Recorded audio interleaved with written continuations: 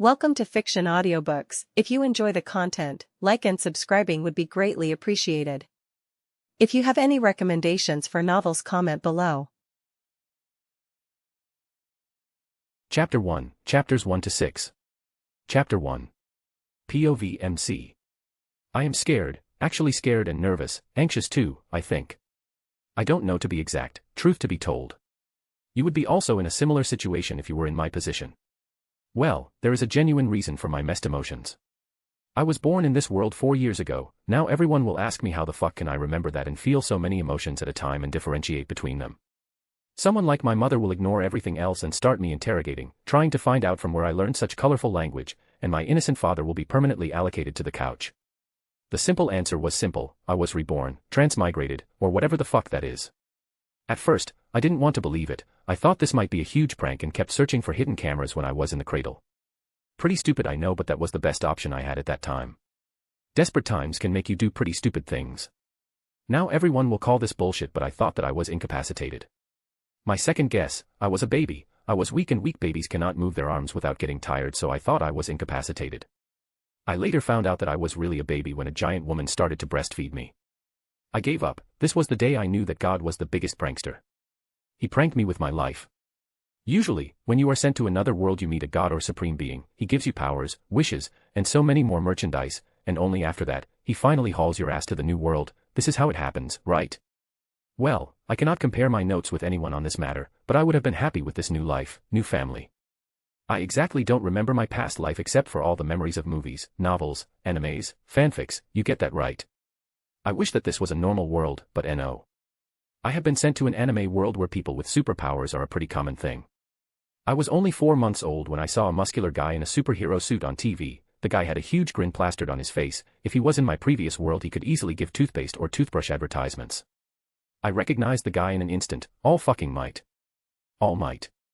I was in My Hero Academia world, and I knew that I was fucked. Yes, I cursed like a sailor after that. Fortunately, my vocal cords weren't developed and my mother only heard me crying, which made her shove her boob in my mouth. Now, don't get me wrong, my mom is the most precious thing to me in this whole world. My dad comes after that because they love me unconditionally even though our economic condition wasn't that great. So, as a kid, I was always tensed because of the things that could happen in this world. My mom and dad were worried about me due to that, but they thought that I was a shy and silent kid. Well, who cares? As long as they love me, I don't have any problems. I am not going to do amazing feats like walking when I was only 6 months old or exercising when 3 years old and make my parents think that I am some otherworldly genius. That only happens in cliché novels with time-traveling protagonists, which are in most of the fanfics. I will laze around until I awaken my quirk if I have one. I was not sure if I would awaken a quirk or not because of 2 reasons. First, I didn't get to meet a god or supreme being who would give me a gold finger which would help me gather all the ladies and become OP, and second, my parents were quirkless. So they didn't hold too much hope on this matter. I knew my mom was really sad that I might not have a quirk, and for that, she blamed herself. I hugged her whenever she thought something like that. I can't read her mind, but I felt when she was worried. There was another reason for me being tense. Villains. This whole world is filled with villains and whatnot, so if I don't get a quirk, how the fuck then I was going to protect my family if needed? Don't get me wrong, I was not going to run around in a skin-tight suit with my underwear outside and a cape swishing behind me and saving people. But I still want to protect my family. I don't know if any third power was in play here or not, which was making me feel connected to my family, but I didn't care since I didn't remember my family from the past life. There was another reason for my worries. I didn't want to awaken an OP power, because that would attract the attention of all for one towards me and my family. He was an OP supervillain of this world and there was only one hero who could fight him. All Might, but he would never deal the killing blow. Pretty stupid if you ask me. And even having a simple quirk could attract villains towards my family, and having a simple quirk would make it hard for me to save my family. Now let's talk about my family. My family isn't rich, but both of my parents earn enough for the 3 of us. My dad is a paperboy, or man, or a simple peon working for the head lawyer of the Yayarosa family. And my mother also works for the Yayarosa family. She is a helper in their kitchen. I have seen Momo Yayarosa a few times but never talked with her. She had a different social group and I understood that we lived in a small flat given to us by the Yayarosa family in their compound. Fuck, I ranted so much but I still didn't say my name. My name is Itsuki Ryo, my mom, Itsuki AI, and finally my dad Itsuki Shomiai. Well, we were happy with whatever we had. It still left much to be desired because of the quirk-dominated society, but it was still good enough for me. If I awakened some quirk, my family would be somewhat safe since we live in the Yayarosa compound. Ryokuen, are you up? I need to leave for work. I heard my mom's voice from downstairs. In this society it is truly hard for quirkless people to get a job, and even if you get a job, it is going to be a low-salary one. After all, no one wants to hire someone without a quirk, while hiring a person with a quirk will get you better results. Coming, Mom, I answered from my room and stopped all this worrying stuff about the adult world. I can always contemplate about them later. After all, I was doing this for the greater good, which had another meaning, food, at least for me. I wasn't a food mauler like a scion or a certain jealous redhead from the world of greater good, which had a meddling old goat fucker in it. I just loved my mom's food. She wasn't the best cook, but her food made me feel warm. I went downstairs and immediately climbed into the chair. Yes, I have to climb the chair. Fucking baby body. I was waiting for my mom to place the plate filled with food in front of me when a sudden pain assaulted my heart. It was so painful that I couldn't even scream, and just like that, I passed out. Before I closed my eyes, I could only hear my mom scream. Everything was dark when a screen appeared in front of me. Any novel or game fan would know the meaning of a screen like this. I don't know how to get out of this place, so I decided to reread the message. I am the one you kept cursing when you found out that I sent you to a dangerous world without giving you a gold finger. Yes. I am God, and don't worry, I don't mind that you cursed me. So many people curse in a single minute that if I would have to punish them, then the whole population would just vanish. Now I am giving you a quirk, but I also have a mission for you. Just a single mission. How you finish the mission I don't care. How long you take to finish the mission is irrelevant to me. Yes, just one mission, and I am not kidding, but I have to say I pranked you hard. I and my wife laughed for few centuries when you kept searching for hidden cameras just after you woke up. Time flows differently here. You have to kill all for one or AFO, nothing more, nothing less. After you do that, you will be able to travel to another world and come back to this world at any time possible, so that you could meet your parents again. Don't worry, they will be protected by me when you will go to the next world, and you can bring along your intended or many intended if you wish. Now goodbye until next time, which will be after you kill all for one. Until then, take care. Oh, another thing, you don't have to worry that your power will be taken by all for one.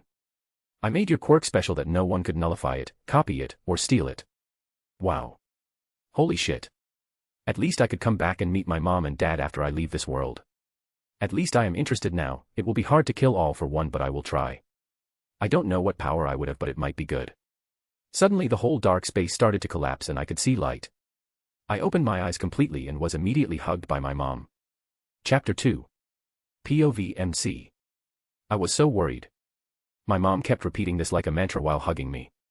I am sorry, Mom, I said genuinely, as I could clearly feel that she was worried about me. I knew that she loved me a lot, and me passing out like that must have scared her. There was nothing you could have done, young man. After all, it was the awakening of your quirk. I looked around and found a midget old man with a bald head in a lab coat. Now that he just said it, I could already feel something different all around me. It was like a sixth sense and an extra limb. I could feel that I could do anything with it. It felt odd. It's like that it is a part of my body and at the same time it isn't. Maybe after I hear what my quirk is, it could shed some light on it. Finally, my mom let me go and I released a relieved sigh.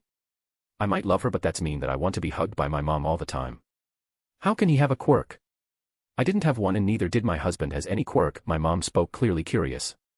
It is really rare for something like this to happen, but it happens. It is rare but not unheard of, the geezer spoke. I don't know, but this might be anime logic that all old people should be a midget. As soon as he finished speaking, my dad burst through the door sweating profusely. It was clear that he came here running after he parked his bicycle. Yes, we can't afford a car, so my dad uses a bicycle. My father immediately hugged my mom. After that, he asked the doctor what happened or what or wrong with me. So my son has a quirk. My dad was still unsure, but I guess that happens. Yes, now Ryokuen, if you follow me we could see what your quirk is, the doctor told me, pointing towards me another room. I looked towards my parents and saw them happily nodding towards me. They looked really happy and proud of me. So I did what the doctor asked and followed him to another room while my mom and dad stood outside the glass. A/N. I don't know if the quirks are tested like that or not, but since this is a fanfic, I decided to use a machine that could find out about people's quirks. The doctor asked me to place my hand on an odd-looking sphere which was connected to a computer, maybe some supercomputer. I don't know, and honestly, I didn't care much about that now. I was really excited. I was finally finding out what my quirk was, and most of my previous worries were also for the naught since all for one can't steal my quirk. A mirror was also fitted in front of me. Maybe it was for kids who have mutated body-type quirks. Now that I think of it, I didn't describe how I looked like. In short, I was plain and simple. You could also say that I looked like a typical Japanese, A/N, forgive me if this sounded racist. Black hair with black eyes, face better than average kids. It wasn't like how normally MCs described them. Girls would start dropping on their feet kind of handsome, or women would leave their boyfriends and husbands so that they could spend time with me. I call that bullshit. You can make up all the shit to look like gold, but it will be shit no matter how good it looks. So, I was happy with my average looks and average face. My mom and dad were also average if truth to be told. A sudden beeping sound pulled me out of my thoughts. Good. I got the results. Why don't you come here and see for yourself, kid? The doctor asked me. I went in front of the computer. The monitor was displaying a lot of fucking lines. Boring. I just skimmed through them and finally reached the quirk section. What I saw just blew my mind. I knew it. I fucking knew it. If God sends you on a mission, then he is going to give you an OP power. So I made a new law, Rio's law of reincarnation. If a god reincarnates you with a mission on another world, then the power he gives you is directly proportional to the difficulty of the mission given to you. Ryo-kun, what's your quirk? Don't worry, even if it is not that good, we will still be proud of you, my mom spoke up. This made my stomach flutter, but my quick isn't fucking weak. It's fucking OP. Magnetokinesis. As soon as I spoke those words, it felt like I just had a revelation from God. Is this how MCs from the cultivation novels felt when they comprehended something? Maybe. Who fucking cares? I could feel the whole world around me, and this was an awesome feeling. I felt like a severed limb was connected with my body, but it didn't feel odd. I felt like it has always been there. What exactly is magnetokinesis? My dad finally asked, unable to hold back his curiosity. It means he can control and manipulate magnetic fields which would affect any and all metals around him. This quirk is marvelous, the doctor spoke. He looked really giddy. I became fucking Magneto. Fuck this shit. This is fucking OP. But my weakness is also obvious. But that can be also solved when I can extract metal from the ground or human bodies. I am not going to extract metals from human bodies until and unless my life depends on it. I could already feel the iron moving in the body of the doctor, mom, and dad. I could also feel the metals buried underground. The steel bars inside the concrete walls. It feels like I am Magneto on steroids. More tests needed to be done, but they can wait for later. I looked at my mom and dad, both looked gobsmacked. I walked towards my mom and pulled her into a hug. Only then she was brought out of stupor. After that I did the same with my dad. Let's celebrate today. After I come back home from office, we can have a small party, my dad spoke. He looked really excited and happy. I also must give you both a warning. Don't tell anyone what your son's quirk is. Since both of you don't have any quirk, you can't protect yourselves and someone could use either of you to reach him. His quirk is really powerful, but it has shortcomings too. Having no metal around him will make him powerless, the old man said. Even I have to say this was still a serious problem. Even if plastic doesn't bother me, as long as there is a human or I am close enough to the ground, there won't be a problem. But I am not going to correct him. Both of my parents turned completely serious and nodded their heads, but they still looked proud and happy. After some time we were finally able to leave the hospital. My mom led me towards a car while my dad took his bicycle and went outside back to his office. Girin-san, we are back. My son just awakened his quirk, my mom said to the driver. I knew him. He is Lady Yayarosa's driver. She must have allowed my mom to use the car since it was an emergency. They were always nice to us, but it was clear that there was a status difference between us. At least, I felt that way. Whoa, kiddo. You are going to make your parents proud someday. So champ, what's your quirk? Girin-san said in an excited tone. He was a young man and a nice guy. He sometimes tell me some stories when my mom works in the kitchen. He has a quirk called sharp eye. His eyesight is really sharp. His eyesight is twice as sharp as a normal human.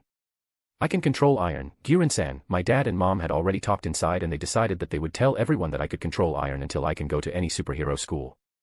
For that, I needed to get a scholarship. After all, hero schools were really expensive. After that, there won't be any need of hiding since it would be out in the open. Awesome kid, the young miss also awoke her quirk a month ago. Her quirk is creation quirk, quite useful if you ask me. Maybe someday both of you will become top heroes, Girin-san spoke enthusiastically. I just laughed nervously while my mom pulled me inside the car. After my mom closed the door, Girin-san drove out of the parking lot.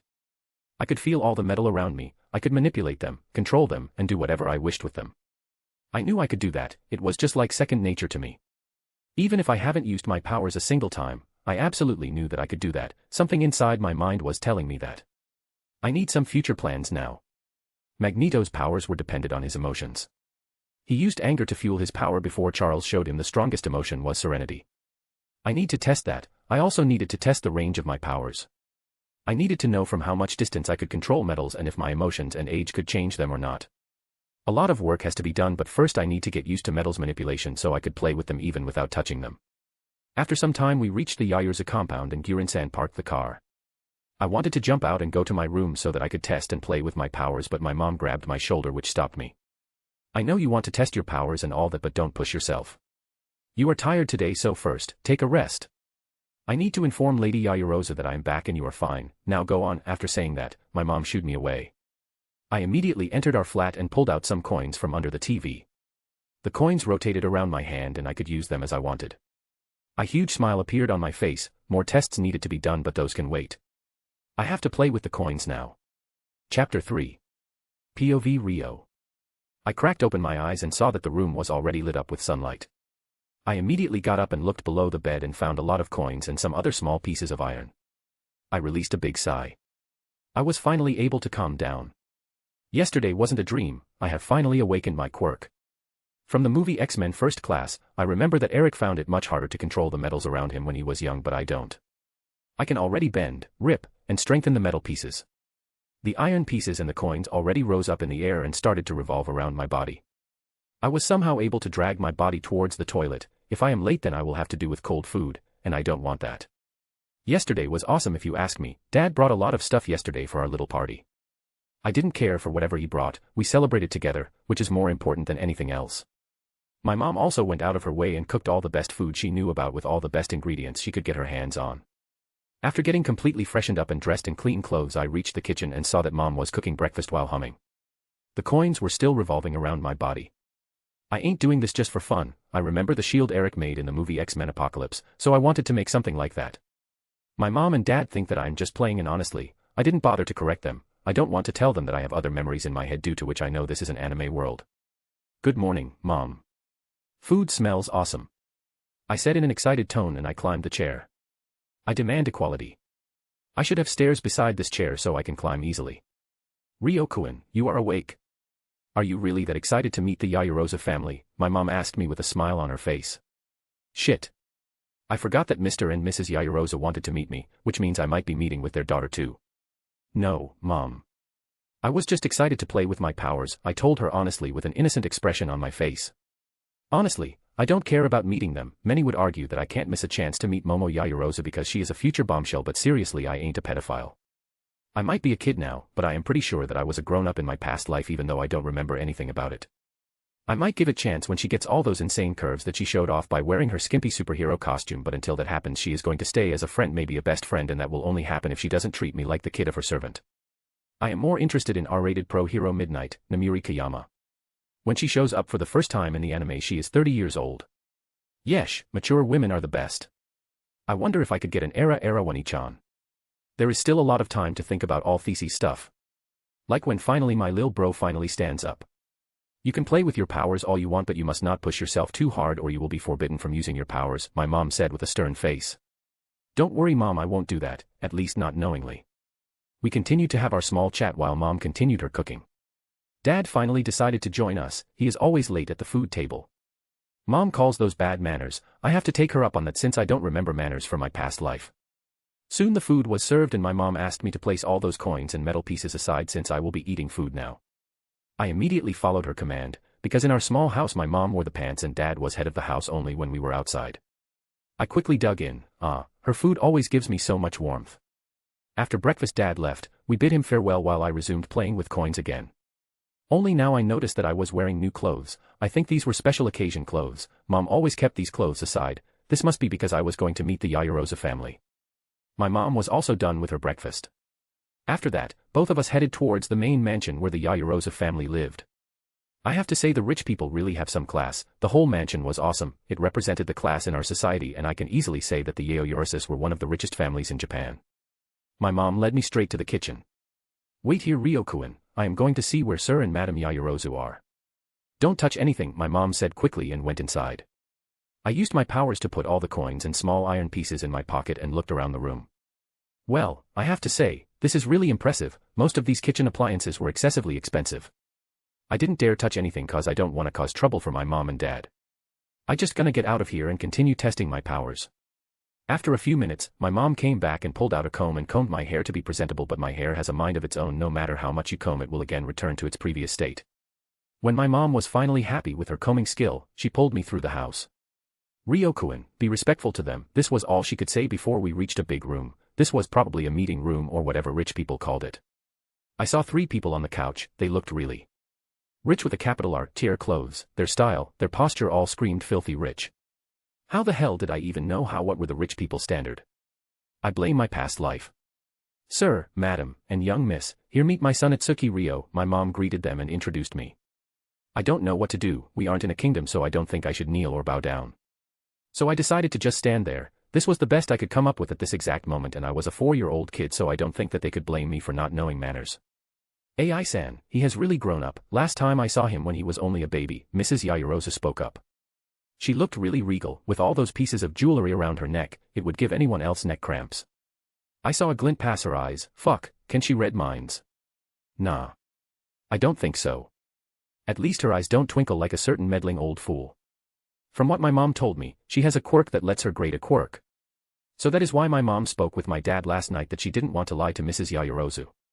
So what's your power, kid? Finally Mr. Yayarozu spoke up with a gentle tone in his voice.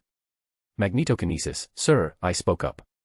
I don't think that they would try to use me up in some nefarious plot but I ain't dropping my guard. Hearing my quirk's name Mr. Yayarozu was slightly surprised but Mrs. Yayarozu wasn't bothered. She already knew about my powers, I think she found out using her quirk. Momo Yayarozu looked confused, I don't think a normal 4-year should know what magnetokinesis is. Daddy, what is that? Momo asked while pulling Mr. Yayarozu's sleeves. Hearing his daughter's question brought him out of his daze. It is a power which would let you control and manipulate metals, am I right? Mr. Yayarozu asked me. Yes, sir, I spoke. I don't know what more to say or if I should add anything more. He is really polite, what do you say Toshima, should we arrange a private tutor for him along with our daughter? Mrs. Yayarozu asked her husband. But madam, we can't afford a private tutor, my mom stuttered out. Really, why do they even want to train me? Well, I get it now. They want me to be a bodyguard for their daughter. This is the best I could think of. I have no problem doing that, after all, there is no free food in this world and private tutors were really expensive and hero schools were also like that. So, if I had to become her bodyguard so that I could get admitted to hero school and get tutored then I would happily agree. Rubbish, AI-san, you don't have to worry about money regarding this matter. Strong quirk users are needed by our society and it would be a huge waste if your son can't receive proper training because of money, Mr. Yayarozu spoke up. I have to agree with him, no matter how much I know about Eric or Magneto, I could still use all the training I could get. It would be really beneficial if an expert trainer is there to help me. I am completely fine being a bodyguard for their daughter and since we would be training together, we might become friends and friends protect each other. I think this is a reasonable deal if thought carefully. Just like I said before, nothing is free in this world. I would be really happy if you give this opportunity to my son, my mom bowed my head pulling me along with her. Mrs. Yayarozu immediately stopped her and pulled her in a hug. AI, don't be stupid. You are working for my family since I passed high school. After I got married I brought you here with me, Mrs. Yayarozu said. I didn't know that, so my mom worked for Mrs. Yayarozu before she even got married. Don't worry AI-san, from now on all of his academic expenses will be taken care of by the Yayarozu family. He should get all the facilities and services needed to nurture his powers, Lord Yayarozu said in a serious tone. Tears were flowing from my mom's eyes and she immediately turned around and hugged me tightly. She must have been really worried because our family didn't have money to send me to a hero school. Chapter 4. POV Rio. After meeting with the Yayarozu family their daughter Momo invited me to play with her. Honestly, I didn't have a single clue about what kind of games kids played. While she dragged me, I kept praying to God so he would give me a manual or something similar like that. After a few seconds, I opened my eyes and found nothing changed. I just let out a huge sigh, and let myself be pulled by Momo. Until today I thought of her as a spoiled princess who won't lower herself to play with the servant's son but I found that she didn't have the courage to talk with me until today. At first, she told me that I look scary to her but now that I have talked to her, I wasn't that scary to her anymore. Ryokuen, here we are, she took me to a room filled with toys. This must be something rich people did. After all, I don't think anyone would have a whole room filled with toys. So, what do you want to play, Momo-san? I don't know much about games, I told her honestly. There is nothing to hide about this and nothing to be embarrassed about. Don't worry Ryokuen, I would teach you, she pulled me with her. When I finally came back home I was dead tired. I don't even want to imagine how a little girl like her has so much energy. At first, she showed me her quirk, and then she was asked me to show her my quirk along with puppy dog eyes. I have to completely agree that she is a little ball of energy. running around everywhere with a huge grin on her face. She told me that I was her first friend. All her other friends didn't like her because she came with a bodyguard when she went to the nearby park. Well, what image I had of her until today was completely changed after I spent the whole day with her. She is just a lonely girl. She doesn't think highly of her because she is rich or she is from a rich family. I could clearly see her happiness when I spend my day with her. I was brought out of my thoughts when my stomach rumbled. Fuck. I am hungry. I climbed up the stupid chair again. Wait, why don't I learn how to fly like how Magneto flew? I decided to give it a try. I concentrated really hard. I focused on the magnetic fields around me. Fart. Well, that was embarrassing. I am so glad that my mom isn't here. I gave up for now and decided to concentrate on the food. I quickly ate my food and ran outside so that I could test my powers. I pulled out a coin on the ground and kept moving away from the coin. After moving away about 10 meters I could no longer move the coin but I could still feel it. After moving for what I thought was another 5 meters, I could no longer feel the coin. So I guess this is my limit for now. I again moved at the previous mark from where I could no longer move the coin. I decided to use different emotions now. First I tried a happy memory. Didn't work, then anger, that also didn't work. Then I tried serenity, the coin trembled slightly. So my strongest memory is also serenity. I need to work hard on that. The trainer is going to come from the next week. From what Mrs. Yayarosa told my mom, he would only give us light exercises according to our quirks and also write down a special kind of diet if needed. From what I remember from the anime, Momo creates objects from fat stored in her body. So I think she would need special food too. I returned back to our house and directly went to take a bath. Ah, a nice shower is heavenly after a long day. 1 week passed in a blink of an eye. Both Momo and I were excited, but we were calm on the outside because we were waiting for our trainer. Mr. and Mrs. Yayarosa were talking to a tall middle-aged guy. He was our trainer, I think. He clearly wasn't Japanese because his Japanese has an accent. Finally, he finished his talk with Momo's parents and came to greet us. Hello, my name is Carmine Alessandro, I will be your trainer, he spoke. From his name, seemed like Italian, how the hell did I even know that? Hello Alessandro-san, my name is Itsuki Ryo. I am looking forward to your training, I introduced myself. I am Yayarosa Momo, nice to meet you Alessandro-san, Momo also introduced herself.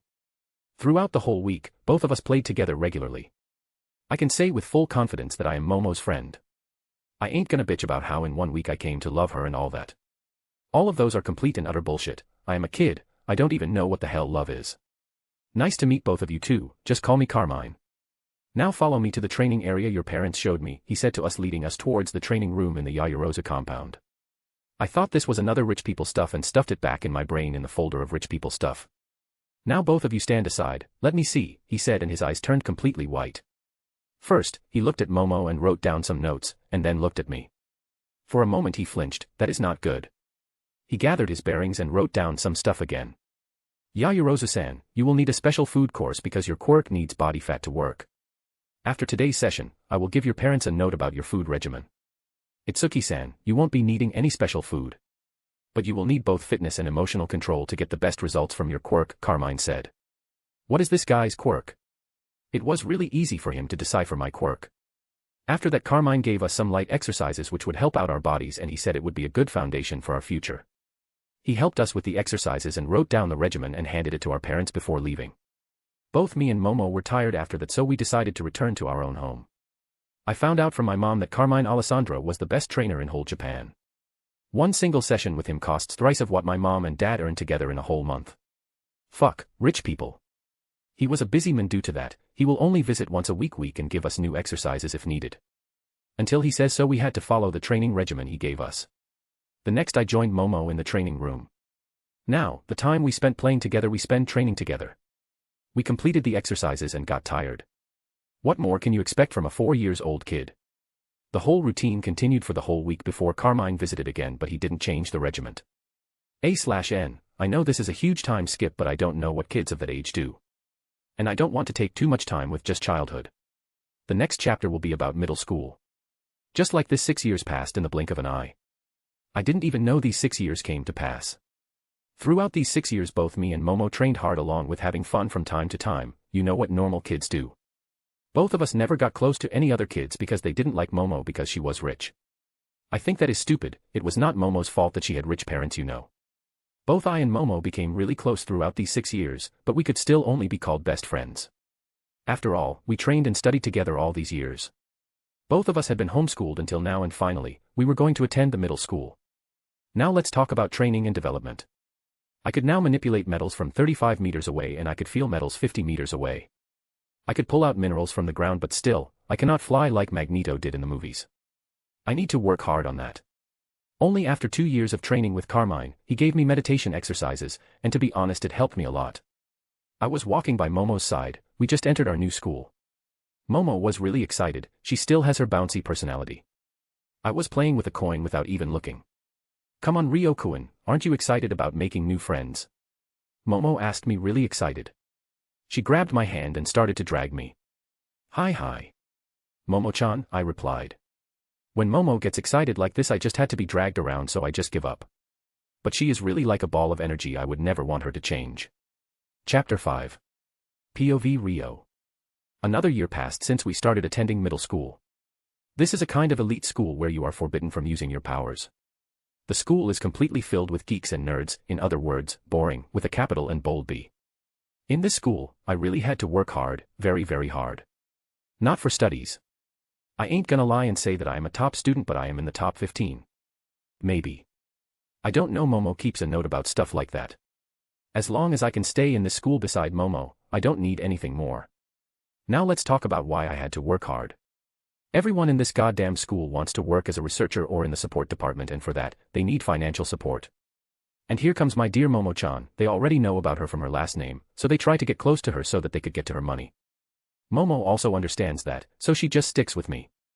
Even some girls try to ask for favors from her when she goes to changing room or lavatory. I never thought that kids could think like that, and I am probably right, the kids must be getting urged by their parents to befriend Momo. Momo was from one of Japan's richest families, so befriending their heiress would elevate their family status. So now I am known as a delinquent throughout the whole school, but I don't care. Teachers don't say anything to me since I never laid a hand on anyone. But because of this reason, all the other students tried to destroy my image by declaring me a delinquent. But that never worked since only one person was important to me, Momo. What others think, doesn't matter to me. Finally, the bell rang, finally the school is over, I released a huge sigh. Both of us are now 12 years old. Both of us still follow Carmine's training regimen, and we had decided to continue following that until we start to attend UA High. My family is still the same, mom and dad are still working the same jobs. Momo never brought up our status difference between us, and I am truly happy about that. So where to, Momo-chan? I asked Momo, who was gathering her stuff so that we could leave quickly. If we weren't quick enough then Momo would get surrounded by annoying kids who would try to bother her. She gave me a brilliant smile before she started speaking in an excited tone. Let's go to the arcade, she declared excitedly. What can I say, I will just allow her to drag me. I pulled out my phone, given by Mrs. Yayorozu. First let me inform your mother, we can go, after that, I told her, but it didn't bother her because she kept leading me outside. I texted Mrs. Yayorozu and told her about our plans, she immediately replied back to me and told me that she would be sending her car to pick us up from the arcade. We exited the school premises and I bought 2 ice creams for ourselves. I have to say ice creams are nice, like really nice. Like a ray of sunshine on a rainy and dumpy day. Now enough of my spiritual rant. We kept walking towards the arcade when I suddenly noticed a van following us. I wasn't sure if the van was following us or not, but I could feel something was odd, so I immediately took out my phone and texted the driver to come quickly. I grabbed Momo's waist and pulled her towards me. She immediately knew that something was wrong, so she didn't react. Someone is following us, right? Momo asked me, looking slightly worried. She wasn't scared because she knew that I would protect her, and this whole place was filled with metal, so it was the worst place anyone can plan to ambush me, or in this case us. Yes. I think so. Don't react or turn around. Let them attack. I could already sense that they are loading their guns, I told Momo. She didn't react, but I could clearly see the worry etched on her face. There were 6 men inside the van and 5 of them were carrying weapons. They seemed like a mercenary group to me. Well, this was going to be their last assignment, because even if they survive, the Yayorozu family would make them disappear. Things like this always happened in the real world. I sensed a gun being pointed toward me, but I didn't react. They were still inside the van, so I destroyed all the cameras in this area while they were still getting ready. I used my quirk and made sure that the bullet won't move from its initial position. This would make the gun explode in the guy's hand. The next moment a bang was heard and a man started to scream. Momo-chan, can you make some iron rods for me? I asked Momo. Even if there was metal all around me, I didn't want to damage public property or someone else's private property. Police would declare me a villain before I could even say sorry. Iron rods coming right up, Momo said cheerfully, and she started to create iron rods out of her hands. By this time the remaining 5 guys had left the van so that they could attack us, but I was faster than them and bound their hands and legs with metal rods. The whole traffic stopped when they saw heavily armed men right in the middle of the road. Those 5 men dropped on the ground and they were trying to get out of those bindings, but that wasn't going to happen. "What did you do to him?" Momo asked me, pointing towards the man, who just rolled out of the van while clutching his hands. Both of his hands and face were slightly bloodied. He could no longer use his left arm because anything below the wrist was completely gone. "I don't know. I think the gun exploded in his hand." I didn't want to tell Momo that I was responsible for that. "You don't need to lie to me. I don't care what you did to them, because if you didn't do that, then either of us could have ended much worse," Momo said seriously. Sometimes she really surprises me, when she suddenly becomes so serious. She is a really intelligent girl. I didn't answer her but gave her a smile. I looked around and pulled away Momo with me. I was still holding her by the waist. We walked away from the scene because nobody saw me taking any action and only Momo knew that it was my quirk. I tried to pull away my hand from her waist, but she grabbed my hand and placed it again around her waist. "I like it when you hold me like that, Ryokuen," Momo said while blushing. I knew Momo must have started to develop feelings about me because girls matured much faster than boys. "Then I will keep holding you like this," I replied to her. This intensified her blush, but she also gave me a bright smile. Both of us walked towards the arcade and found Girin-san was already waiting for us. Since we were no longer in danger, we decided to forget about it, for now, so that we can have some fun in the arcade. We enjoyed ourselves for a couple of hours in the arcade before we decided to leave. We entered the car and drove back to the Yayarozu compound. I had already texted Mrs. Yayarozu about the incident on street and she had said she would take care of it. After reaching the compound, Momo gave me a tight hug and ran away. Mrs. Yayarozu was standing at the door and saw both of us. I was worried about how she would react. "Don't worry, Ryokuen, if she decides to date you then I have no problem. Both me and my husband approve of you," after saying that she went inside. After hearing that, I released a sigh. I know if I want, nobody could stop me from doing whatever I want, but I respect both Mr. and Mrs. Yayarozu for what they have done for me. I can never forget that. If they didn't get Carmine as a trainer for me I would have been a lot weaker right now. They were also paying for my school and they were going to keep paying even when I enter UA High. I also entered the compound and went towards our house. I opened the door. "Mom, I am back," while saying I entered the house and went towards the kitchen. Mom was on the couch watching TV. "How was your day, Ryokuen?" Mom asked me while ruffling my hair. She had given up on combing them a few years ago. Just like normal, which means boring. I didn't tell her about the attack because she would only get worried without any reason and I don't want her doing that. "I will take a shower and then I will go to train with Momo-chan," I told her while walking towards my room. "Don't overwork yourself," my mom told me before I closed my door. I entered the bathroom and put all the clothes in the basket. I was lean and muscular. I was quite tall for someone of my age. I was already 4 feet 9 inches. I stretched my body before entering the shower.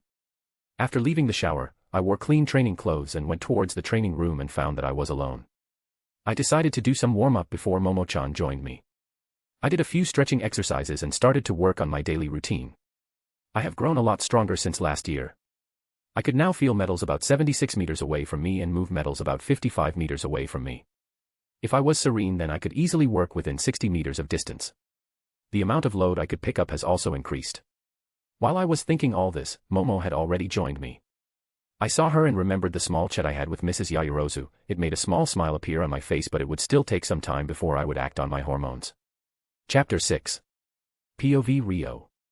Well, after the incident on street, Momo was never attacked again. From what I heard from Momo's mom, I know that it was someone from their own company. The guy wanted to kidnap Momo so he could use her as leverage and get all the shares of their company in exchange for Momo. Pretty stupid plan if you ask me. She also told me that she took care of it and he would never do something like that again.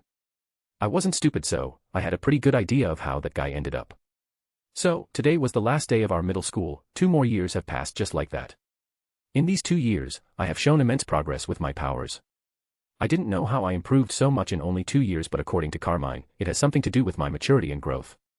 According to him, my 14-years-old body is a lot stronger than my 10-years-old body, so if my body keeps getting stronger my quirk will also keep getting stronger. Now, I have also learned how to fly. At least, I didn't fart while I was training. That would have been really embarrassing. Momo and I didn't take our relationship to the next stage in these 2 years because Momo was working really hard with her quirk. Her quirk is OP, but it also has some huge drawbacks.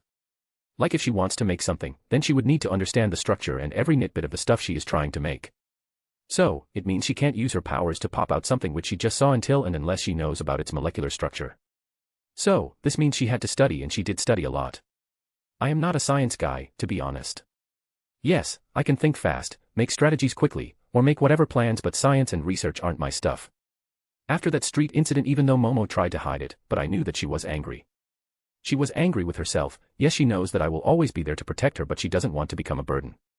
In other words, even if she didn't need to use her powers to protect herself because of my presence beside her, she still wanted to have the power to protect herself. After that, she dived into study so that she could understand and learn about the molecular structure of different materials and objects. One of the best things she did was, she started to learn the structure of different metals. It took a lot of time for her to finish learning about all those metals, but according to her, it was worth it. Yes, metal was everywhere around us, but I can't pull out beams from a building or use a car to fight, so I was really happy that Momo took care of that for me. So which hero do you want to meet first? Momo asked me curiously. Currently, both of us were sitting in a park eating ice cream. Since it was the last day of our middle school, we decided to have a small celebration. We didn't like our middle school, to be honest, so it was something both of us wanted to celebrate. Namiri Kayama, our rated pro hero midnight, I told her honestly. There was nothing to hide. Momo has been in my room, which is filled with Namiri's posters. So, you like older women? Momo asked me nervously. I knew why she was asking something like that, but I can't just go out and say I want both of you. Harems are not common in this world, and if they are, then I didn't know about them. Not sure. I like Namiri, that much I know. My answer didn't seem to assure her, but she gave up for this moment. I am not Namiri's fanboy, but I keep her posters for my manly needs. It was already getting dark, so I think we should be going back. Let's go back, Momo-chan, it's already dark, I told Momo, who nodded meekly. I know what Momo wants, and Momo also knows that I know what she wants. Sigh. I guess I will give her an answer within the week. It's not like I don't like Momo, in fact, I might be even in love with her, but I guess I am just hurting myself and her now. We reached the Yayarosa compound and Momo gave me a hug and ran inside. I sighed again and went to our house while thinking about stuff. I think I should put my taking multiple women plan on standby. I am still going to have a lot of time in this world. I guess I have made my decision. I entered my home and notified my mom that I am back.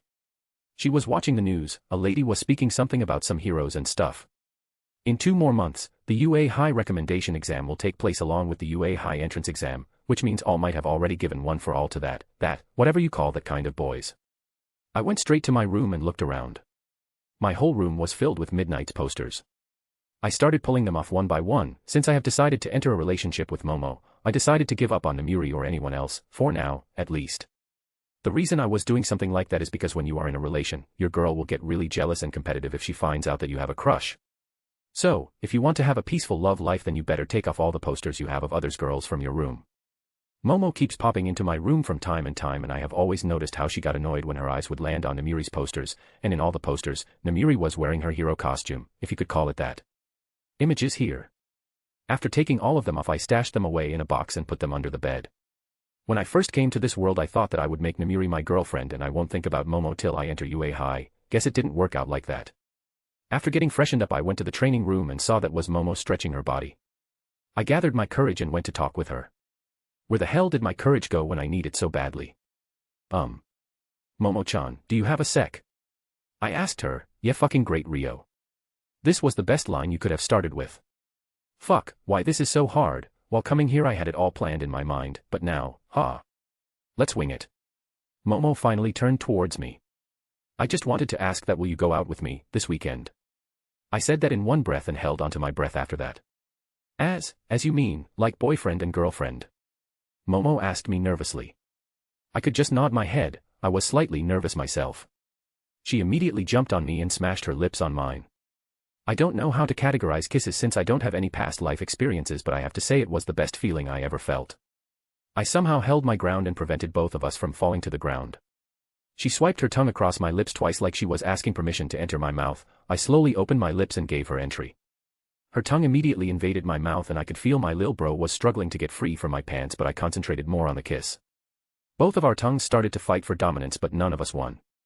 After a few minutes of sucking each other's faces, we finally separated. A string of saliva parted between our lips. Momo looked really flushed. I didn't have a mirror, but I think I looked kind of the same too. Wow, our first kiss was much better than I ever imagined, Momo said while licking her lips and looked down. I also followed her gaze and saw her looking at the tent of my pants. I think you are also feeling the same, Momo again spoke. I didn't answer her and pulled her again in another hot and steamy kiss. After another few minutes, we parted again. I don't think I can train today, I said while still hugging Momo. I could feel my dick pressing against her stomach. I also think that, let's meet tomorrow, after saying that she gave me a small kiss and ran away. I looked down and saw the tent on my pants and sighed. I guess that ain't going away on its own. So, I went back to my room and went straight to the bathroom to relieve myself. 2 months passed just like that. I went on dates with Momo every weekend for these 2 months.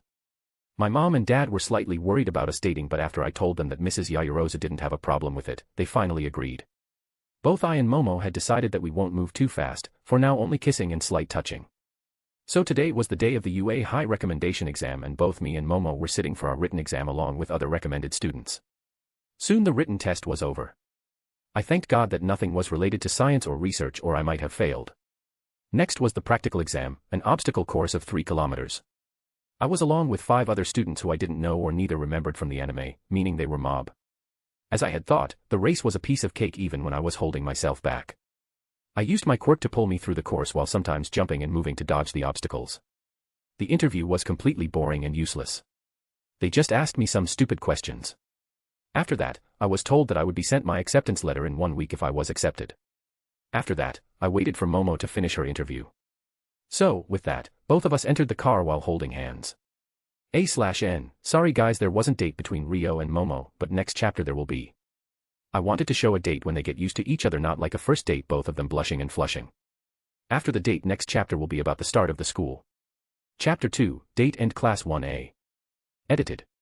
POV Rio. So what did you do with the posters? Momo asked me curiously. She was currently sitting on my bed while I was trying to pour cola for her. Oh. I took them off and stashed them in a box under the bed, I answered her honestly. There is no need to hide something like that. As long as they are not on my wall, it is fine. We are going to receive the UA High acceptance letter the day after tomorrow if we get accepted.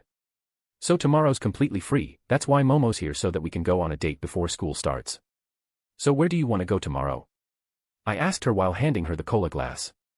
Why don't we go to the amusement park? To be honest, it has been so long since I have been there, I feel that I have never been there. Well, there's the answer, I guess. Then amusement park it is. Honestly, I am much worse than her. I have been there only once and I was what? 5 years old at that time. Firstly, I wasn't even allowed to ride most of the rides. So, it was kind of a bust. Well, after that, both of us discussed about some casual and nonsensical topics until Momo pulled out a book from my stands. It was about magnetic fields, the only branch of science I will be ever interested in.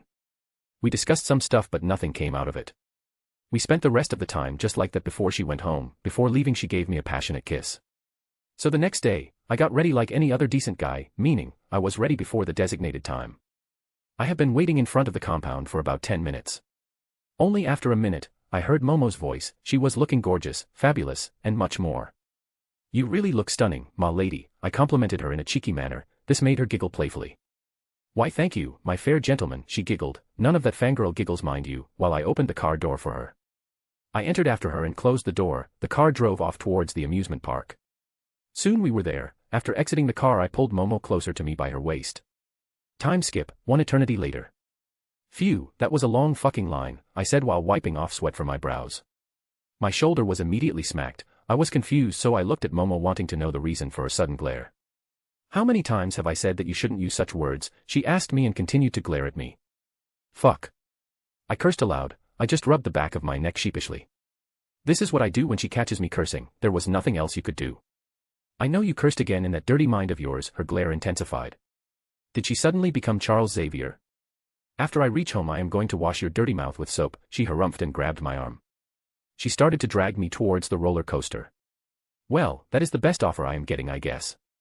I easily passed the minimum height. I was 15 now like Momo. She was now 5 feet 8 inches and I was 6 feet 2 inches. Tall for anyone of our age, but there were still a lot of taller kids than me. Some of them were taller because of their quirks. I never talked about our birthdays. Momo's birthday is on September 23rd while mine is on November 15th. We took our seats and I fastened the safety gears. After waiting for just a couple of minutes the whole ride was filled, and the car started to move slowly after a small jerk. Throughout the whole ride, Momo was grabbing my hand, intertwining her fingers with mine. In other words, it was a lot of fun. We enjoyed several other rides which were similarly insane like the roller coaster, but we saved the giant wheel for the last, so that we can give our date a romantic ending.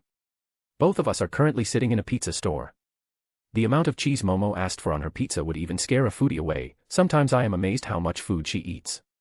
Even 3 adult foodies would find it very hard to finish that food. Are you excited about the school? I asked Momo. I genuinely wanted to know the answer. Middle school wasn't a good experience for either of us. Momo always wanted to have a lot of friends since she was a small girl, but Momo didn't have any friends except me. Momo stopped eating and looked directly into my eyes. Yes, at least everyone won't be jealous of my quirk or rich parents there, her answer was what I expected. We continued eating our food. When we were finally done with our food, both of us headed towards the Ferris wheel. After waiting for a few minutes we finally got our chance to enter. As soon as the ride started I pulled Momo onto my lap. Tell me, did you had fun today? I asked her with a smile on my face. Let me show you. After saying that, she immediately kissed me. Both of us started to make out heavily. Only lack of air deterred us from sucking each other's face for any longer. My pants were feeling really tight. I guess she felt that too because she adjusted herself properly on my lap. I love you, Momo, I blurted out somehow. I could clearly see her face morph like a blooming flower and she forgot everything and smashed her lips on mine. I didn't want to say that, but I somehow said that, but I don't regret saying it. I love you too.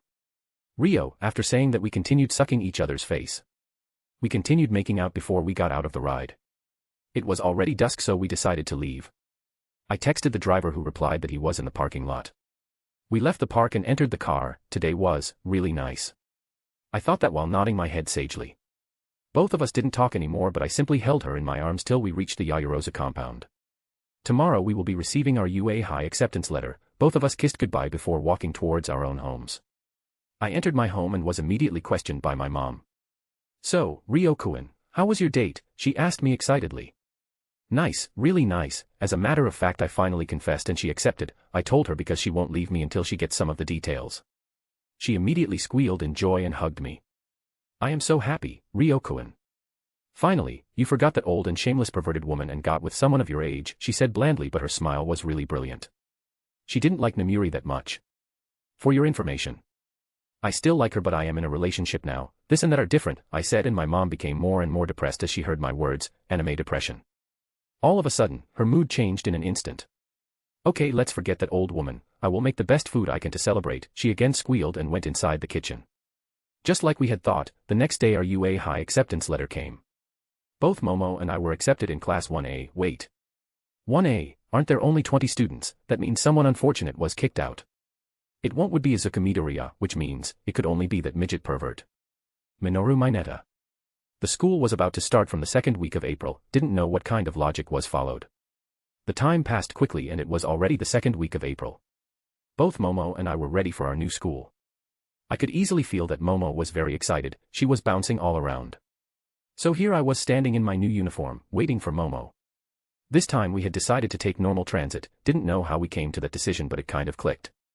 Momo finally came down and pecked me on the lips. I clearly saw Mrs. Yayarosa standing by the door, who had a gentle smile on her face. Momo grabbed my arm and started to drag me off. Well, I could never cope up with her excitement. This must be because of all the food she mows down. Did I mention how stunning she looked in her school uniform? Believe me, the anime didn't do her any justice. This was Momo's first time on a train, so it was very exciting for her. While she was excitedly looking outside, I was keeping watch for any perverts who would try to grope her or touch her. Call me overprotective, but every boyfriend should do this for their girlfriends. We finally arrived at the school. Thank God that nobody tried anything, because I didn't want any trouble on the first day, at least not from a fucking pervert. Both of us looked around and the whole place was filled with students. I have recognized some of them since all of them were first years. I remembered them from the anime, but I didn't see anyone from Class 1A. After checking the map, we finally navigated through this huge school and found 1A. I opened the door and saw that it was mostly empty. Tenya Ida was there along with Toru Hagakure. Well, wherever her clothes were floating, she should also be there. Then there was also Mina Ashido, Yuga Aoyama, and finally, from what I remembered, Mashareo Ojiro. Both Momo and I decided to sit in the back. Now that I think of it, I might be tallest in this class or second tallest, only beaten by Mizo Shoji. Soon the class filled up. The same thing happened between Bakugo and Ida like it did in the canon. I checked the whole class and it seems that I was right. That pervert midget is not here. There is no way Midoriya isn't going to be here. Suddenly the door opened and a man walked in a sleeping bag looking like a caterpillar. Good morning, class. Chapter 3, Quirk Apprehension Test. Edited. POV Rio. Good morning, class. The caterpillar, Shota Aizawa, spoke in a dead voice. Shoto turned towards a group of 3. Midoriya, Ilda, and Uraraka and again continued in his dead and tired voice, if you are looking for buddies to hang out with then do it somewhere else. The 3 kids looked startled and the man got out from his sleeping bag. This is the hero course. The man was wearing full black clothes and something like a bandage was wrapped around his neck. It took you guys 8 seconds to calm down. Time is limited. You guys are not rational enough, he continued berating us. He scanned throughout the room with his same dead and tired eyes. I am your homeroom teacher Aizawa Shota. Nice to meet you, he continued with his similar dead and tired voice. UA mostly hired pro heroes as their teaching staff, but I can guarantee that there is only one person beside me who will know about Aizawa or Eraserhead, and that is Izuku Midoriya. Of course, he would know him because he is a hero fanboy. To be honest, I have no problems with his hobby, but he is way too fanatical with it. I am pretty sure that if I wasn't Japanese in my past life, I always get confused with their first and last name. Aizawa pulled out a tracksuit from the podium to show it to the students. Go and put this on and get out on the field, after saying that he handed everyone a tracksuit. I kind of like this stuff, pretty comfortable. I have to say they must have made this after a lot of research. I don't think they exaggerate when they say UA is the best hero training school. After getting ready we finally got out on the field. Everyone was wearing their tracksuit now. I went and stood beside Momo, who was chatting with the pink girl named Mina Ishido. But as soon as Aizawa turned his sight towards us, both girls immediately stopped talking. Looks like Momo is finally making friends. Today will be your Quirk apprehension test, Aizawa said to the whole class and then turned around. We were now facing his back. A Quirk apprehension. What about the orientation? The chubby-faced girl named Ochako asked. Orientation. This is the hero course, we don't have time for all those unnecessary ceremonies. We aren't like other schools. Over here you will be training to improve your quirks. That is what we will be focusing on instead of those things, Aizawa said in his usual bored tone. Just like in the canon, Aizawa called Katsuki to show how to throw the ball using his quirk, which he did after he screamed, "Die," like a typical villain. Then he switched off his quirk to show the difference between normal people and us. He saw the students getting excited because they could use their quirk, so he added the sentence, "The student who comes last will be expelled." Everyone got scared except me. I looked at the side and found Momo also wasn't scared. In canon, she thought that Aizawa was lying to bring out everyone's full potential, but she was wrong. Looks like she is wrong here too. I didn't think that I need to correct her, so I let it be. Then I looked over to Midoriya. He looked completely petrified except his knees, which were shaking. Honestly, can you be any more obvious? Fuck. That kid is stupid. I shouldn't badmouth him though. Stupid people deserve some respect too, and I don't want karma to come back and bite me on the ass. First was the 50-meter dash. Running wasn't one of my specialties. But I think I performed pretty well. Like in UA high recommendation exam, I decided to hold back my power. I didn't want to attract the attention of one certain emo kid and a wannabe future villain. It's not like I am ashamed of showing off my quirk, but I want to keep it under the wraps for now, at least. People who think their quirks are absolute are simply stupid. I have an obvious weakness, lack of metals. If I am imprisoned like Magneto was, then I would be done for. I can extract iron from blood, but if they don't send anyone, then that power will also be useless. After all, this was a pretty advanced world and they could use glass or plastic robots to feed me. I came 5th. Not bad if I have to say. After everyone finished, I could feel Momo's glare burning a hole in my skull. She must be angry because I am holding back. I felt another stare on me. I turned around and found it was Shota Aizawa. He must have noticed that I wasn't giving it my all. Yeah, geezer, fuck you. You can't do shit until and unless I am the last, and you can't accuse me of anything because my performance was the same in the UA high recommendation exam. The next was grip strength. Like in the canon Mijo shows, he showed immense strength. If Midoriya wanted, he could have beaten him, but he didn't want to bust his arm before the ball throwing test. If I wanted, I could have busted the machine too, but what would I have gained? Attention from an emo half brooder and a villain in making bully. I would never know how Katsuki Bakugo didn't turn out to be a fucking villain. If a certain meddling fool was here, then he would have just said, "Bakugo my boy, you are turning dark." I came 8th in this test.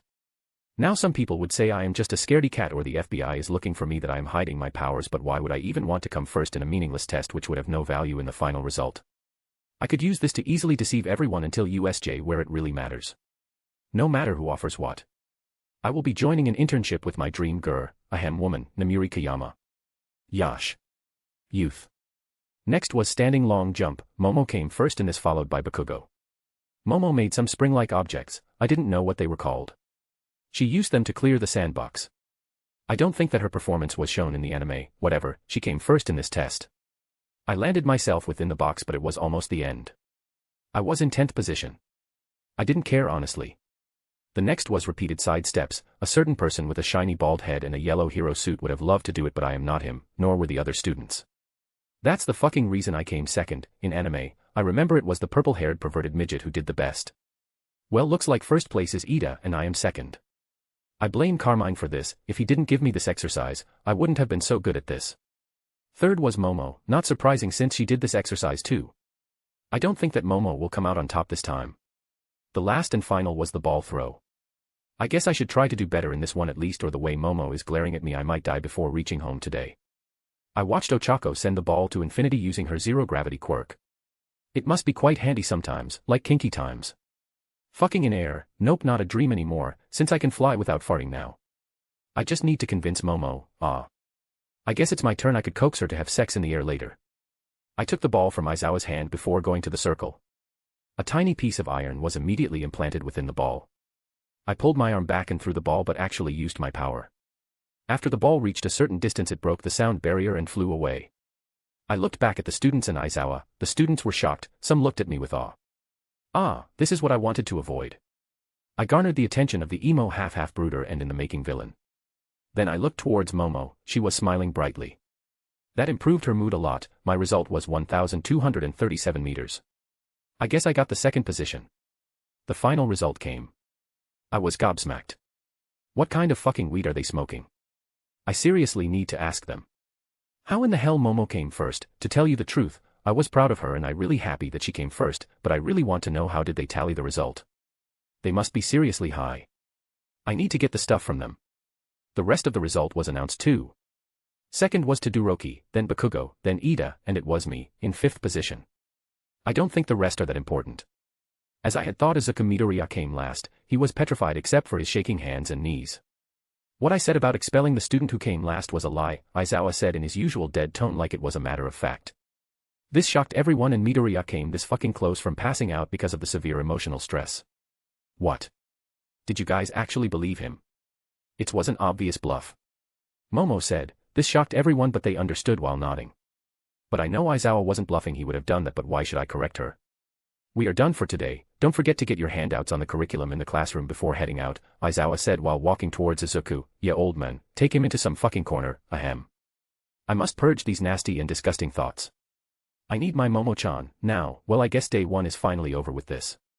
Chapter 4, School, Friends, and Hero Costumes. Edited. POV Momo. I was calmly heading back to the girls' changing room. I simply don't understand why does Rio has to act like that, always holding back. I know that he might have a good reason for doing that, but we are in the most secure building in all of Japan. Something can't happen here, right? A/N, you don't know how wrong you are, dear. I was halfway done with my clothes when I felt someone tapping on my shoulder. I turned around to find that it was the pink-skinned girl. She was giving me a friendly smile. Hello. I am Mina Ashido, nice to meet you, she said in an excited tone and extended her hand towards me. I accepted her gesture and shook her hand. Momo Yayorozu, nice to meet you. I said and picked up the final piece of my clothing and I put it on. I couldn't help but notice how unique your quirk is. What is it exactly? Mina asked, her voice was filled with curiosity. I don't think there should be any harm by telling her. My quirk is called creation. I can create any non-living material or object from my exposed skin. I spoke, hearing about my quirk made her more and more excited. Ah. That's so cool. Now mine seems to be lame when compared to yours. Mina said she was still excited like before. She must have found my quirk interesting. Well, I do have to understand the molecular structure of what I am making. It isn't easy as it seems, I explained to her. Her yellow eyes seemed to glow more and more with each passing second. Wow. So you must be something like a super genius. Mina shouted, attracting the interest of other girls. Like Mina introduced herself to me, others did too. Soon all of us were chatting like normal friends. Is this how it feels when you have friends? This is so nice. I noticed that none of them were bothered by my last name. I guess it's for the greater good if they didn't know that. I love this. I would have loved to chat more, but I have to be somewhere else now. Rio must be waiting for me, so I bid them farewell and went towards our class and found that Rio was already waiting for me. I have collected your schedule, I will give it to you when we reach home, he told me. I grabbed his hand and both of us started to head outside. How long you have been waiting? I didn't notice the time. I was chatting with the other girls. They seemed to be nice, I told him excitedly. He knows how much I craved for friends, but with all those hussies in the middle school, it wasn't exactly possible. At least they aren't annoying like the girls in the middle school. That's good, he said. I don't know, but he always seems to understand what I am thinking. Let's get back home. I am so tired, I whined. POV Rio. Yesterday was fun. Yeah, Momo was slightly, maybe more than slightly annoyed because I was holding back. But nothing a good makeout session didn't fix. So, yesterday it was the Quirk apprehension test, so today must be the hero basic training. I just hope I am paired with my lovely girlfriend. I don't want to explain anything to a new guy, or a new girl, gender equality. So today, we will be wearing our hero costumes. Thank God I finished the designs of my suit. Thinking of costumes, I was so glad that I was somehow able to convince Momo to change her costume design. I won't be a pathetic MC who won't understand that her quirk works better with more exposed skin, but I still don't want her to wear that skimpy suit in public. Even if her new costume wasn't much better, it was still a lot decent than her original one. I know in anime she showed little to no concern about losing her clothes. If it wasn't for the restrictions about exposing your skin, then she might have chosen her costume to be a fucking lingerie, or it might have been something even worse like a string bikini. I might have stopped her from being a future exhibitionist. Image here. We finally reached school, but before entering I gave Momo a small kiss because we won't be able to kiss inside the school. It's not my fault that my Momo-chan is a law-abiding student. So what do you think we would be doing today? Suddenly Momo asked me. Let's see. Well, since we will be training to improve our quirks and how to use them efficiently, my guess is, we would have to do something with combat. I spoke while imitating a sage. Finally, we reached our class and entered. Only a few students were here like yesterday. Both of us took our seats while the class started to fill up slowly. Momo was happily chatting with her new friends. I didn't have any friends, so I just looked outside the window. Soon Aizawa arrived and discussed the schedule, then the whole morning passed with boring classes, like English. I was able to somehow bury my head inside the book while I was imagining doing kinky stuff with Momo. Currently, the sex and air matter is stashed in the back of my head. I will deal with it after we become physically active. During lunch, like in the anime, they served really high-quality food. In middle school, the food was awesome, but we could never enjoy it because everyone would glare at me or someone would usually pop up so they could chat up with Momo. I am not a jealous type. She can have all the male friends she wants, but there is a line I know Momo would never cross. But all those little shits in the middle school weren't exactly friends or wanted to be friends. They just wanted to curry favor from Momo or her money. I knew that, Momo also knew that. That was why she never gave them any time. Both of us sat at a table, we weren't bothered by anyone else. We enjoyed our lunch, we fed each other like normal couples do. Feels good to be young. Wait. Why the fuck did I just thought like an old geezer? After having lunch we were finally back in the class. Momo joined her new friends to chat. She really looked happy. Suddenly the door opened. Coming through the door like a normal person, yeah fucking right. No normal person would ever say that. All Might. Wow. It's really him. He is really going to be teaching us. All the students looked at him with awe in their eyes while chattering among each other. Well, seeing the #1 pro hero teaching us can do that. I was also slightly excited. Mind me, I am not Midoriya, the creepy stalker fanboy, but I respect All Might for what he does. Hero Basic Training. The class that will put you through special training to mold you into great heroes. And for today we will be having a battle trial. All Might said or declared with the same huge smile he always has. How the fuck does he keep that smile throughout the whole day? I screamed inside my head incredulously. His words made all the students excited, but I know what he is going to say next, and I also know that it would make the students even more excited. Call me a cheat, but it is what it is.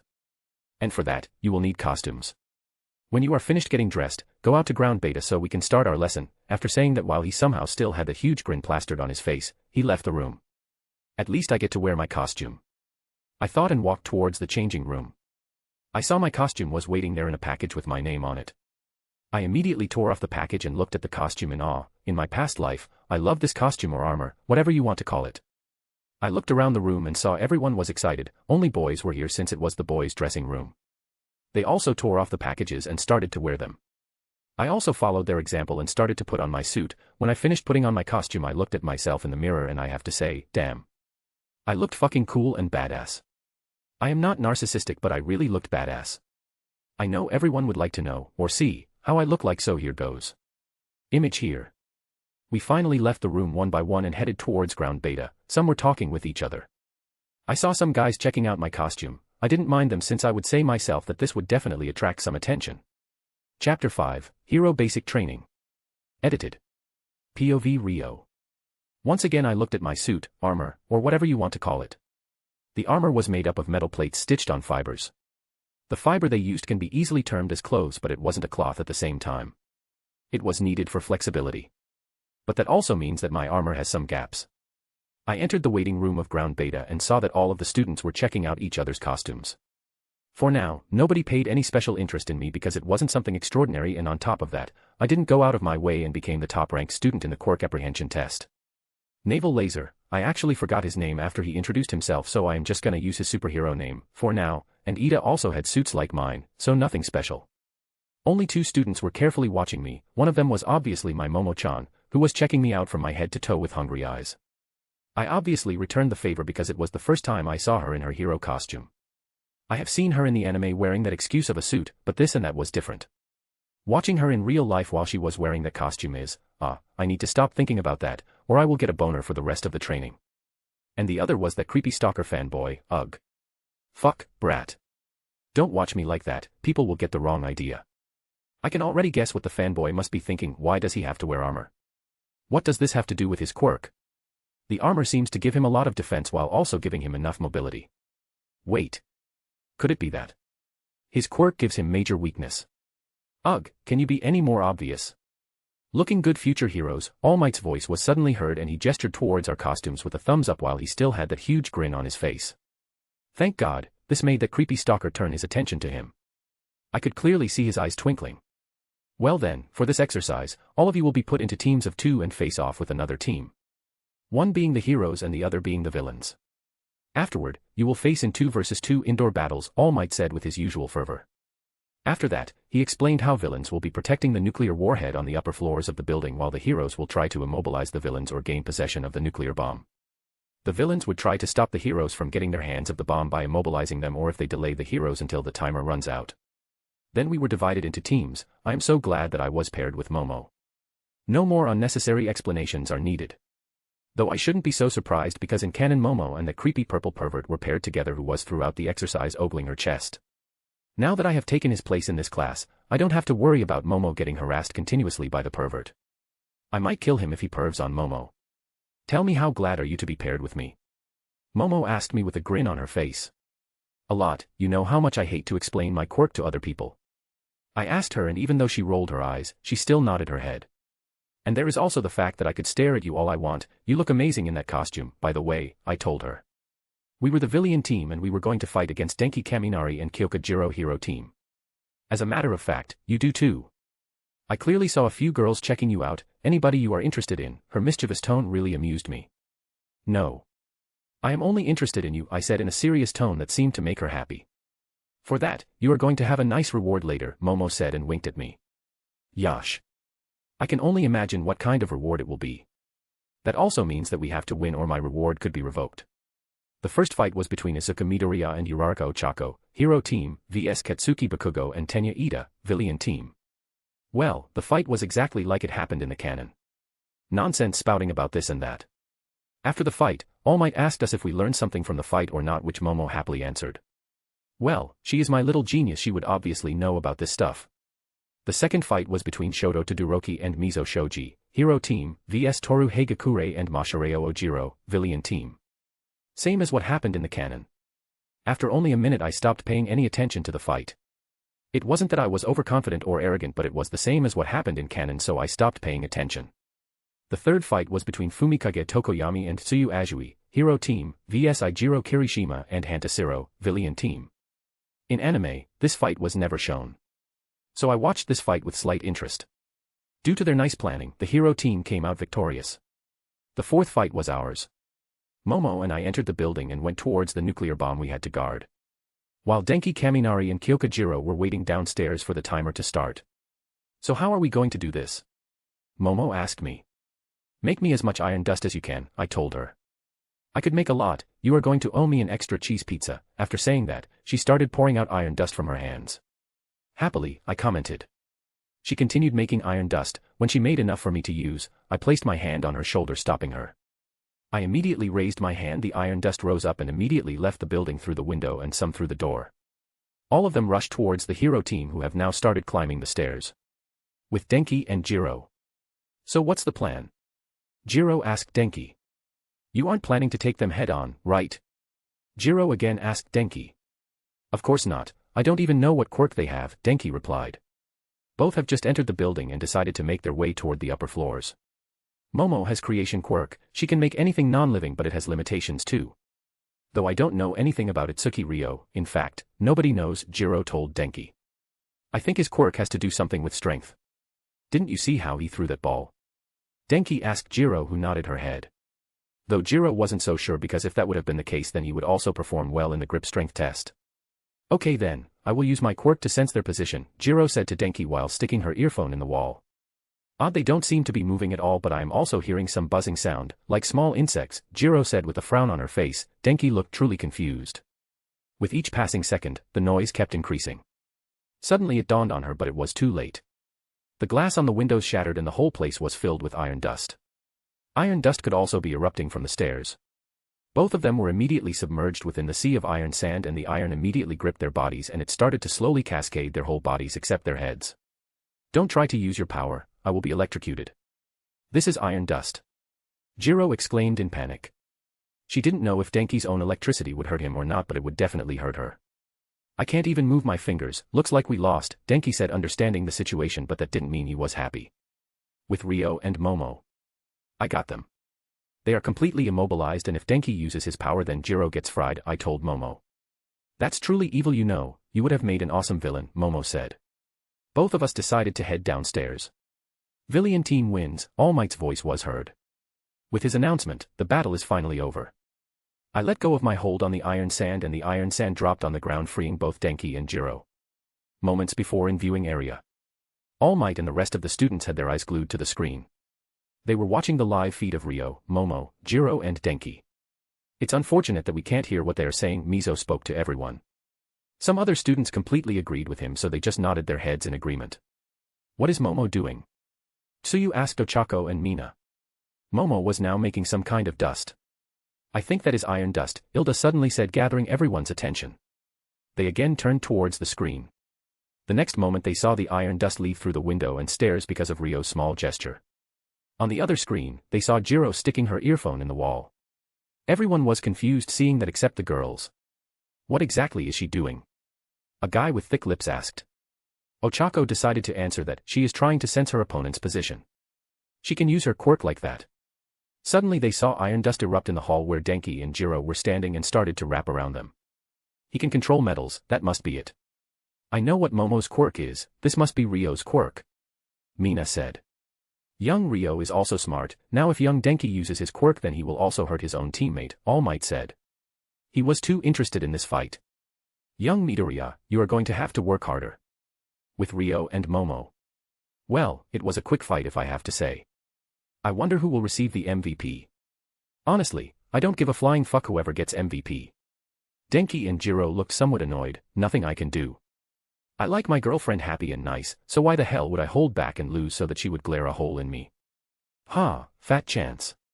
Like I have thought I was declared the MVP because of my quick thinking and all.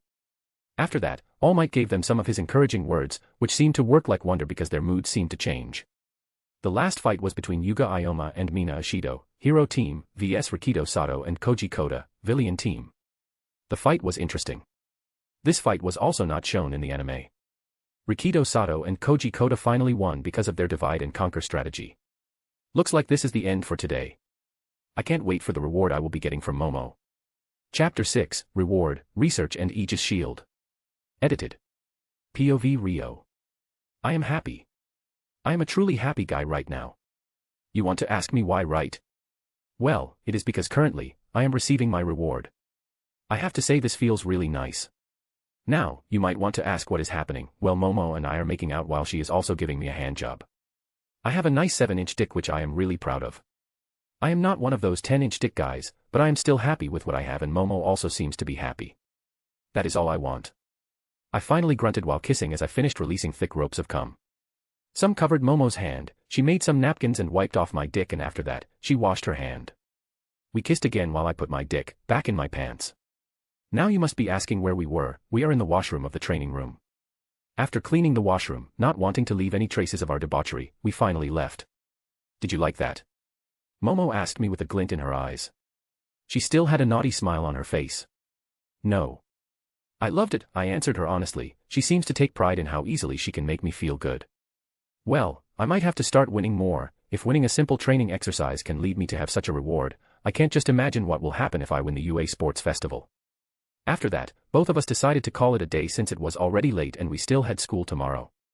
I directly went towards my room and took off my clothes and entered the shower. While in the shower I started to think about the future. Tomorrow, the class president will be selected and the break-in will happen. Villains will use that distraction to steal the class schedule, and the day after tomorrow, the incidents of USJ will happen. Now, what should I do? Should I rip them apart on my own or just let the things happen as they happened in the canon? Decisions. Ugh, if I have to go by today's reward then I might get another handjob or, maybe even a blowjob if I am lucky. Yosh. I have decided that I am going to rip them apart. I mean not literally. Maybe cripple them slightly. Fighting with Momo will also give me some experience. Fighting people with strength Quirk can be problematic. No matter how strong the metals are, you could easily break through them. Yes, I could reinforce them so that they won't break, but it will also keep my mind worked up. I have to try and find some new uses for my powers. I haven't done this till now because I wanted to strengthen my foundations before trying different ways of using my powers. Now that I have strong foundations, I won't have problems if tried experimenting with my powers. I left the shower and dried my body. After getting dressed I picked up my phone and sat on the bed. Now, let's start from the beginning. Let's see what I know about my quirk. Everyone thinks that my quirk allows me to control and manipulate metals except for Momo. She knows the true power of my quirk.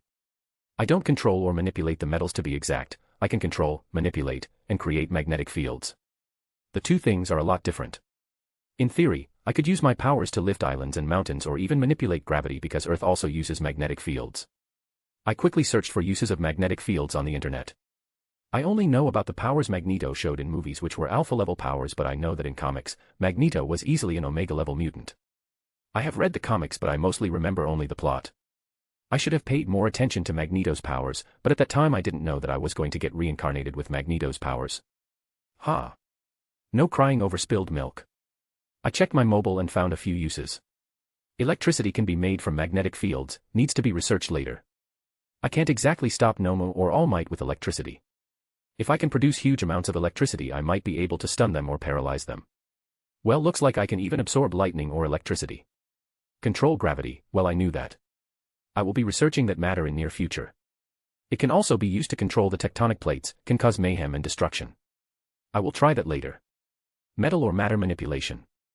I immediately pulled out a coin and tried to manipulate it at the subatomic level. After 10 minutes I gave up. I could feel that I could do it, but I didn't have enough power.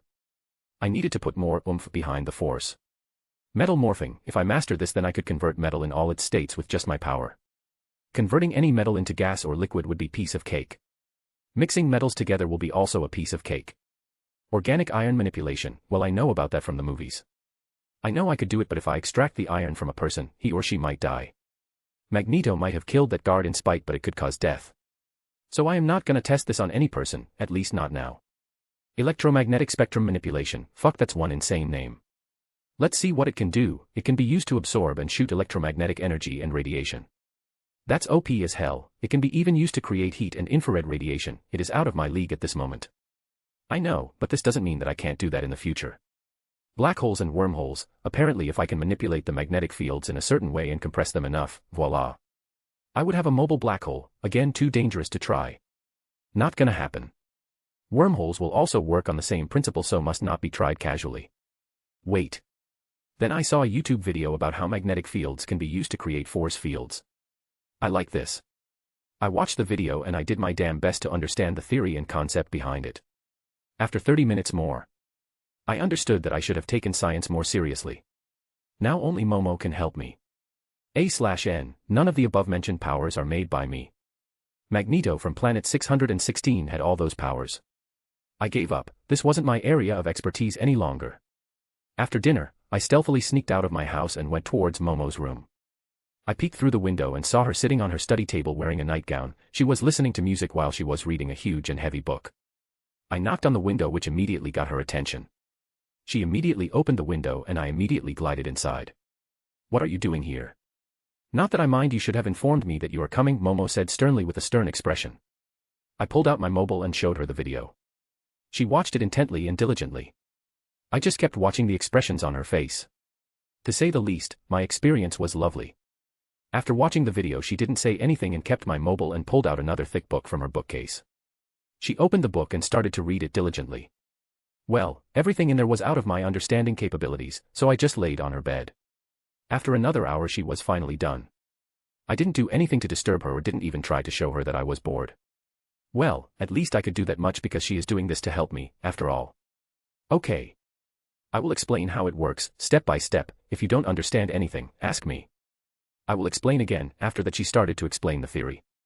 Her explanation was very nice and organized, very easy to understand. After another 45 minutes I finally understood everything. Now, I only needed to apply the theory to create the force field. Thank you, what would I have done without you? After saying that I gave her a long and chaste kiss. Maybe, bang your head on a wall, she said and giggled. Maybe I would have done that. After giving her another kiss I left her room. I wanted to stay there, but if I stay there I was sure that I would distract her and I don't want to do that. She won't even go to sleep and would try to help me. I appreciate her help and I also appreciate her support, but I don't want her to stay awake the whole night for me. I would have been fine with it if it was for hot and steamy sex, hee hee hee. I quietly entered my room and checked the time. Shit. It's already this late. I want to get my new power. I can always sleep tomorrow. I can easily go on without a day of sleep. I followed Momo's instructions to make a force field. It took almost 1 hour, but I was finally able to hold onto the force field without having it collapsing on itself. Another 2 hours passed in a blink of an eye and I was finally able to cover my whole body in a sphere instead of just a single direction. I have to say it was energy consuming. I was really tired now. I could only hold the shield for about 7 minutes max. I will name it Aegis Shield. After resting for half an hour and collecting some energy, I started to practice again. By the time of sunrise, I was dead tired, but it was worth it. I could make a strong enough shield to withstand anything. I know I didn't test it, but something inside my mind kept telling me that I have achieved the max level and now I only needed to increase my power so I could hold it for a longer duration. I decided to close my eyes for a moment, but I didn't even notice when I fell asleep. Chapter 7, Unforeseen Simulation Joint. Edited. POV Rio. I groggily opened my eyes when I felt someone shaking me. The first thing that happened was that my eyes were stinging because of the light in my room, then I felt a mild headache, and then I felt that I needed to sleep badly. But I somehow relented and opened my eyes enough so that I could look at the person's face who was currently disturbing my handsome sleep. If girls have beauty sleep, then as a man, I must have handsome sleep. It was my beautiful Momo-chan, so I couldn't do anything there. Then I remembered what happened before I fell asleep. I had to accept that it was completely my fault. Come on, Rio. Get up. We are already late, we have to take the car today, Momo said while shaking me by holding my shoulders. I held her hands and stopped her. I gave her a kiss and immediately rushed towards the bathroom. After closing the door I thought about it and I knew that I was really late because Momo was never this anxious. And from never, I meant never ever. I finished my morning rituals which needed to be done in the toilet as fast as I could and came out fully dressed in our uniform. I came out and saw Momo fidgeting while sitting on my bed. I gave her another kiss and rushed downstairs to get breakfast. I shoved down food as fast as I could and I was completely ready in about a total of 30 minutes since waking up. Momo's jaw was on the floor by seeing how fast I was. She somehow collected herself and grabbed my arm and dragged me towards the car. After entering the car we were immediately on our way. You were up all night, weren't you? Momo asked while glaring at me. I knew that it wasn't a question. It was a statement or declaration, so I just nodded. But it was worth it. I spoke and made a small sphere on my palm and showed her. Her anger was immediately gone, replaced with complete curiosity. She tapped the sphere a few times with different strengths. Then she made a hammer and hit, but it still stayed the same. Awesome. How strong is the shield and how long can you hold it? Momo was in her scientist mode now, so I decided not to bullshit with her. If I enclose my whole body then about 7 minutes, if I make the shield only in a particular direction then about 15 minutes. It can withstand anything. I mean anything as long as I keep supplying it with my energy. I named it Aegis Shield, I told her. She was already taking notes in a small diary. I don't even know from where she took it out. Finally, we reached the school and we rushed inside. We finally reached Class 1A and we were the last to enter. Momo greeted her friends while I directly took my seat. Only after a minute Aizawa entered the room. Aizawa entered the room and declared that today we would be selecting the class president. This made all the students react except a few, like me and Momo. The class was being rowdy as always, suggesting each other's name. Someone just suggested my name, glad nobody paid any attention to him or her. Finally, Ida raised his hand and suggested that we take a vote. Personally, I had close to no interest in becoming class president or whatever, but I heard Momo being nominated as it happened in the canon. I obviously voted for Momo like many others, which made her the class president. I don't even want to know how someone voted for Izuku instead. How can someone think that he would be a good leader? I understand that they are his friends, but still, what can they see in him while the rest of us don't? Maybe plot armor makes that happen. Finally, Ida was selected as vice president. I honestly support that. That guy is a lot better than Izuku. Soon classes were over and it was already lunch. Since Momo was the class president, she decided to eat with her friends today. I didn't mind and went towards the cafeteria after telling her that. With Momo. Well, we never asked before, but you and Rio seem to know each other. Mina asked her, completely excited like she was always. Yes. We have been dating for 3 months, Momo answered them, which made the girls even more curious. But the two of you seem more close since the two of you look really comfortable with each other. This time it was Tsuyu who asked the question. I have known him since I was 4, we were together for about 11 years. I mean best friends before we finally decided to start dating, Momo answered them while continuing to eat her food. When the other girls heard about 11 years, they were surprised. Both of you kind of complement each other's quirk. He can control metal while you can make metal for him, Toru said, and all the girls nodded in agreement. POV Rio. I was back in my seat after I had an amazing lunch in the cafeteria.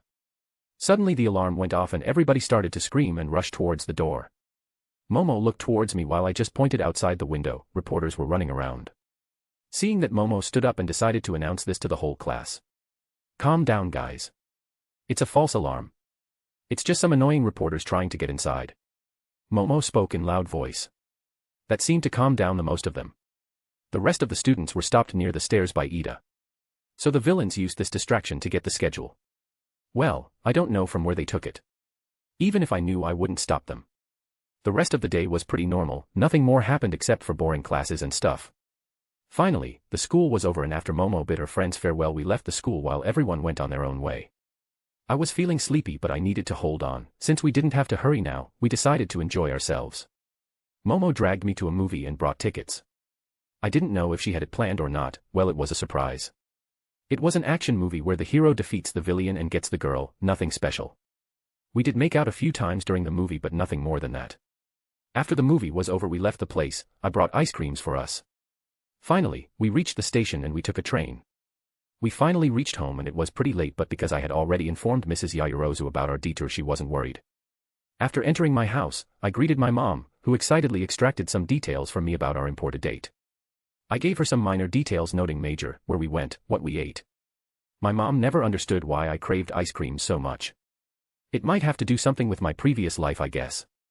After getting freshened up, I went to train. After some time, Momo Aslo joined me. After finishing our training and getting another handjob while making out, I headed back to my house. But we didn't stop there today. While I was summing, my hands instinctively groped her magnificent boobs. She seemed to like it, so I started to play with her boobs. After a minute, Momo started spasming. When she was finally done, she told me that she came. We finally decided to stop there and both of us returned home. After dinner, I slept like a log because I was dead tired. The next day was completely normal. I woke up on my own, had breakfast, waited for Momo in front of her house, and after she joined me, both of us headed towards the school together. Because we were on schedule today, we took the train. Yesterday I had worked more on my Aegis shield and I can hold it for about 10 seconds longer. It may not seem like a huge improvement, but a single second could make a huge difference in a fight. We finally reached school and took out respective seats. Aizawa finally came in and started to speak in his usual dead voice with his similarly dead expressions.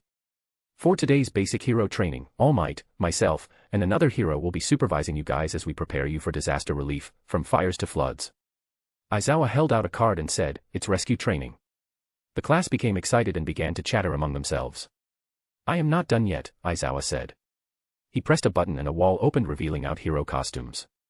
You will have the option to wear your uniform or your hero costumes.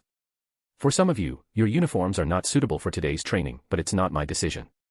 The facility we will be at is off campus, so we will take a bus there. I will take questions when we arrive. After saying that, he left the room. All of the students were excited.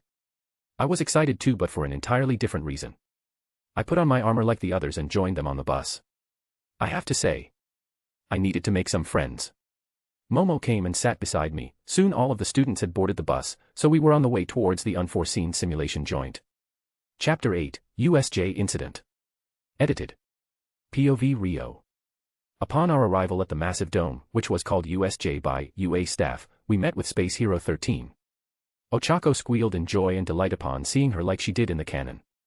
Aizawa looked around but didn't find All Might. So he asked 13 about his whereabouts.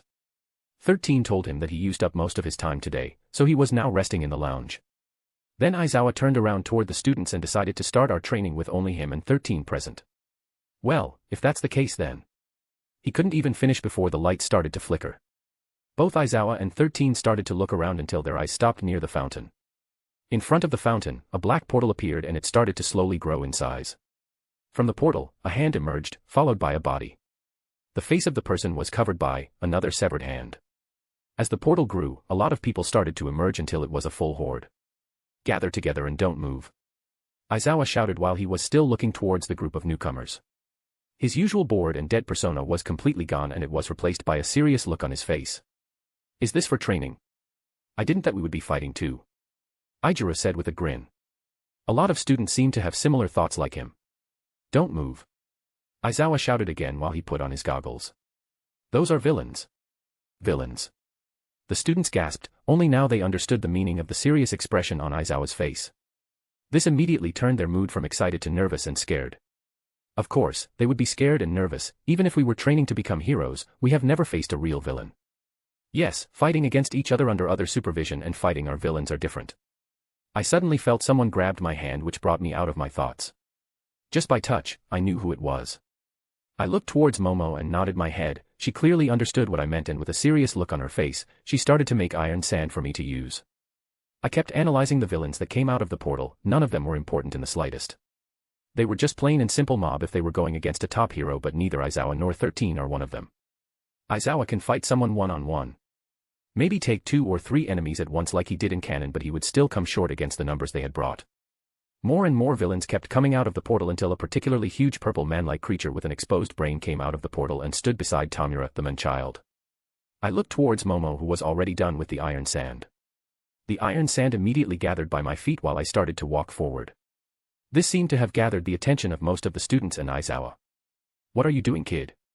I told you to stay together, Aizawa was saying but before he could finish I cut him off. I will handle this, I said and kept walking forward. The iron dust started to dance around me like Senbon Sakura from Bleach. The students were completely shocked and stunned when they saw me controlling the iron dust in such a manner. Jiff here. Are you crazy? This isn't training. These are real villains. Just stay with the rest of the students and wait for other teachers to arrive while I hold them off. Aizawa said as he was prepared to grab on my shoulder to stop me but all of a sudden a wall made of iron sand rose up from the ground and stopped his hand from reaching me. Wait for the teacher. The villains were ready for this, did you hear the alarm? Or how did they even know that we would be here? Don't you see they wanted us here, trapped? I said. I stopped myself at a reasonable distance from the horde of villains. This seemed to shock Aizawa and 13 even more. Ryo. What are you doing, Ryo? He is just a student. No matter how much confidence he has in himself, there is still the fact that he is only one person, Shoto said in his usual emo mode. TCH, that bastard gonna get himself killed, I didn't even need to look around to see who this person was. It could be the one and only villain in making Bakugo. 13. Protect the students and get out of here, I will go and get the kid. Aizawa said and started to come downstairs. Look, Kurogiri, a brat thinks he could defeat all these villains. You think All Might would show up if we kill him and the other students? Tamura asked Kurogiri while staring at me. Kurogiri didn't give him a reply, he must be analyzing me, I knew from the anime that he was much more calm-minded and clear thinker than the man-child. Ha ha ha.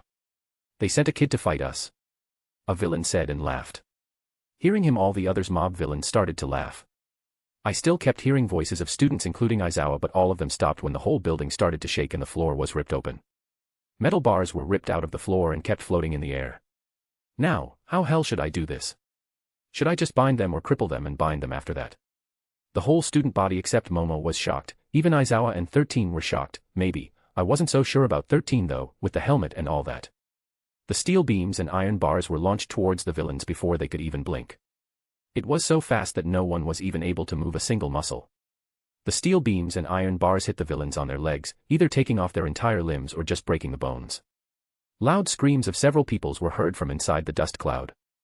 As soon as the dust settled down everyone could see about 20 villains were on the ground with either a missing leg or a broken leg. I used the iron bars to wrap around their hands and remaining legs or legs to immobilize them completely. I remember you saying something about killing me, I said and started to walk forward, again. But this time, it was different. Instead of laughing or making fun of me, the villains all flinched and stepped back. Fear and horror could be clearly seen on their faces. What are you guys doing? Attack him together. He is just a single student, the man-child screamed again. He was also scared because of the display. I could clearly see in his eyes, but his immaturity took over him. Following Tamura's order, somehow everyone gathered courage and attacked me together, but all of them were stopped by a wall made up of iron dust. I know I have Aegis shield too, but I want to keep it under the wraps. If I only show control over metals, then they would think I can only control metals. This could be useful when I am fighting against All for One. I will not risk my life so that I can hide my powers, but I would keep it under the wraps as long as I can. The villains started to curse in frustration and nothing worked against the wall made of iron sand. Once again I launched the steel beams towards the villains. After I was done with half of the mob, I started to bind their remaining limbs with iron bars I had pulled out from the ground. I kept an eye towards Tamura, Momo, and Kurogiri. I don't want to ignore them so they could launch a surprise attack on me. Kurogiri, get me close to him. I clearly heard that man-child and I knew he was angry. He was completely blinded with rage now. Pish, easy for me the more angry he is. I immediately sent a mass of iron dust in his direction. A portal appeared beside my head but nothing came out of it. This seemed to shock both Kurogiri and Tamura. Tamura looked down towards his left hand and saw it was completely missing from down the shoulder. He grabbed the stump and screamed in pain and dropped on the ground rolling around. The next attack came from Kurogiri himself as he tried to grab me, but I immediately attacked his neck brace. This seemed to shock him, but he was still quick enough to get out of the way. With the students. Amazing, Izuku somehow stuttered out. He and the others were still speechless to see what just happened and happening right in front of them. Everyone was shocked, stunned, they were also feeling other emotions at the same time. The two teachers were also feeling the same, they still couldn't believe that Ryo took out so many villains in a matter of seconds without lifting his finger. Momo had a proud smile on her face. Yes, Ryo deserved a reward for this and he will get his reward. Things like this were going inside Momo's head. He is on another level, Ida spoke up. He is able to take on so many villains on his own and come out victorious, and he didn't even seem to be trying. Even I would have to put a lot of effort to just take out even half of what he defeated, Shoto thought while gritting his teeth and clenching his fists. Everyone. Head towards the exit. 13 said to the students. This seemed to bring them out of their thoughts. I will stay and help him, I can at least take care of those riffraffs, Aizawa said. He knew he couldn't compare with this kind of power but decided to stay behind because of his responsibility as a hero and the kid's teacher who was currently fighting the horde of villains on his own. He decided to join the fight so that he could at least take out some of the mob villains. We need to go and inform the other staff members. Ida, you are the fastest one among us, I think you should go ahead of us to inform them, Momo said, taking the role of class president. Ida looked at her for a moment before nodding and rushing towards the gate. POV Ryo. TCH. I couldn't get Kurogiri. He seems to get out of the way. At least he will think twice before trying something again. I saw the students leaving and Aizawa joining the fight. At least he could take care of those mobs. Tamura looked at the students running away, but he knew Kurogiri couldn't do anything because he also saved himself by a hair's breadth. Tamura was still clutching his stump in pain, but he somehow got up and called the creature, Momo. As soon as he shouted, Momo appeared beside him. Looks like he is going to sick Momo on me now. I think I can hold him off or maybe even immobilize it. Tamura gestured towards Momo using his chin. This weapon is made to kill All Might, you stand no chance against it. So why don't you surrender and I will give you a painless death.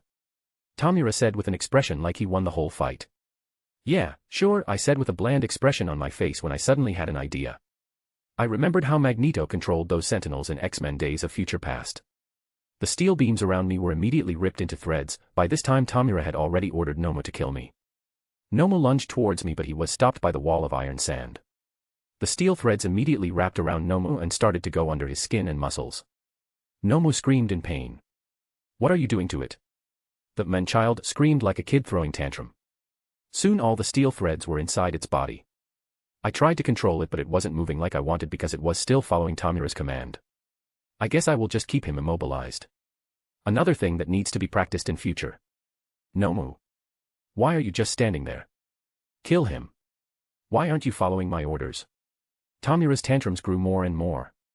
Suddenly the black portal appreaed beside him again and a voice was heard from the inside. It's over, Tamura. All the heroes are already here, we need to leave now. Kurogiri didn't wait for Tamura's reply and engulfed him inside the smoke and disappeared. I didn't try to stop them. If I wanted I could have stopped them easily. Not doing that would have changed the plot drastically, and All for One would try to hunt me down actively. He might even attack my family if needed. Small-time villains like Kurogiri would never have been a problem if the heroes had the guts to deal with them. My priority was also different. I didn't want to change the plot that much before the Kamino incident, or All for One change his plans, and I can't have that. I know some of you think that I might sound stupid because I have already changed the plot, but in truth, I haven't changed much. After all these villains would have been defeated. So, I just stood in my in-a-tail position looking around, hearing the moans of pain coming from all the villains I took down. The villains Aizawa took down were knocked out cold. Rio. Aizawa. A voice yelled out. I turned around to see all the students, including the teachers of UA High, were already here, including All Might. The students looked mostly worried because one of their classmates was fighting all those villains with the only help of Aizawa. When all of them finally arrived here, they saw something none of them expected. All the villains were taken out and it was already over. Even the teachers were shocked, but currently my attention was only towards two people. One was obviously Momo, and the other was my Namiri, who was looking at me while licking her lips.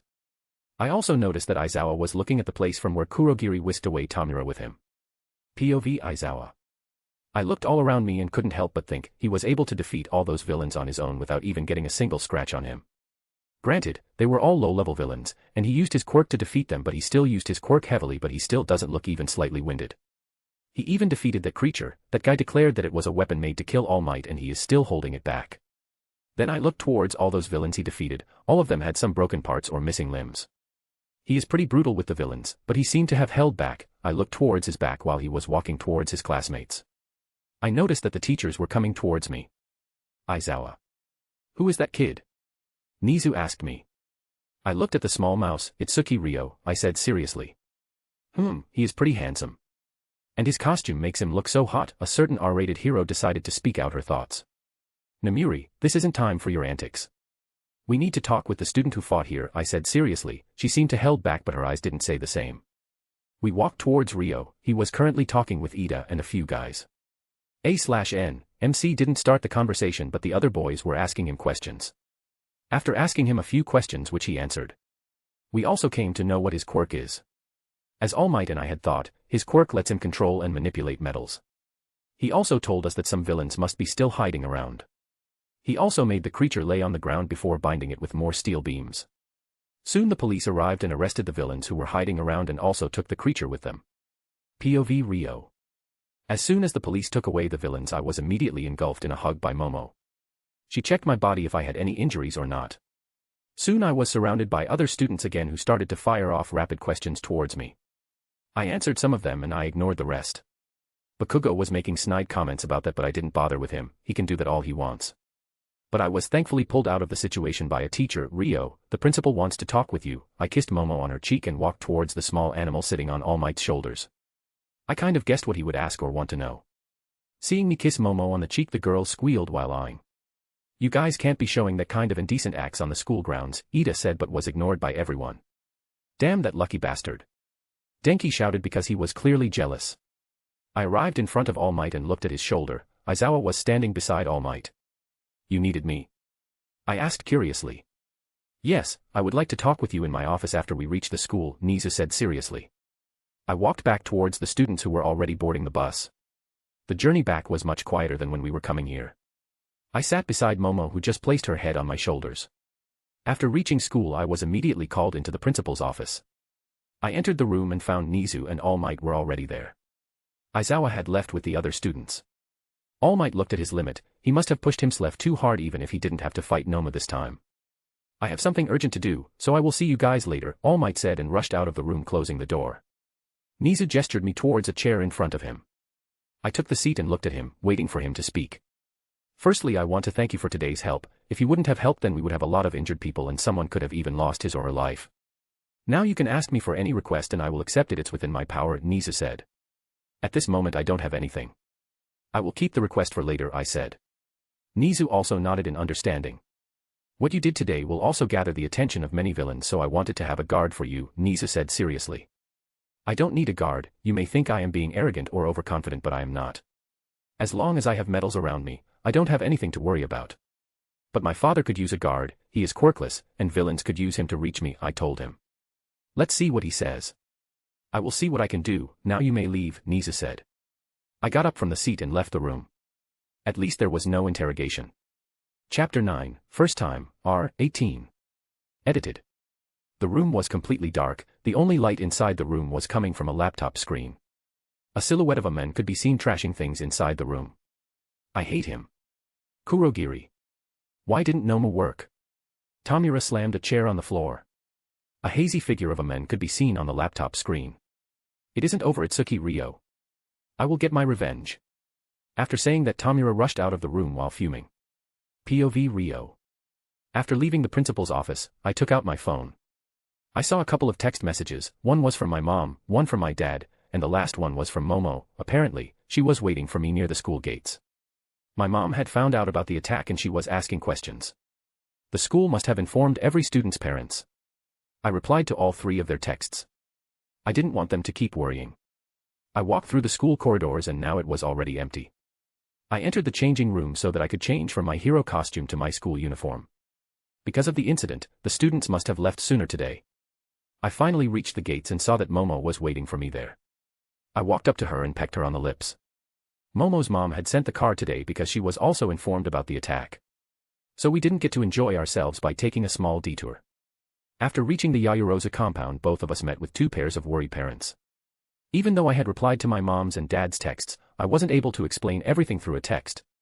After half an hour of rapid-fire questions, we were finally allowed to leave. Mom was really angry that I went to fight all of them on my own, but Dad was proud. Because of Mom, he couldn't openly say that. If she heard him, then he would be on the couch before he could say sorry. My mom had to drop the matter when Mrs. Yayarosa decided to step in. She said that a lot of students could have been injured or killed if I hadn't stepped in. That would have been really bad. I knew from the canon that even if I hadn't stepped in, Aizawa would have fought the villains and he would have been grievously injured due to that, but he did protect all the students by doing that. But they didn't need to know that. After getting away from them, I went to our house and I directly entered the shower after reaching my room. A shower after a long day is really nice. I walked out of the shower in clean clothes and like always sat on the bed. I checked my phone and found a text from Momo. This message immediately made me have few dirty thoughts because she was inviting me into her room after dinner. So after having dinner I discreetly arrived in front of Momo's window and I knocked on her window pane. It seems like she was waiting for me. She immediately opened the window and let me in. As soon as I made it inside the room, I found myself forced down on the bed. You, mister, are in a lot of trouble, Momo spoke naughtily while trailing her fingers on my chest. I am sorry, but I just couldn't let them kill us or use us as hostages, I told her. I know that she isn't angry with me, but I still tried to explain myself. No, that is not why I am angry with you, Momo spoke while she pulled me up and hugged me tightly. Then. I don't remember doing anything else, now I am really confused. I don't think that I had done anything else, at least nothing that she should be angry about. I saw how that perverted woman was checking you out, she spoke, emphasizing the word perverted. Namuri. I blew it out and immediately knew that it was a mistake. Her glare on me intensified much more. Yes, that older woman, your crush, isn't that woman your crush? She asked me heatedly. Well, yes, she was my crush, but I wasn't the one checking her out. So, I don't think that I am in the wrong here. I don't understand where she is going on with this. I just looked at her once, even if she was stripping me naked with her eyes, I can't do anything about that. No. I am not exactly angry at you. I don't know. I mean, I'm angry, but on whom I don't know, Momo spoke. What's the matter? Speak to me, this is the most difficult situation. I can't say anything wrong here. I first needed to understand what is bothering her. No, it's nothing, she spoke and turned around her face. Fuck, this ain't funny at all. Even if I am an amateur in these matters, I can say for sure that when a girl or woman says it's nothing, then there is definitely something wrong. I did the only thing I could do at that moment. I turned her face towards me and kissed her passionately. We kept kissing, thank God she is kissing back, meaning my plan at least worked. This kiss was completely different from the kisses we have shared before. This kiss was hungry. Momo dropped on the bed and pulled me down with her. We continued kissing when I felt her hand snake inside my shirt and roaming around on my chest and back. She started to pull off my shirt. Does she really wants to have sex? I honestly don't understand what goes inside women's heads. Just now she was angry and now she wants to lose our virginity together. We separated for a second to get back air. Momo used this chance to take off my shirt completely. She grabbed my hands and placed on her chest, soft, like pillows. We started kissing again and she started to fumble with my belt. I somehow stopped kissing her so that I could speak with her. Are you sure that you want this? I asked her, completely serious. Yes, show me how much you love me, Momo spoke huskily. But there are other ways to show that I love you, it's not like I want this but. Before I could finish speaking to Momo, she stopped me by placing a finger on my lips. I really want this is all she said before taking her off her top, releasing her amazing tits open in the air. I don't even know when my hands reached towards my beautiful twin peaks, but my hands were already playing with them. We resumed kissing again. She was finally able to get my belt and pulled down my pants along with my boxers, releasing my dick from my pants. She started to stroke my cock slightly. My right hand slowly trailed down by her stomach towards her core. My hands reached under her pants and I was surprised that she was clean-shaven. As soon as my fingers brushed her honeypot, her whole body shuddered. She was already wet, very wet. I pulled out my hand from her pants and with both my hands I pulled off her pants. She also helped by raising her legs. Finally, I laid my eyes on her wet pussy. It was pink, her juices could be seen trailing down. I positioned myself between her legs and started to brush my dick against her burning hot pussy. Please don't tease anymore. I want you now, she somehow spoke. It was also really hard for me to tease her and I wanted to take her badly. I nodded and lined my cock in front of her pussy and slowly pushed forward and met with a barrier. I looked at Momo waiting for her permission. She nodded her head and I pushed more until the barrier broke apart and I could see tears leak from her eyes. I immediately leaned forward and started to kiss her. My hands didn't stay ideal, they started to roam all around her body. I wanted to stimulate her body with pleasure to ease away her pain. Why you seek and move, Momo spoke between the kisses. I pushed forward again, finally sheathing myself within her this time. In passion her fingernails dug on back, drawing blood, but I wasn't bothered by that at this moment. I started to piston inside her, but not roughly. I wasn't to have sex, I wanted to make love with her. Harder, I heard her voice and I did what she asked. I increased the force. She was incredibly tight. So tight, I grunted out and continued pistoning inside her. Finally I felt my balls tightening. I can't take any more. I am gonna come, I told her. Inside. Do it inside, I am safe today. Let's do it together, she somehow moaned out. I didn't even understand how I even understood all of that with all the pleasant feelings inside my mind. I felt her legs lock behind my back. I was unable to hold any more and I finally emptied my load inside her. I am coming, I grunted out again. Ah, me too, she moaned in my ears and I pulled her into another kiss by her hair. I finally grunted and exploded inside her. Her body also shuddered. It was clear that she came too. We kept kissing and moving until both of us were completely done. After both of us were done, I laid on her and rolled around so that she would be laying on my chest. I was still inside her, both of us just laid like that, panting heavily. It was amazing, I told her. Yes, it was. It was everything I imagined what our first time would be, she told me while stroking my chest. By the way, sorry for your back, she told me after she saw blood on her fingers. I didn't say anything but pulled her in for another kiss. Soon I was hard again inside her. I want to be on the top this time, Momo spoke, trailing kisses on my neck and collarbone. She bit my collarbone, giving me a hickey. She didn't give me chance to reply and started moving. This time I just laid on the bed while she kept moving. We finally laid down panting and I pulled her over my chest. We did it 4 times in total and now both of us were completely tired. I love you, I whispered into her ear. During lovemaking, we said this to each other many times but I felt that it wasn't enough. I love you, too, she also said before I felt her breath evened out. She was already asleep. I also felt tired so I decided to close my eyes too and sleep soon claimed me. A/N, here it is, many readers were waiting for this. This is my first attempt for writing a lemon. I think it turned out a lot better than I was thinking. I was thinking it would turn out something unreadable. Please tell me how it was. Chapter 10, UA Sports Festival, I. Edited. POV Rio. The next day when I finally woke up, I was feeling tired and I also felt someone's hot breath hitting the crook of my neck. Immediately a smile appeared on my face as I simply laid there remembering the events of last night. It was truly awesome and I loved every moment of it. I kept laying there while thinking about the future events that were going to happen. Good morning, Momo said. She raised her head and pecked me on the lips. Good morning to you too, I said and kissed her again. Then suddenly a thought emerged in my head. Did you think they heard us? I think we were pretty loud last night, I said slightly worried. I am not ashamed or scared of them finding out but I didn't want either Momo's or my parents to find out about my relationship stage this like this. First, it will be embarrassing like hell and I want them to know on our terms, not like this. If they come to know then I will just wing it, no hard feelings there. Oh, don't worry about that, I don't think they know because they were in their own room and their room is far away from mine. You also know that she seemed to scold me but couldn't bring herself to do that. So she sounded both stern and loving at the same time. Oh yeah, sorry, it just left my brain at this moment. I rubbed the back of my head sheepishly. But, I think you should leave now, my mom will come to wake me up. I need to take a shower before that. I don't want them to find us like this, we can tell them later, she said while getting up. Well, I completely agree with her. I followed her suit and gathered all of my clothes which were laying in different places around the room. I quickly dressed up while Momo collected all her clothes. I kissed her gently and said, I love you. I love you too, I heard her reply and turned around and left through the window. I silently entered my room, not to alert my parents. I don't want them to find out that I was missing the whole night like a common delinquent kid. After taking a shower and throwing all of my clothes in the washing machine, I finally felt fresh. After waking up, both me and Momo reeked of sex. I had already decided to relax and make plans for the future since we didn't have school in the light of yesterday's events. Tomorrow, Aizawa will announce the UA Sports Festival and we will have about 2 weeks to train.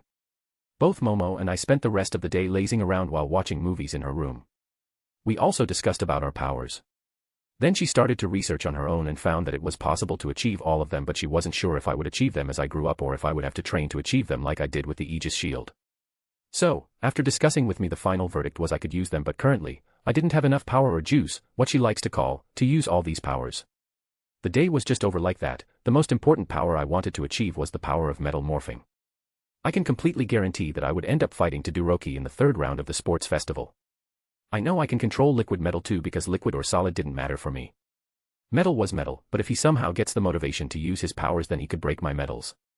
I also couldn't seriously injure him as I did with the villains. I need to win while holding back. So, the next day while we were on the way to our school, I told Momo about my need to learn metal morphing, which she immediately agreed to help me with. I just needed her help with the concepts, I am completely useless with them. So we finally reached the school and entered the class and were greeted with the similar sight of Class 1A. We both took our seats and I saw Ida coming towards us. I am Tenya Ida, on the behalf of whole class I wanted to thank you for fighting with villains to protect us. Ida said in a completely serious tone, and I could feel he was truly grateful. Don't worry about it, I had the power to stop them, so I did. I don't believe that we have been formally introduced. Itsuki Ryo, just call me Ryo, I spoke while extending my hand towards him, which he happily accepted and shook my hands. From the canon, I remember Ida being one of the decent and loyal guys without any serious issues. I know that he likes to follow rules and everything, but I personally don't think that he could be worse than Todoroki and Bakugo, and I don't even want to start with Izuku. After that, we talked a while before we were joined by Denki and Aijiro. Both of them were nice guys, so I also decided to befriend both of them. I looked over to my side and found Momo was already chatting with her own friends, talking about the usual stuff girls talk about. Boys or men are never invited to talks like this. Suddenly a voice sounded inside my head which pretty fairly sounded like, don't jinx yourself. The whole class was talking about the USJ incident. We also talked about that. They didn't give out my names, not that I mind now. All for one already knew about me. The door was slid open and Aizawa walked in, all of us settled in our seats immediately. This time he wasn't injured at all because he didn't have to fight Tamura and the fight was relatively easy for him than the original one. Good morning, Aizawa said back in his usual bored tone and tuned around to face us. Your fight still isn't over. The UA Sports Festival is drawing near. Aizawa declared, causing many reactions among the students. Sports Festival? An actual regular school event? Aijiro shouted excitedly. Wait a minute, Aijiro, Denki shut him up. Is it okay to have a sports festival so soon just after the villains infiltrated the school? Jiro asked and most of the students nodded their heads agreeing with her. Apparently the staff thinks that by holding this event, it will show that our crisis management system is solid. So there is no need to worry as our security will be strengthened by 5 times over the previous years, Aizawa said, relatively easing up many students' worries. Then he told us how this huge event was. Apparently, this sports event was one of Japan's biggest events, and how the pro heroes would be watching for scouting purposes. Needless to say, all of the students were already pumped up for the festival. I have to say I was also excited. Homeroom dismissed, Aizawa said and walked out of the classroom. Soon the bell rang indicating the class was over. Some of our class tried to leave but our door was being blocked by some students from other class. Move out of the way, extras, Bakugo said, trying to intimidate them in his usual villain style. Like in the canon, an indigo-haired boy came forward up to the front and said, I came here to see what the hype about Class 1A was, but you seem pretty arrogant. Are all students in this course like this? From what I remember his was Shinso. I just sighed at the blatant try to rile up the students of our class. Well, it worked like a charm since Bakugo started to shout like a typical villain. Denki and Aijiro had to work really hard to hold that hothead back. I didn't even bother to pay them any mind and just sat on my seat. I would just leave after this shit is over. The crowd was soon dispersed by a girl. From what I remember, it was a girl named Kendo from Class 1B. Momo was doing the same thing with our class. After that, both Momo and I headed towards the cafeteria. Momo first went through a panic attack when she found out that she needed to study and train a lot. I somehow calmed her down. Well, she can't rant if I keep feeding her whenever she started to rant. The rest of the time passed without any more incident. Time skip, 2 weeks. It has been 2 weeks since Sports Festival was announced, and finally, the day has arrived. The hype was immense and every single student who will be participating has trained their asses off. Well, I don't exactly know about the others, but I can speak about myself and Momo. Momo trained really hard so that she could create new stuff which she had studied and read about. But on the first day, she spent the whole day explaining to me about the concept of metal morphing. We enjoyed ourselves from time to time delving into the world of carnal pleasures, but we still held back because we had to train the next day. And now I can proudly say that I have heavily improved my Aegis shield, and I was also able to perform metal morphing. I found something in these 2 weeks. When I completely exhausted myself while using my powers, the next time I would be able to use my powers for slightly longer. It wasn't a huge improvement, but you would clearly notice it if you compare the statistics from 2 days. I am now relatively much stronger than before. My stamina had also increased according to Momo. So here we were, waiting inside a room for the signal for us to enter the stadium. Chapter 11, UA Sports Festival, 2. Edited. POV Rio. Damn. I am so nervous and excited at the same time. Kirishima shouted with a big grin on his face, but he was also nervous. It could be clearly seen in his eyes. I was right beside him, and I could easily say that a lot of students were also having similar expressions like him. To be honest, I was also slightly nervous. I didn't know why, but I was. When I fighting the villains I wasn't nervous, but I was nervous now because of a sports festival. Yeah, quite understandable. I thought sarcastically. It must have to do something with stage fright. Yeah, and the waiting is even worse. Mina said while others nodded to their heads showing their agreement. Everyone was in their regular UA gym uniforms as they weren't allowed to wear their hero costumes for the sports festival. Most of the students were nervous because of stage fright like me, and the UA Sports Festival was going to be aired live on the TV. That increased our pressure. Is everyone ready? We will be entering soon. Ida said to everyone in the room. Yeah. I am so pumped. Toru said while, maybe jumping. I thought she might have jumped because her uniform also jumped around all over the place. Just then, Todoroki walked up to Izuku and declared that he was stronger than him. I won't pry on your situation with all might, but just know that I am going to beat you. He said, looking straight at the green-haired boy who wasn't even able to utter a single word. I know that the dumb boy had revealed his biggest secret so that he could appease his childhood bully, but did he tell Todoroki too? Or does Todoroki had found out by himself? Heh, no matter. They can do whatever they want until Izuku himself hands one for all to all for one. Hey. Are you trying to pick a fight to do? Kirishima tried to say, but was interrupted mid-sentence by Todoroki. I am not finished yet. Todoroki said to Kirishima while turned his head towards me. Fuck me. Now the emo kid is going to challenge me. Why the hell does he have to do this?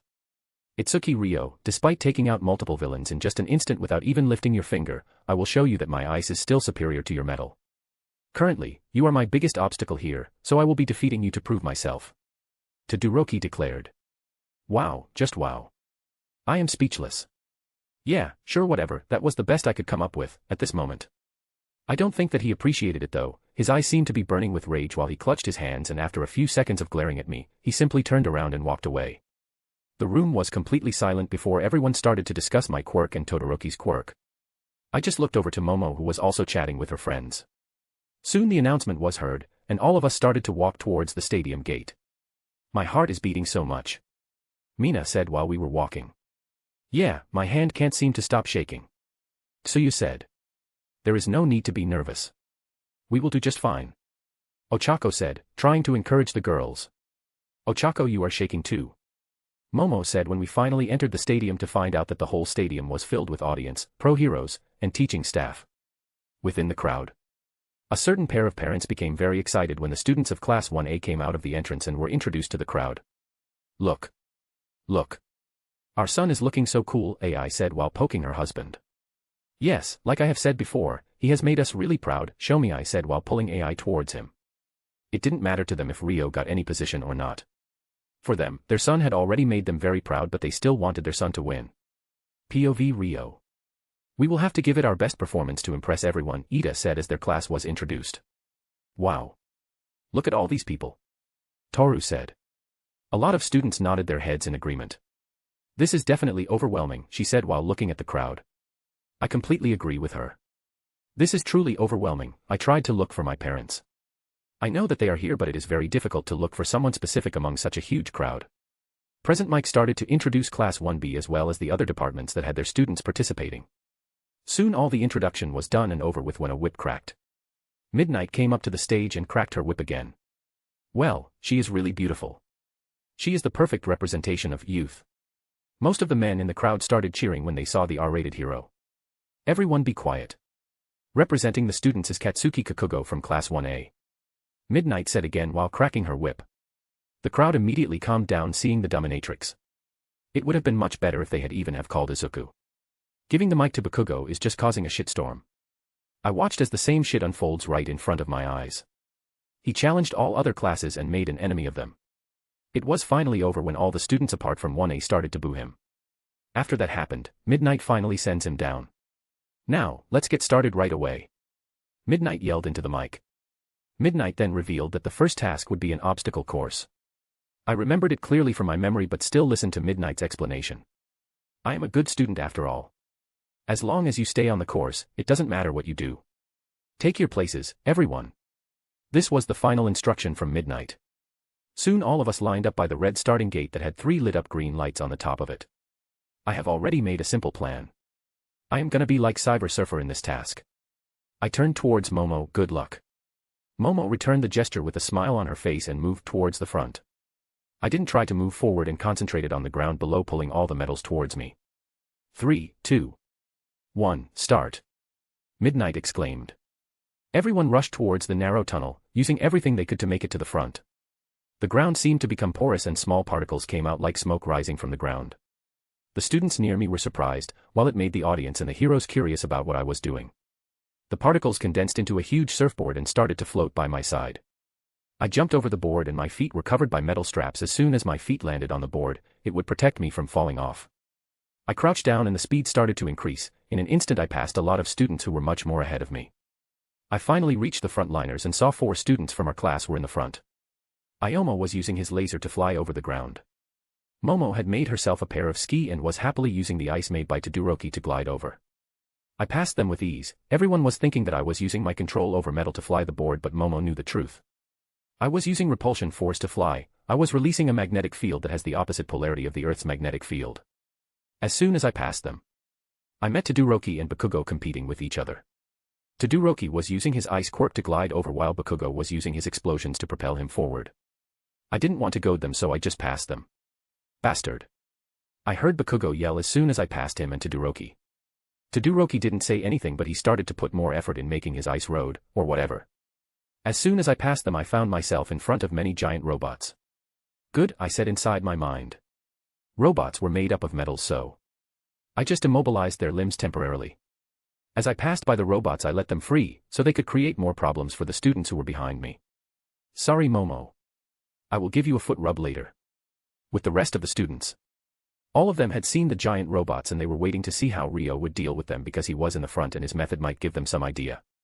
But all of them were gobsmacked when they saw the robots completely ignored Ryo and became active right after he passed the robots. Everyone in Class 1A cursed inside their mind because they already knew what Ryo's quirk was, and making him fight robots made up of metals was just giving him a free pass. Momo also cursed but didn't mind it much because they had already decided beforehand that they won't hold back anything if they went against each other. What the hell? That bastard. Bakugo yelled as he saw the robots let Ryo get a free pass. He used his rage and attacked the giant robot in front of him. TCH, that lucky bastard. Denki shouted due to the unfairness of the world. That was completely unfair. Jiro whined loudly, and everyone near her completely agreed with her. As expected from Ryo. Metal will never hurt him, but this also brings a weakness. Everything non-metal is his weakness, Izuku thought as he continued running forward. A/N, stupid Izuku and his stupid delusions. Just like this, the race continued. Let's see what happens on the next episode of Drag Cough Cough *** A Mutant's Ascension. Chapter 12, UA Sports Festival, 3. Edited. POV Ryo. With the UA teachers. Just what did the kid do? A teacher asked while pointing towards the blackish smoke rising around Itsuki Ryo. A/N, of course, that is not smoke, but from the distance, it looked like smoke rising from the ground. Of course, the ones who know what Rio's quirk is, they know it's metal. Amazing. He can already bring out metal minerals from the ground, Nisa said while looking towards Rio. There was a look of awe in his eyes. Yes. I don't even want to imagine what he could do with that power. Aizawa was also amazed by the amount of power and control Rio showed over his quirk. Many teachers agreed with him and Nizu. They kept watching Rio, as he easily took the lead in the race and came to face with the giant robots. Some of them already cursed because they immediately knew that robots were made of metal and Rio's quirk allowed him to control metals. It didn't take a rocket scientist to know what would happen. Rio didn't let them down, the robots just ignored him and allowed him to pass. Well, in future events they must consider that using metal would give one of their students a huge advantage over the others. POV Rio. I looked behind and I saw that I was pretty far ahead with a huge lead. I kept gliding over the ground until I came in front of the second challenge. It was a giant pit consisting of many pillars with ropes connecting them. It was called the Fall. I didn't slow down and glided over the cliff. Many thought that I would fall down, but I didn't even descend in the slightest. I kept gliding in the air just like that. It was like I was still gliding over the ground. I didn't even bother to try something else. Don't need to fix anything if it isn't broken. I soon passed through the second challenge and reached the final challenge, minefield. The mines were also made up of metal, so I didn't even need to worry about where the mines were. Not that it mattered, I wasn't even placing my hair on the minefield. I was just gliding over that leisurely. And it looks like we have a winner already. Itsuki Rio of Class 1A, easily gliding over this whole obstacle course with ease. Nobody would have expected how easy this obstacle course would be for him. Present Mike yelled into the mic. The crowd cheered and shouted as I crossed the finishing line. I got down from my surfboard and the metal dust scattered on the ground and made a circle around me. Then I looked towards the stadium filled with audience and a smile appeared on my face. Minutes later, I heard loud explosions and a few moments later Izuka Midoriya walked through the finishing line followed by Shoto Todoroki. Then surprisingly Momo crossed through the finishing line.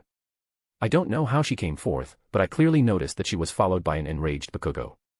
He was completely purple with rage and he looked like he would blow up anyone or anything. With the pro heroes. It looks like his quirk is really powerful, control and manipulate metals. That is really strong, someone random hero said. It is also obvious that his power is the most versatile quirk I have ever seen. He could use metals to do anything he wants. He could use that to rescue people while fighting with enemies, someone else pitched in their thoughts. He was also very fast, while he used that metal to glide over the whole obstacle race like nothing, someone spoke in a praising tone. He is also strong enough to extract metals from the ground, the first hero pointed out. There is a great chance that he would be winning the sports festival, a hero among the crowd declared and everyone nodded with him except one pro hero. All the pro heroes were discussing amongst themselves, a certain red-haired hero wasn't happy. He wasn't happy at all but didn't say anything. In a dark room. Currently, a blue-haired man-child was sitting in a dark room staring at his laptop screen with hints of rage in his eyes. Sensei. Are you watching? Did you see that? That's him. The nobody who defeated us and defeated Nomu. Tamura said while rubbing his neck. I see, just like what you said. His quirk is truly strong, a voice came out of the background. POV Rio.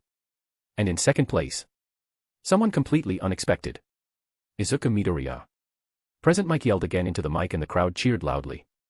I guess I will be the target this time. I started to make some plans and I also wanted to have a group who would like to stand with me. Let the announcements finish first. You may have won the first round, but you definitely won't win the second. Bakugo came towards me and declared and then walked away. Wheelio, that happened. And they are all finishing the race one by one. Good job kids. Go take a breather and get checked up if you have to. We will be posting the results once everyone is finished, Present Mike announced. I just walked towards Momo, she noticed me and gave me a bright smile. Congratulations on first Rio, Momo said to be with a smile on her face. Although it would have been much better if you had taken care of those giant robots in the obstacle course. She said with a deadpan on her face. Though I knew she wasn't serious at all but her face was really cute. Rio, that was amazing. Somebody slapped my back and snaked a hand around my shoulder. Obviously, it was Denki. I would have never thought that you could use metal to fly like that, Ijiro was the next. Yeah. But it was also quite unfair, Denki whined and went into depression. Life isn't fair my friend, I said to both of them. Momo's friends have also gathered around. Too true, Ijiro said and others immediately agreed with him. Before we could continue any longer, Midnight announced that the first event of the sports festival is officially over. The first round is finally over. Let's look at the results. The screen behind her lit up to show the results and rankings. Next, she revealed the next course being a cavalry battle and explained how it would work. She also explained that we could use our quirks but contestants weren't allowed to make each other fall on purpose. Even if a team loses their headband or falls down, they can compete until the 30-minute time limit. She finally revealed that the winner of the obstacle course would have 10 million points. All eyes immediately zeroed in on me. That's right, it's survival of the fittest for this course. A chance for those at the bottom to rise to the top. Midnight announced while looking towards me with a naughty smile on her face. It was like she was telling the others to go after me. Don't worry my friend, even if nobody comes to our team. We can still win, Denki declared in front of everyone. Our team? I asked him while raising my eyebrow towards him. Of course our team, do you think we were your friends just for the show? Even if all the teams out there would be gunning for us, I would still be in your team. It was Ijira this time who answered me.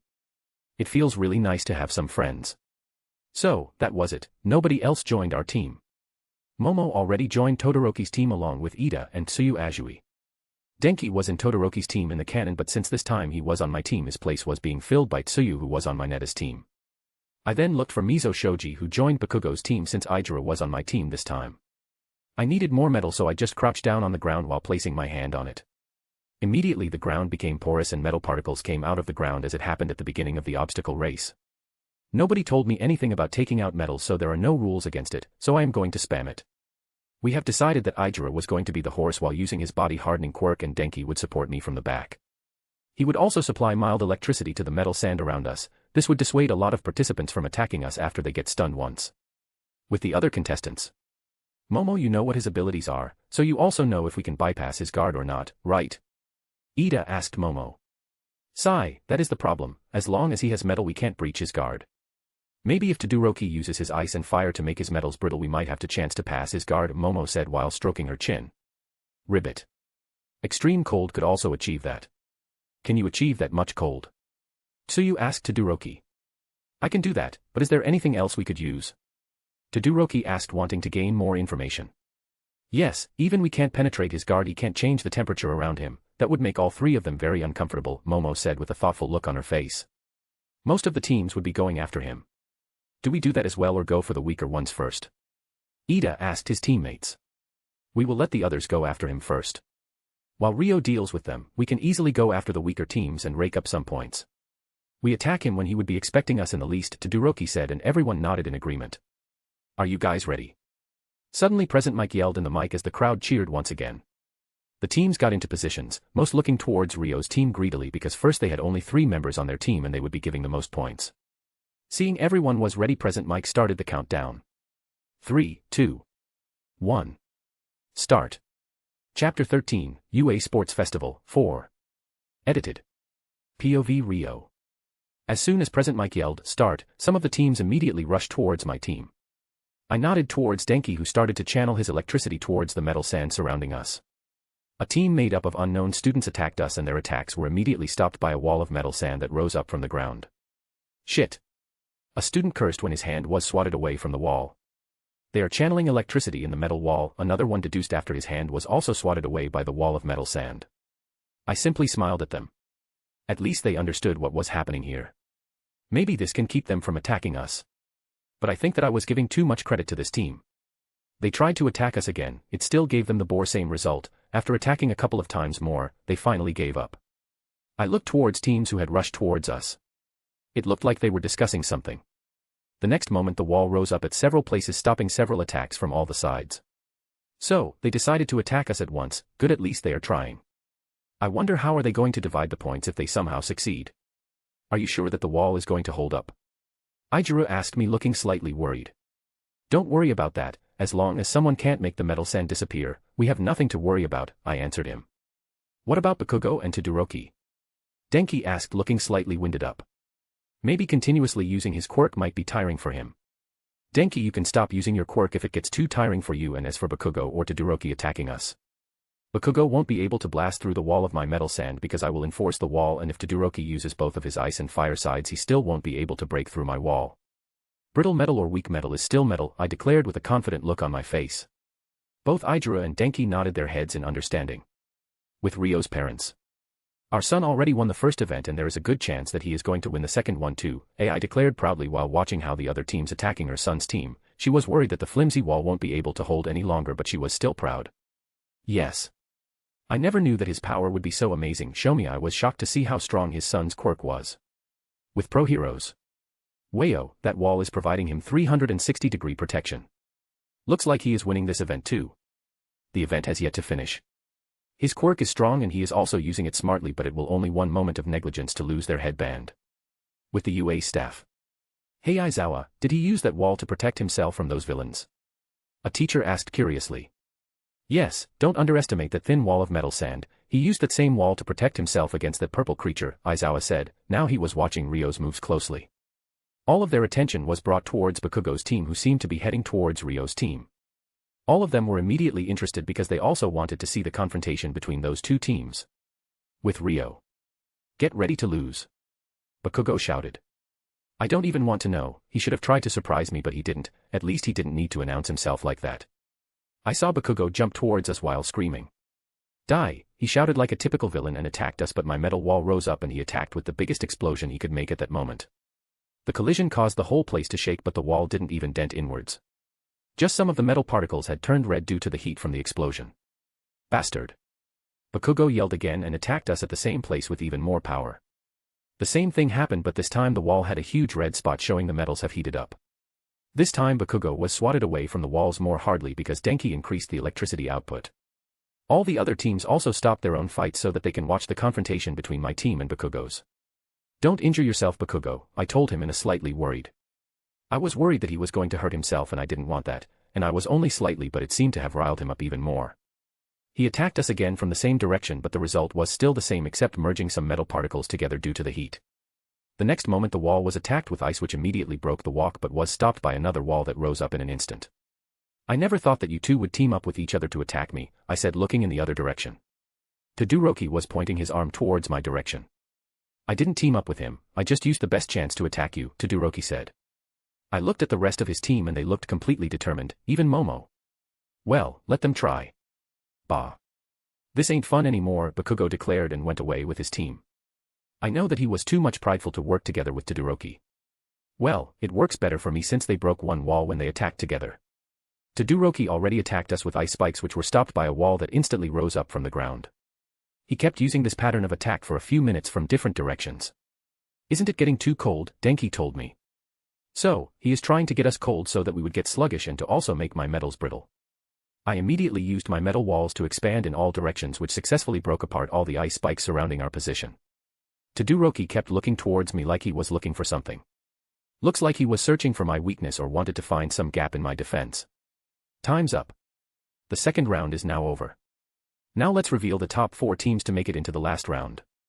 Midnight shouted as the screen behind her revealed the results of the match. 1. Team Ryo. 2. Team Todoroki. 3. Team Bakugo. 4. Team Shinso. I climbed down from Ijiro's shoulder, who also stopped using his quirk. Soon the 3 of us were surrounded by our classmates to congratulate us. Hey! Ryo, congratulations on your win, Mina exclaimed happily. Yeah, even if you only defended, but it was still awesome to watch that, Jiro said to me, looking slightly relieved. Was she thinking that I would attack her or the others like I did in the USJ? Don't know, maybe I will ask Momo later. You bastard. Are you just too scared to fight? A purple-faced Bakugo appeared. I don't even know what he is on about, didn't he just attack me during the game? So is he angry that I didn't fight back or Todoroki interrupted us? Calm down, Bakugo. Ijiro tried to calm him down. Calm down. This asshole was just mocking me while he just stood inside his wall along with you, Bakugo yelled out loud, causing the other contestants to look towards us. He is really angering me now, why the hell was I even worried about this fucker? Fine, he wants to fight me, then so be it. Each time they tried to get a confrontation out of me I always steered them away or laughed it off, but I don't think it would work anymore. I need to make an example of Bakugo. I didn't fight back because if I did you would have ended up with a broken bone or a missing limb, I declared, shocking everyone around me. They weren't shocked because of my words, but they were shocked because of the tone I used. Other times, I just sounded like a boy filled with charisma and passion. But now I sounded completely cold-hearted. I didn't even wait for his reply and walked away. I have been stupid for so long. I thought that I could stop the confrontation if I just avoided them. Yeah, I know I made a lot of comments and made fun of them inside my mind, but I didn't antagonize them openly because I didn't want myself to be roped into some juvenile stuff like this. Now, I know that I have been too naive. They still treat me like their enemy, like I killed their dog. So be it. I will break him in the third round. After all, peace was never an option. I started to walk towards the washroom to clear my mind. I will do what I have decided because Bakugo needed to be taught a session which his parents failed to teach him, and that was humility. I will crush all his pride and arrogance and show him how pathetic he is. Was that really necessary? I heard Momo's voice from behind me. Yes. I wasn't the one who started the fight, I told her. My voice was now back to somewhat normal. So what are you going to do with him? I know you will be fighting against him, Momo asked me, looking slightly concerned. I will show him his place, I told her. I don't want to go into the details, but I know that she will understand. Chapter 14, UA Sports Festival, v. Edited. POV Rio. After the fiasco with Bakugo, again we gathered in front of the stage for the next announcement. I could feel that Bakugo was still glaring daggers at me. If glares could kill, then I would have been dead a few times over. Well, since he can't kill me with his glaring, I decided to ignore his glare. At least I could allow him to enjoy the rest of the time before I beat the shit out of him. This time it was very different from what happened in the canon, as only 11 students have gathered together. I, Denki, Ijiro from my team. Todoroki, Momo, Ida, and Tsuyu from Team Todoroki. Bakugo, Mina, Hantashiro, and Mizo Shoji from Team Bakugo. I decided to look around and my eyes landed on Izuku. He looked like he was about to break down. His team didn't even qualify, so he thought that he had let down All Might. Honestly, I don't feel sorry for him, nor did I felt bad that my team took his team's place, and I won't care even the slightest. True, I wanted to face Izuku's one for all, but it won't be happening today, I guess. Now that all of you are here, it's time to present the final event. Midnight yelled into the mic.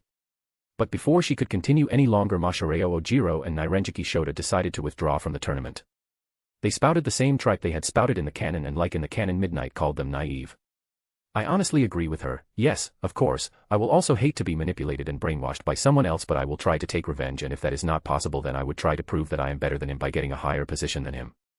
Then Midnight announced that because Masahiro Ojiro and Nairenjiki Shota resigned from the tournament, their place was going to be taken by Ibara Shiozaki and Tetsu. And Izuku Midoriya was also going to join the final event because of the odd number of contestants. Look like Izuku is still going to get a chance to fight. Looks like All Might have pulled some strings, or Izuku was born under a fucking lucky star. Now that we are done with the unimportant things, let's start with the matchups. Midnight announced loudly, which made the crowd cheer. The screen behind her rolled through a dozen of possibilities before settling on a 1v1 tournament. And now, here are the matchups. Midnight exclaimed dramatically. First round. 1. Izuku Midoriya vs Hitoshi Shinso. 2. Shoto Todoroki vs Hantashiro. 3. Denki Kiminari vs Ibara Shiozaki. 4. Itsuki Ryo vs Mizo Shoji. 5. Tenya Ida vs Yuga Aoyama. 6. Mina Ashido vs Momo Yaoyorozu. 7. Ijiro Kirishima vs Tetsu. 8. Tsuyu Azui vs Katsuki Bakugo. I have to say I am quite pleased with these matchups. I would have hated to fight against any of the strong ones in the first rounds. After all, if strong opponents fight in the first round, then it will ruin the fun. All of the other contestants were sent to the stands where their class would be sitting. I sat beside Momo. She looked pretty nervous, so I just held her hand. She somewhat relaxed and gave me a bright smile. So the first 3 fights were exactly the same as the canon, and the winners were also the same. Izuku won the first match, the second match was won by Shoto Todoroki, and the third match was won by Ibara Shiozaki. Finally, my name was announced along with Mizo Shoji's name by Midnight. The next fight was between the two of us. Both of us climbed the huge arena. Now, on one side we have Itsuki Ryo from Class 1A, who won the last 2 rounds with ease. Present Mike yelled into the mic and the crowd started to cheer. And on the other side we have Mizo Shoji from Class 1A. Can he prove himself to be a dark horse in this tournament? Present Mike announced and got a somewhat similar effect when he announced my name. Are you two ready? Present Mike asked us, and both of us nodded our heads. Then he immediately yelled out, "Start." The metal particles which I left at the place where cavalry battle took place rushed towards me in an instant. Shoji was also heading towards me. Well, he is really disadvantaged against me since he is a close-range fighter. Mizo finally reached me, but now I was surrounded by my metal sand. He punched towards me, which was blocked by the wall of metal dust. The wall didn't even budge, but the ground below the wall cracked. Damn. Is he trying to kill me? If that punch had connected with me, then my head would have painted the stage. I didn't give him any chance to back out, and the metal sand snaked around his hand. This gave me enough chance to put him out. The metal sand immediately rushed up to his legs and gripped strongly around his legs and body. Soon his whole body along with his hands were covered by metal sand, but I didn't go near him. I have absolute trust in my Quirk, but to be honest I don't want to get surprised.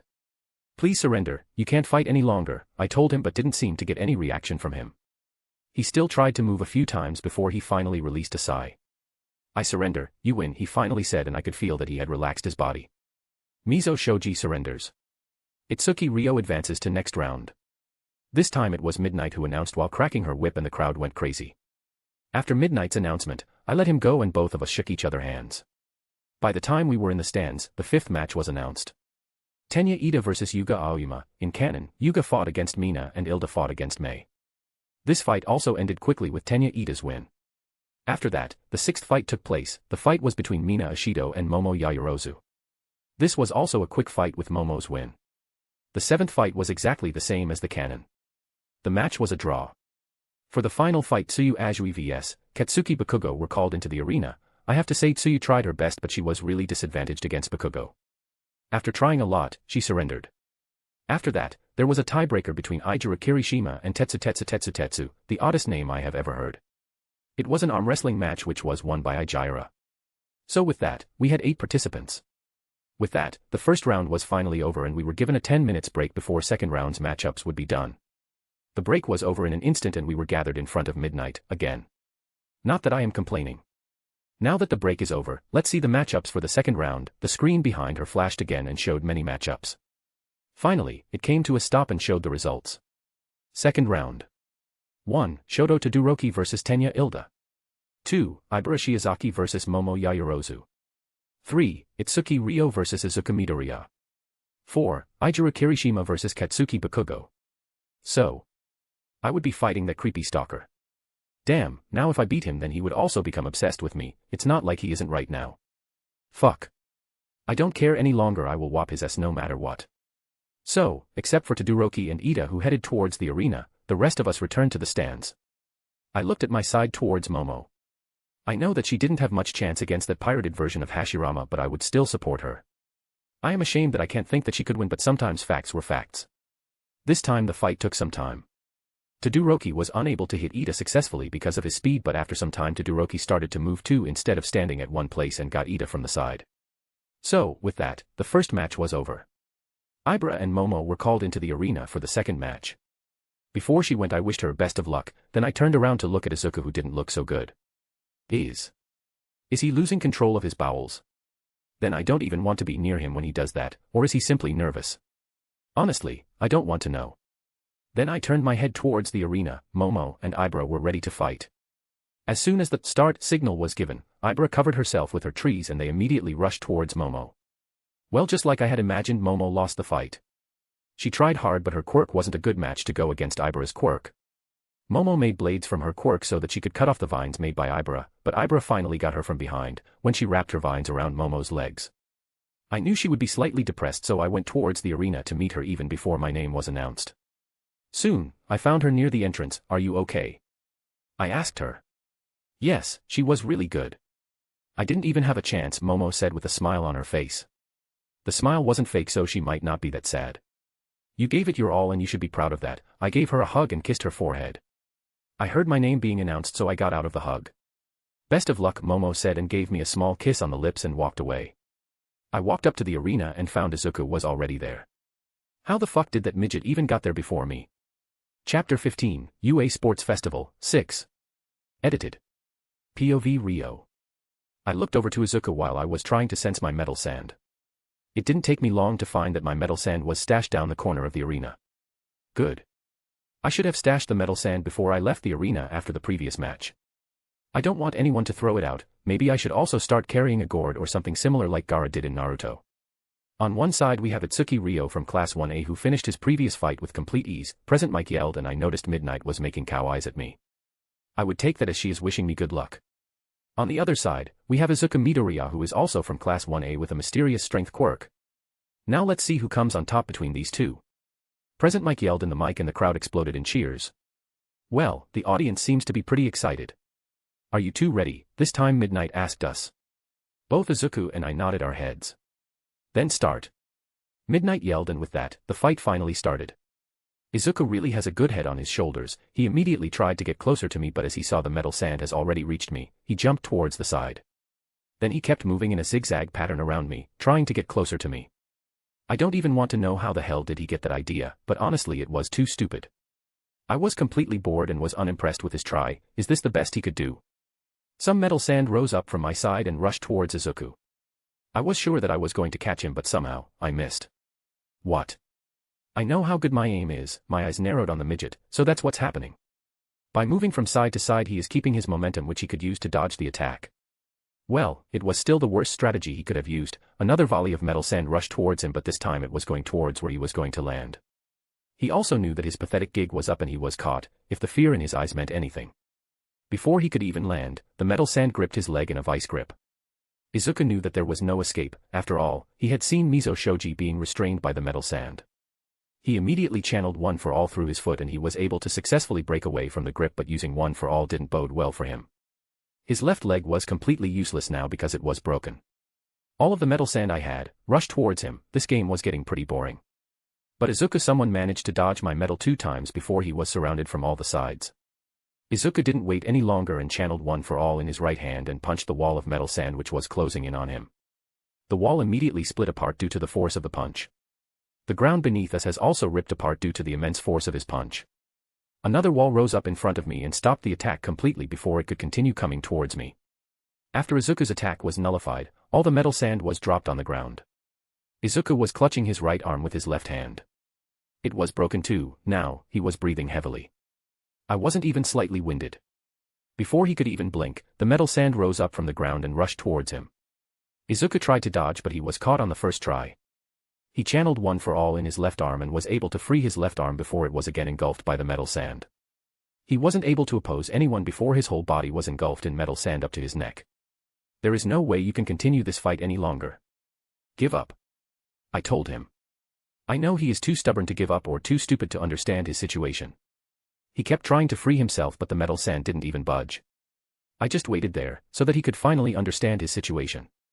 But he kept trying and trying. Well, I guess I have waited long enough. The metal sand cocoon rose up in the air, went out of the bounds and dropped Izuku out of the bounds. Izuku Midoriya is out of the bounds, giving the win to Itsuki Ryo. By the time Midnight did the announcement, I was already leaving the arena. The crowd exploded in another bout of cheers because they got to see this exciting fight. I have to agree that Izuku was the one who gave me the best fight until this point, even though I wasn't trying that hard. Honestly, I didn't need to. So I finally reached the stands. By that time Ijiro and Bakugo were already in the arena. Their match was similar to what happened in canon. Bakugo won the match, gaining his position in the top 4.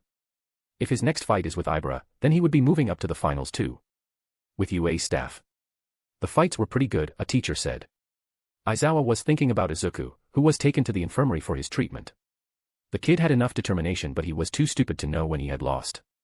That stupidity might even cost him his life someday. Aizawa would be teaching that to him at first whenever classes resume. With Ryo's parents. I don't have anything to say anymore. I could happily say that I got the best son I could hope for. Show me. I wiped his eye to stop the tears of happiness. Don't be dramatic, but I will say that after he wins the tournament, AI said with full determination. You are right, honey, show me, I said and pulled AI towards him. With the pro heroes. I think that Ryo kid is going to win. He will be getting a lot of offers from a lot of heroes. Too true, I myself will offer him an internship. While all this conversation was going on, a certain redhead hero was seething in anger. Back with Ryo. After another short break, again the 4 of us were gathered in front of Midnight. Now, with the 4 remaining contestants, we are going to have the semifinals. Now, let's see the matchups.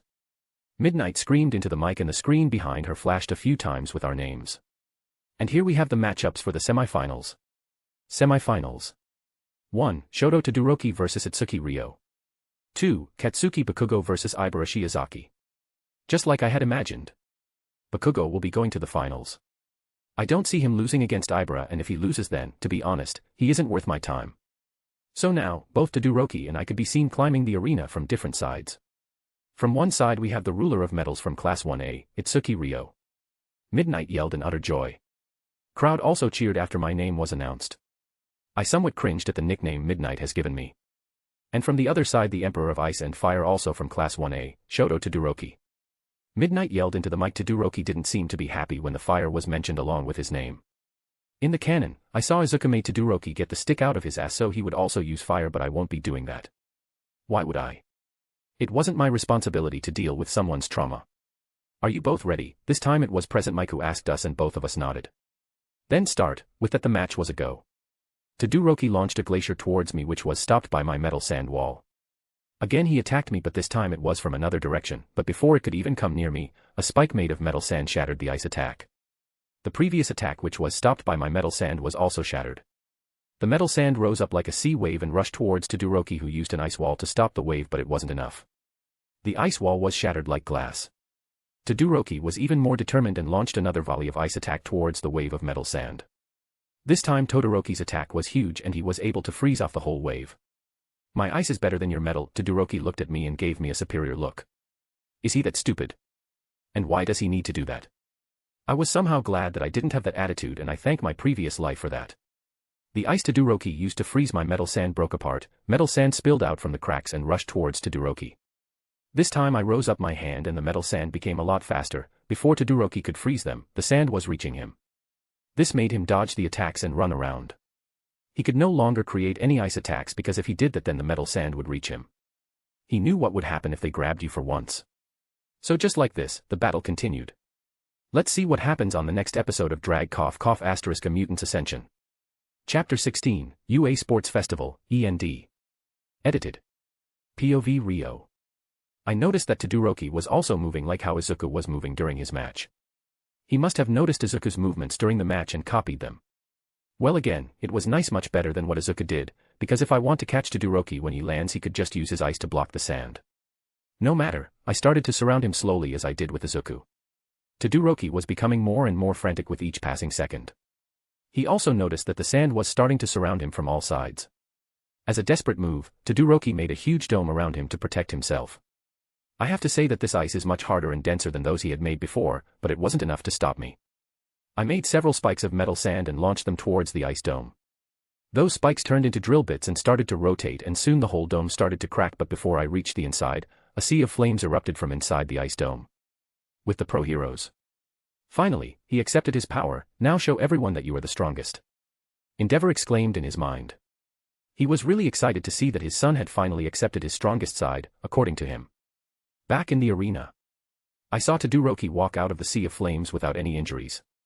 So you finally accepted your other side, good for you, I told him but Todoroki's face still remained indifferent.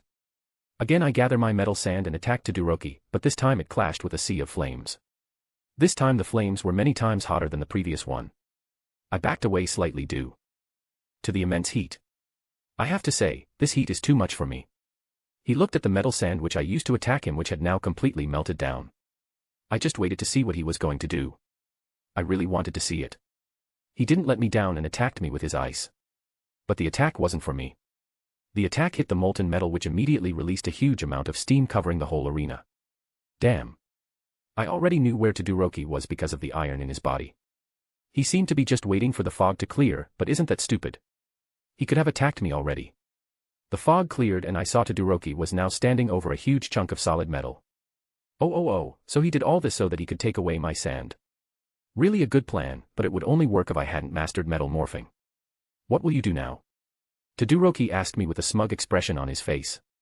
Just this time I raised both of my hands and Todoroki's feet were grabbed by metal sand which I got from the chunk of metal. Soon the whole chunk was reverted back to metal sand.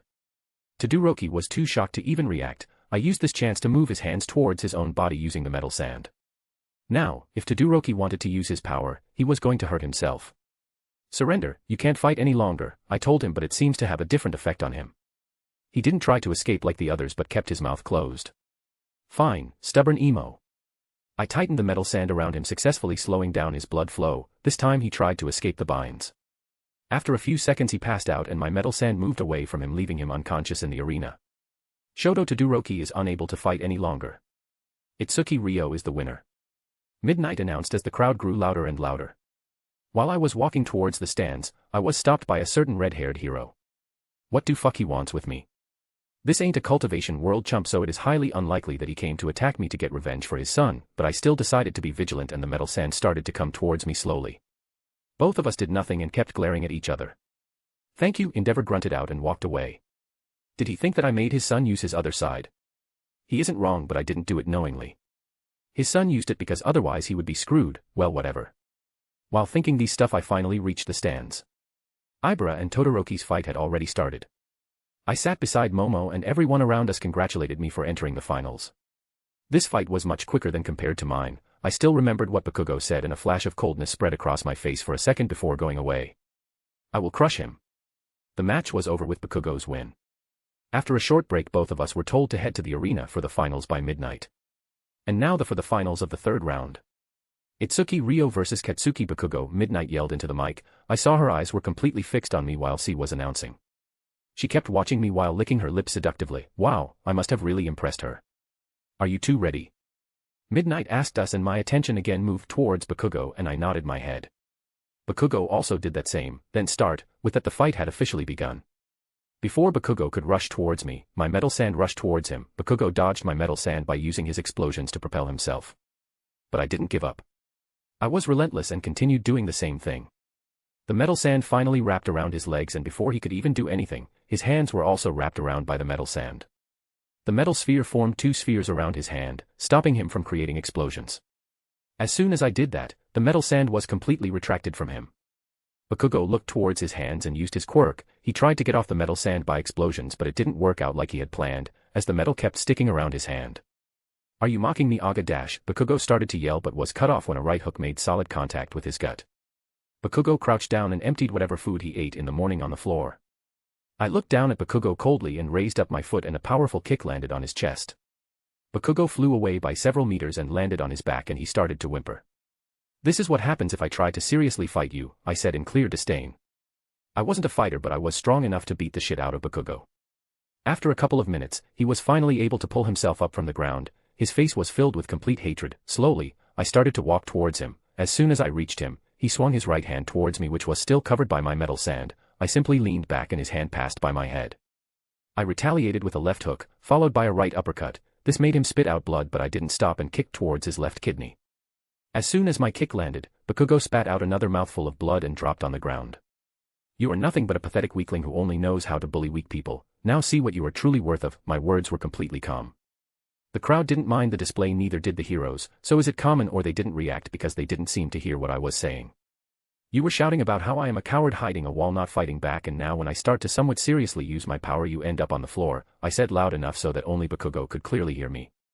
You are just a weakling. He tried to get up again but I slapped him down with my foot. Stop dreaming about being the strongest because you would never pass me, and that is a fact, weakling. The metal sand morphed into metal strips and I started to wrap them around his hands and feet. After I was done wrapping him, I finally dropped him outside the arena. I don't want to bully a weakling any longer. Kaketsuki Bakugo is out of the bounds. Itsuki Ryo is the winner. Midnight announced. I looked at her and her face was blooming with a huge smile and she was also clutching her thighs together. Looks like she is into both S&M. As soon as Midnight finished the announcement the crowd erupted in another cheer. The crowd kept getting louder and louder. As I kept walking I heard the thunderous crowd and their cheers, some of them were even shouting my name to praise me for winning the first place. I was back in my usual happy personality and waved towards the whole crowd. I was really happy that they appreciated my win. I was also happy that my parents would be proud of me. With Ryo's parents. Both AI and Shomiai were hugging each other while crying. They were really proud of their son. They knew how their son was and they knew that the other kid must have said or done something to make him act like that. So, they didn't mind that display that much. With UA staff. That was really brutal, a teacher spoke. Yes, but nothing new. Many students use and have used this stage to get rid of their grudges, another teacher spoke. He could have done much worse, Aizawa said. I have read about that Bakugo kid's personality, arranged some sessions for him, Nizu said before looking back again at Ryo. And what about Itsuki Ryo, another teacher asked. Not needed, he is usually easygoing and mild-mannered. Only other time he was brutal was when he fought in the USJ against the villains. Bakugo must have said or done something to him, Aizawa said. Yes, young Ryo only used defensive and binding methods to win throughout the tournament, All Might said when he suddenly popped out from somewhere. Chapter 17, Award Ceremony. Edited. A/N. I have also copied most of this chapter from another fanfic called In MHA with Madara's Power because I forgot about the award ceremony. And in that fanfic the author described it pretty well. POV Ryo. If I am being honest with myself, I was sad. I was happy, really happy because I won the tournament, made my parents proud but something is missing. I don't know what, it's like a part of me. The tournament kind of left an unsatisfied feeling within me. Maybe it was because the events at the festival were no challenge to me. The 1vs1 matches were also a huge disappointment. Although, it felt nice to go up against all these students who are in the same age group as me. Experiencing it firsthand was vastly different than watching it on a screen. Since I was born in this world, I wasn't able to actually fight against someone like I had done today. Even if the opponents were not on the level I wanted, it was still pretty amazing. It is really good that this school keeps arranging some kind of events here and there. There are always some kinds of fights or events. Maybe I should stay in this world for a few years even after I have offed all for one. Maybe graduate from UA High. This brought up another topic that I have been putting off. I still need to tell Momo about world travel and ask if she wants to come with me. A/N, the harem members will definitely go with him. But he wants to ask them if they want to go with him or not, but they will always agree. I was walking back to the stands when I heard someone announce my name. Looks like it is already time for the award ceremony. So, instead, I headed towards the stage for the awards. A few minutes later, all of the first-year events for this year's UA Sports Festival have been completed. So now, we will begin with the award ceremony. Midnight announced, with all students but 4 were standing there with cameras flashing behind them. In front of them, 3 students came out of the underground while standing on their platforms that showed their rankings. The 3rd place was taken by the emo half-half kid, Shoto Todoroki, who seemed to be in deep thoughts. 2nd place was being occupied by now a clean and patched-up Katsuki Bakugo. He had to be kept completely restrained, like in the canon. Finally, the 1st place was occupied by me. Cameras constantly flashed on all 3 of us. And to present the medals, the man himself, All Might. Midnight announced and a familiar laugh sounded out. Seeing the silhouette of the number 1 pro hero, everyone within the crowd began to cheer loudly, with most of the students joining in as well. I have brought the medals here. All Might shouted as he perfectly landed with no sort of difficulty whatsoever. Walking up to Shoto, who had his head down with a dejected look on his face, All Might put the bronze medal on his neck. Don't be so down, young Todoroki. I am sure that you have your reasons for not using your other side until you fought Ryo, right? All Might asked Todoroki. Even so, I still lost to him. It seems like I still have something else before I could fully embrace it. Todoroki raised his head to look into the eyes of the wanted to surpass. All Might laughed out loud and gave Todoroki a small hug while saying, "Then I hope you get your situation sorted out so we can see what you are fully made of, young Todoroki." Next, All Might walked up to Bakugo, but since Bakugo's mouth was restrained, he decided to keep his words to the point. I know you have a lot of pent-up rage inside of you, but I hope you don't act rashly for when we release you. You are a very strong young man with so much potential to become something more, so please don't ruin your chances. If you want to reach the top, then the first thing you are going to need to do is to fix the personality of yours and your mindset. Other than that, you did a very good job at this sports festival. All Might said as he gave the boy a small hug and put the silver medal around him. After giving the medal to Bakugo, he walked up to me. And finally, Itsuki Ryo, the winner of today's sports festival. I gotta say, you have the most versatile quirk I had ever seen. The only thing I have to say is to keep working hard because I am sure that you will be an amazing hero one day, All Might said while putting the gold medal around my neck and gave me a hug. After the hug, he patted my shoulder with a laugh. All Might spoke again, but this time only loud enough so that only I could hear him. You did good, young Ryo, and judging from the conversations I have heard from the heroes, I am sure you will get tons of nominations, so choose wisely to ensure your bright future. Yes, thank you, All Might, I said to him with a bright smile on my face. After that, walked away from me and went towards Midnight and took the mic from her. Well, these are your winners. But listen up, everyone, pay attention to what I have to say. Anyone could have ended up here and won the sports festival. Don't feel so down at your loss because here at UA, you will have time to grow and shape yourself to become splendid heroes.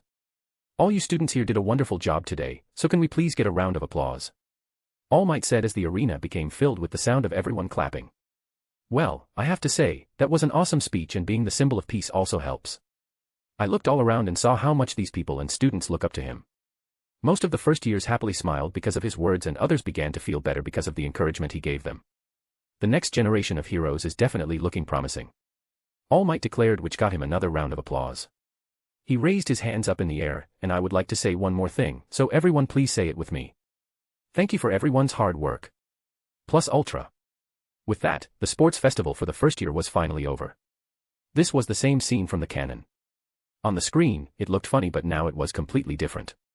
I finally met Momo and our friends. All of them happily congratulated me. Chatting happily, all of us left the stadium.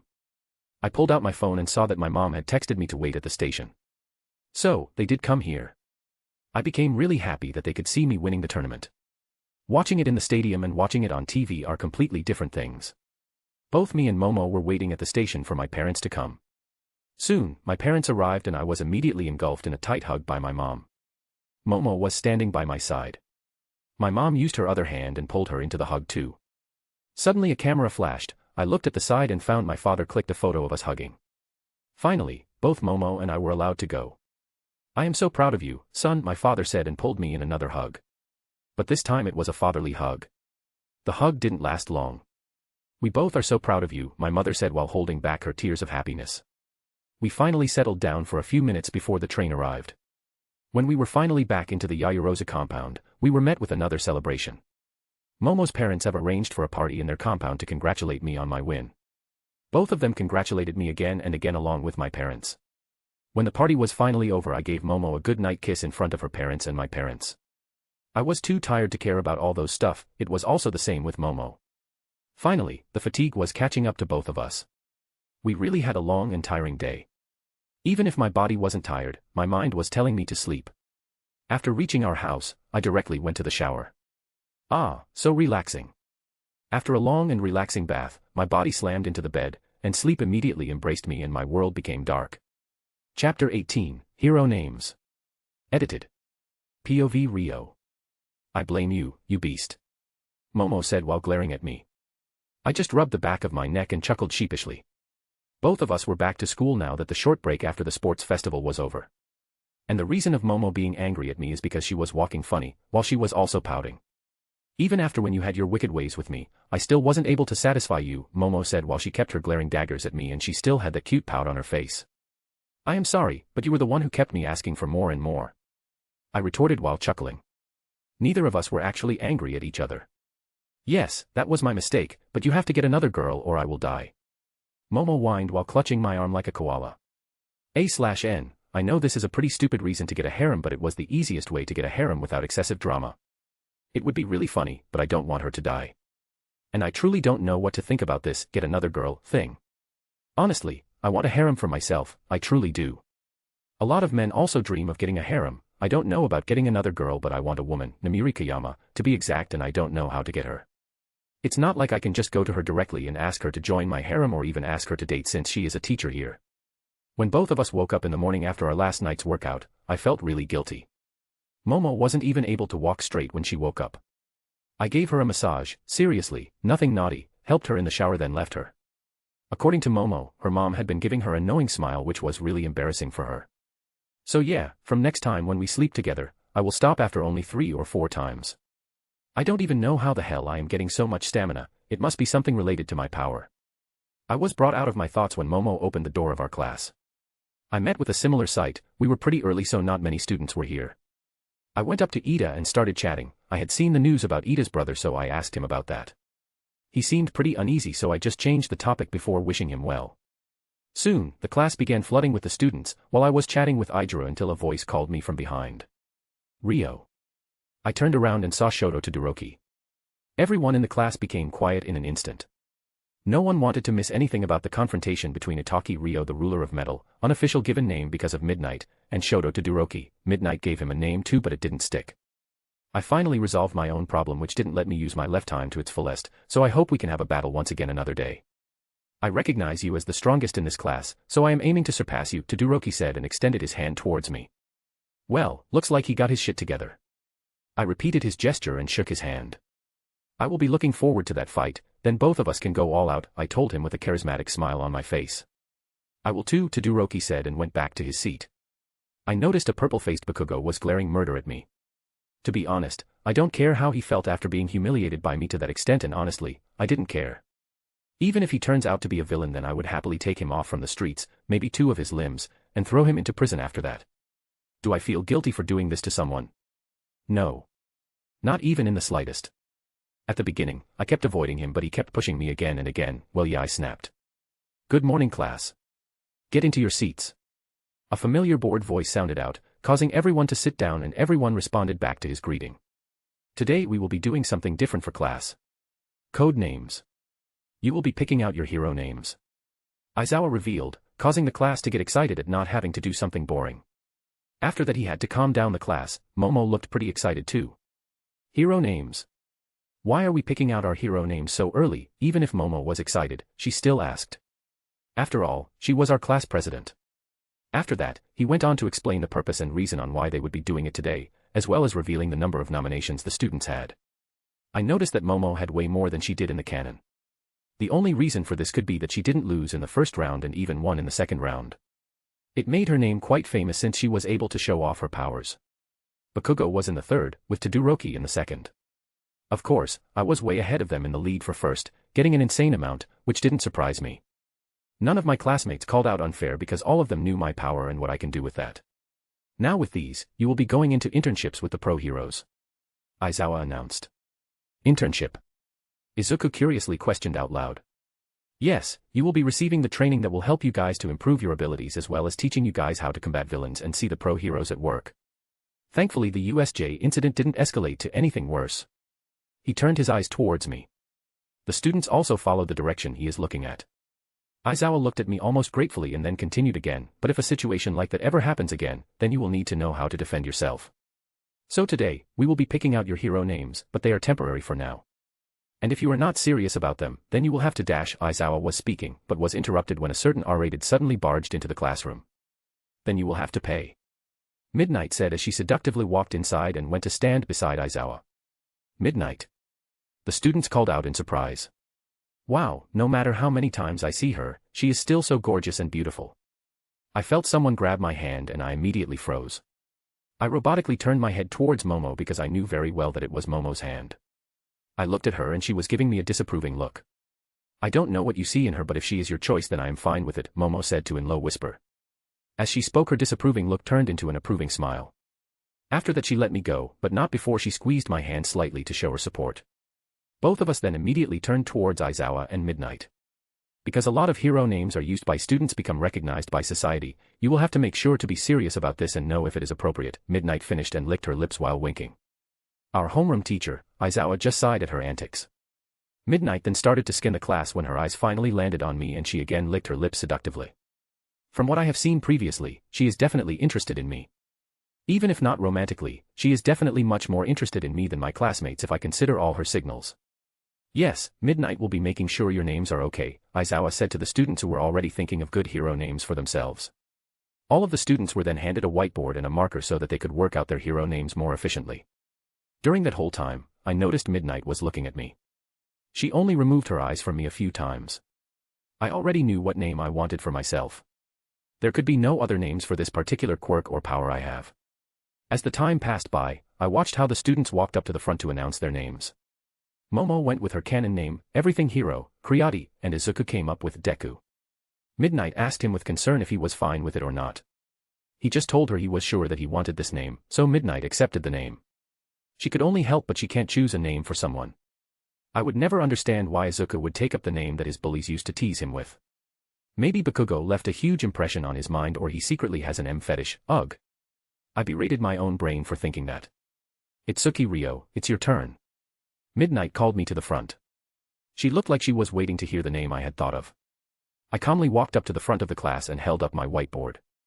The hero name I pick is Magneto, I announced to the whole class. After I announced my name, all the students immediately nodded their heads in understanding. I don't even want to know why they would do that. Midnight also looked very happy, she seemed to approve my hero name completely. Chapter 19, Internship begins. Edited. POV Rio.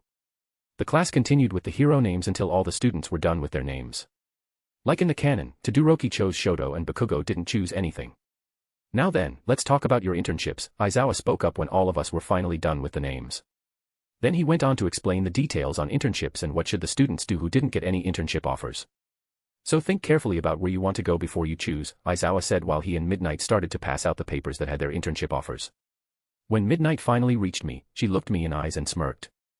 I didn't know that you would be this lucky, or it might have been because you won all the events on your own, Midnight said while handing me the paper and walked away to hand the papers to the rest of the students. I raised my eyebrows in confusion but didn't say anything. I scanned through the paper and my eyes stuck on a particular name. I have been looking forward to this, but I wasn't 100% sure that she would select me. Rumi Usagiyama, also known as the Rabbit Hero, Mirko. Then I dived into my thoughts, will it be alright to take an internship with her? I know that I wanted to get an internship with her before, but now that I got it I am thinking about the pros and cons. Fan-fucking-tastic. Okay, let's see. She is a melee fighter and to be honest, I could learn lots of stuff from her, but I also don't get to learn about my quirk. Wait, if I get an internship with someone who will help me with my quirk, then I had to tell the truth about my quirk. It's not like that I can't tell my next teacher, but I already know what my power could actually do, and currently, I am only lacking the raw power to use them. So, now I came to my actual weakness, which is my physical condition. If I get an internship with Mirko, then she would definitely make me work out, and that would improve my physical condition. Okay, it's decided I am taking an internship with her. So, Rio, who did you choose? The grin on your face is telling that you won some lottery or something, Momo asked me while leaned down beside me so that she could take a look at my list. I will tell on the way back home, but before that, I need to talk with Aizawa-sensei about my hero costume, I told Momo before getting up from my seat. During this 2 days break, I thought a lot about my hero costume and found that I needed to make some changes to it if I wanted to continue using it. So I went over to Aizawa and told him about the changes I wanted, and he said that those changes aren't that big and can be done in a short time. The rest of the day was pretty normal. Everything was pretty boring, if I have to say. Sigh, now there can't be a USJ incident every day or the UA Sports Festival. So, after school was over, we went straight to the station after we bid farewell to our friends. Exiting the train, we decided to visit the ice cream parlor. After getting our favorite flavors, we started to walk towards home hand in hand.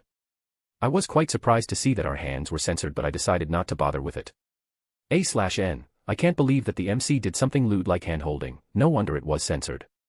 You didn't tell me who you chose for your internship, Momo said while licking her ice cream. Rumi Usagiyama, or known as Rabbit Hero, Mirko. Who did you choose? I told her casually. Momo, after hearing Mirko's name, she completely froze. Damn, I must have shocked her heavily. Damn, you are really lucky. If you get an internship with her, then you can work on your only weakness, Momo spoke up suddenly and jumped on me, giving me a tight hug. She must be really happy for me. The same thing I had thought, I told her, and she finally let me go. So I asked my question, again. I just hope that she didn't take Iwabami as she chose in canon. So who did you choose? I asked her. I am confused. I am confused between Iwabami and Ryuko. Since I had some time before I needed to decide, I thought that I should seriously think about this before I choose anyone, Momo told me, kind of thinking seriously. Well, she should choose Ryuko with her eyes closed. I am so glad that she didn't lose in first round and got the option to choose Ryuko, which didn't happen in the canon. I think you should choose Ryuko, she is a much better hero than Iwabami. I think you should learn from the better, I told Momo. Momo also nodded, and we finally reached the Yayarosa compound. I went to my house, greeted my mom, and then I went to train. Just like that, 2 days passed and Aizawa informed me that they finished the new modifications I wanted on my hero costume. So, one more day before I get to start my internship. I have already received Rumi Usagiyama's address, and I wasn't even slightly shocked when I found that it was in a forest. Momo had also accepted an internship with Dragon Hero Ryuko. After reaching home, she searched a lot on the internet and found that Iwabami was much busier with her celebrity image than her job as a hero. The next day, the first thing she did was sign up for an internship with Ryuko. So, now here I was sneaking into Momo's room. I don't know why she called, she just told me to come quickly. I peeked into her room and found it empty.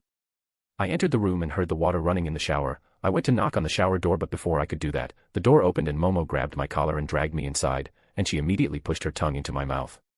After the intense kiss ended, I looked at her and she was completely naked like the day she was born. Then she started to grind her hips against my body.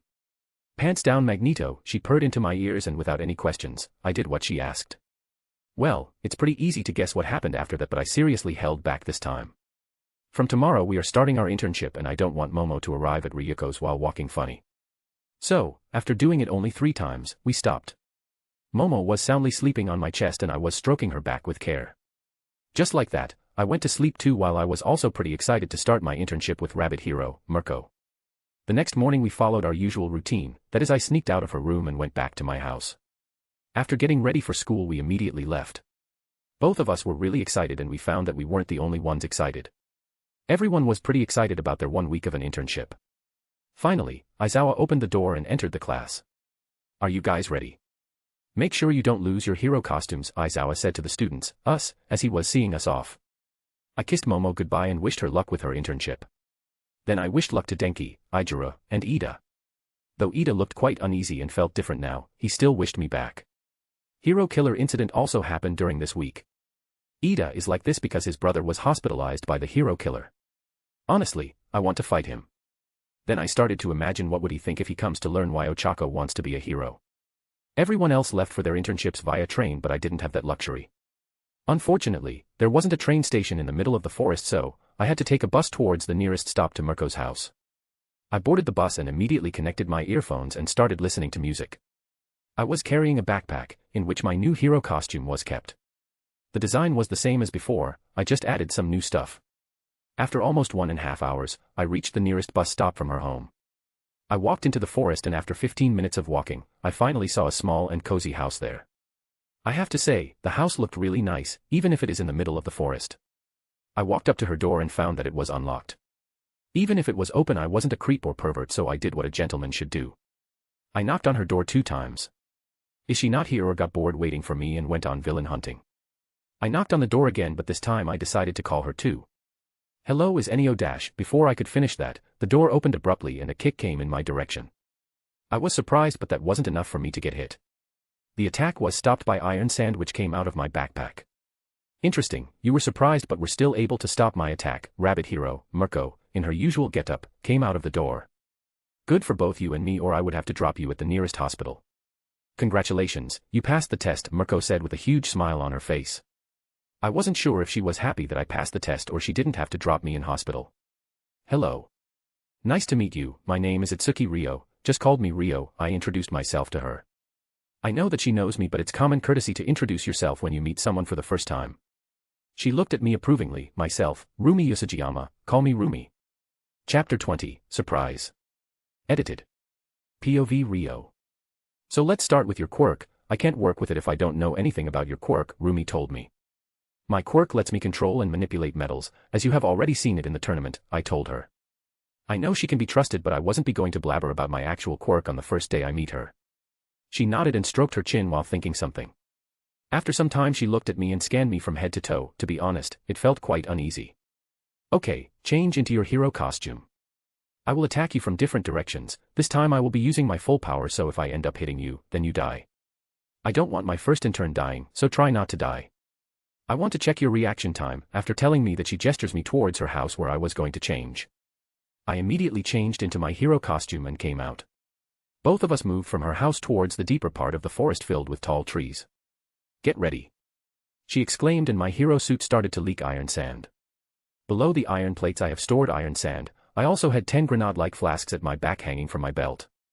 They also contained iron sand. This was the change I asked Aizawa to make in my hero costume. The quantity of iron sand wasn't that much, but it was more than enough to fight against a single enemy while still having my defensive wall around me. Rumi was about to attack me but stopped when she saw iron sand coming out of my hero costume. She smirked and nodded towards me approvingly and crouched on the ground like any wild animal would. She was ready to pounce on its prey. She did the same in the next moment. She pounced on me with a huge force which made the dust rise up from the place from where she launched herself. For her, I was prey and she attacked me like that. She kicked in my direction, which was stopped by my iron sand wall. She used the wall as a support and jumped away. I have to say, she got away from me much faster than Izuka did. I could catch her if I tried, but I have to try hard. She landed on a tree and used that as a support to launch herself at me once again. This time the attack was much faster than before, but I was still able to stop her. Even if she got faster, it didn't bother me in the slightest. She kept repeating the same thing, and each time, her attack kept getting faster and faster. I have to agree that now her speed is giving me problems. So I started to use one of my hands to manipulate the iron sand. The reaction speed of my sand became much faster, which Rumi noticed in an instant. She kept attacking me like that for a few more minutes before she finally stopped. Her final attack was the fastest I saw, but I could react to that easily when using my hand. I have seen enough. Your reaction time is more than decent. Now, I want to know what your physical capabilities are. I know for someone with a quirk like yours it is pretty useless, but if you neglect it then you could face problems if some villain could negate your quirk, Rumi told me, and I completely agree with her, even if that wasn't going to happen with me since no one could negate or steal my quirk, but I wasn't going to tell her that, so I just nodded my head. I am going to be honest with you. I can't teach you anything about your quirk, but I could make sure that your physical body wouldn't be the weak link anymore. You won't gain special strength like those with strength like people with quirks have, but you would definitely be able to defeat or surprise someone who would think you are physically weak, Rumi said to me with a serious look on her face. Now, she was in complete trainer and no-nonsense mode. I have to say this makes her look cute. From today, you will be joining me in my physical exercise routine for the time period of your internship with me, Rumi said and gestured me to follow her. Well, I will say that I am not disappointed. After all, I came to her because of this particular reason. You can keep those metal plates on your body for the increased weight, but I would appreciate it if you don't use them to help yourself. I wouldn't know if you use them, but it will definitely be your loss since you won't gain anything throughout the week, Rumi said while she took me to what looked like a running track. I won't be using them, or my coming here would be a complete waste. I knew that myself. Throughout the next 4 hours, I regretted thinking that.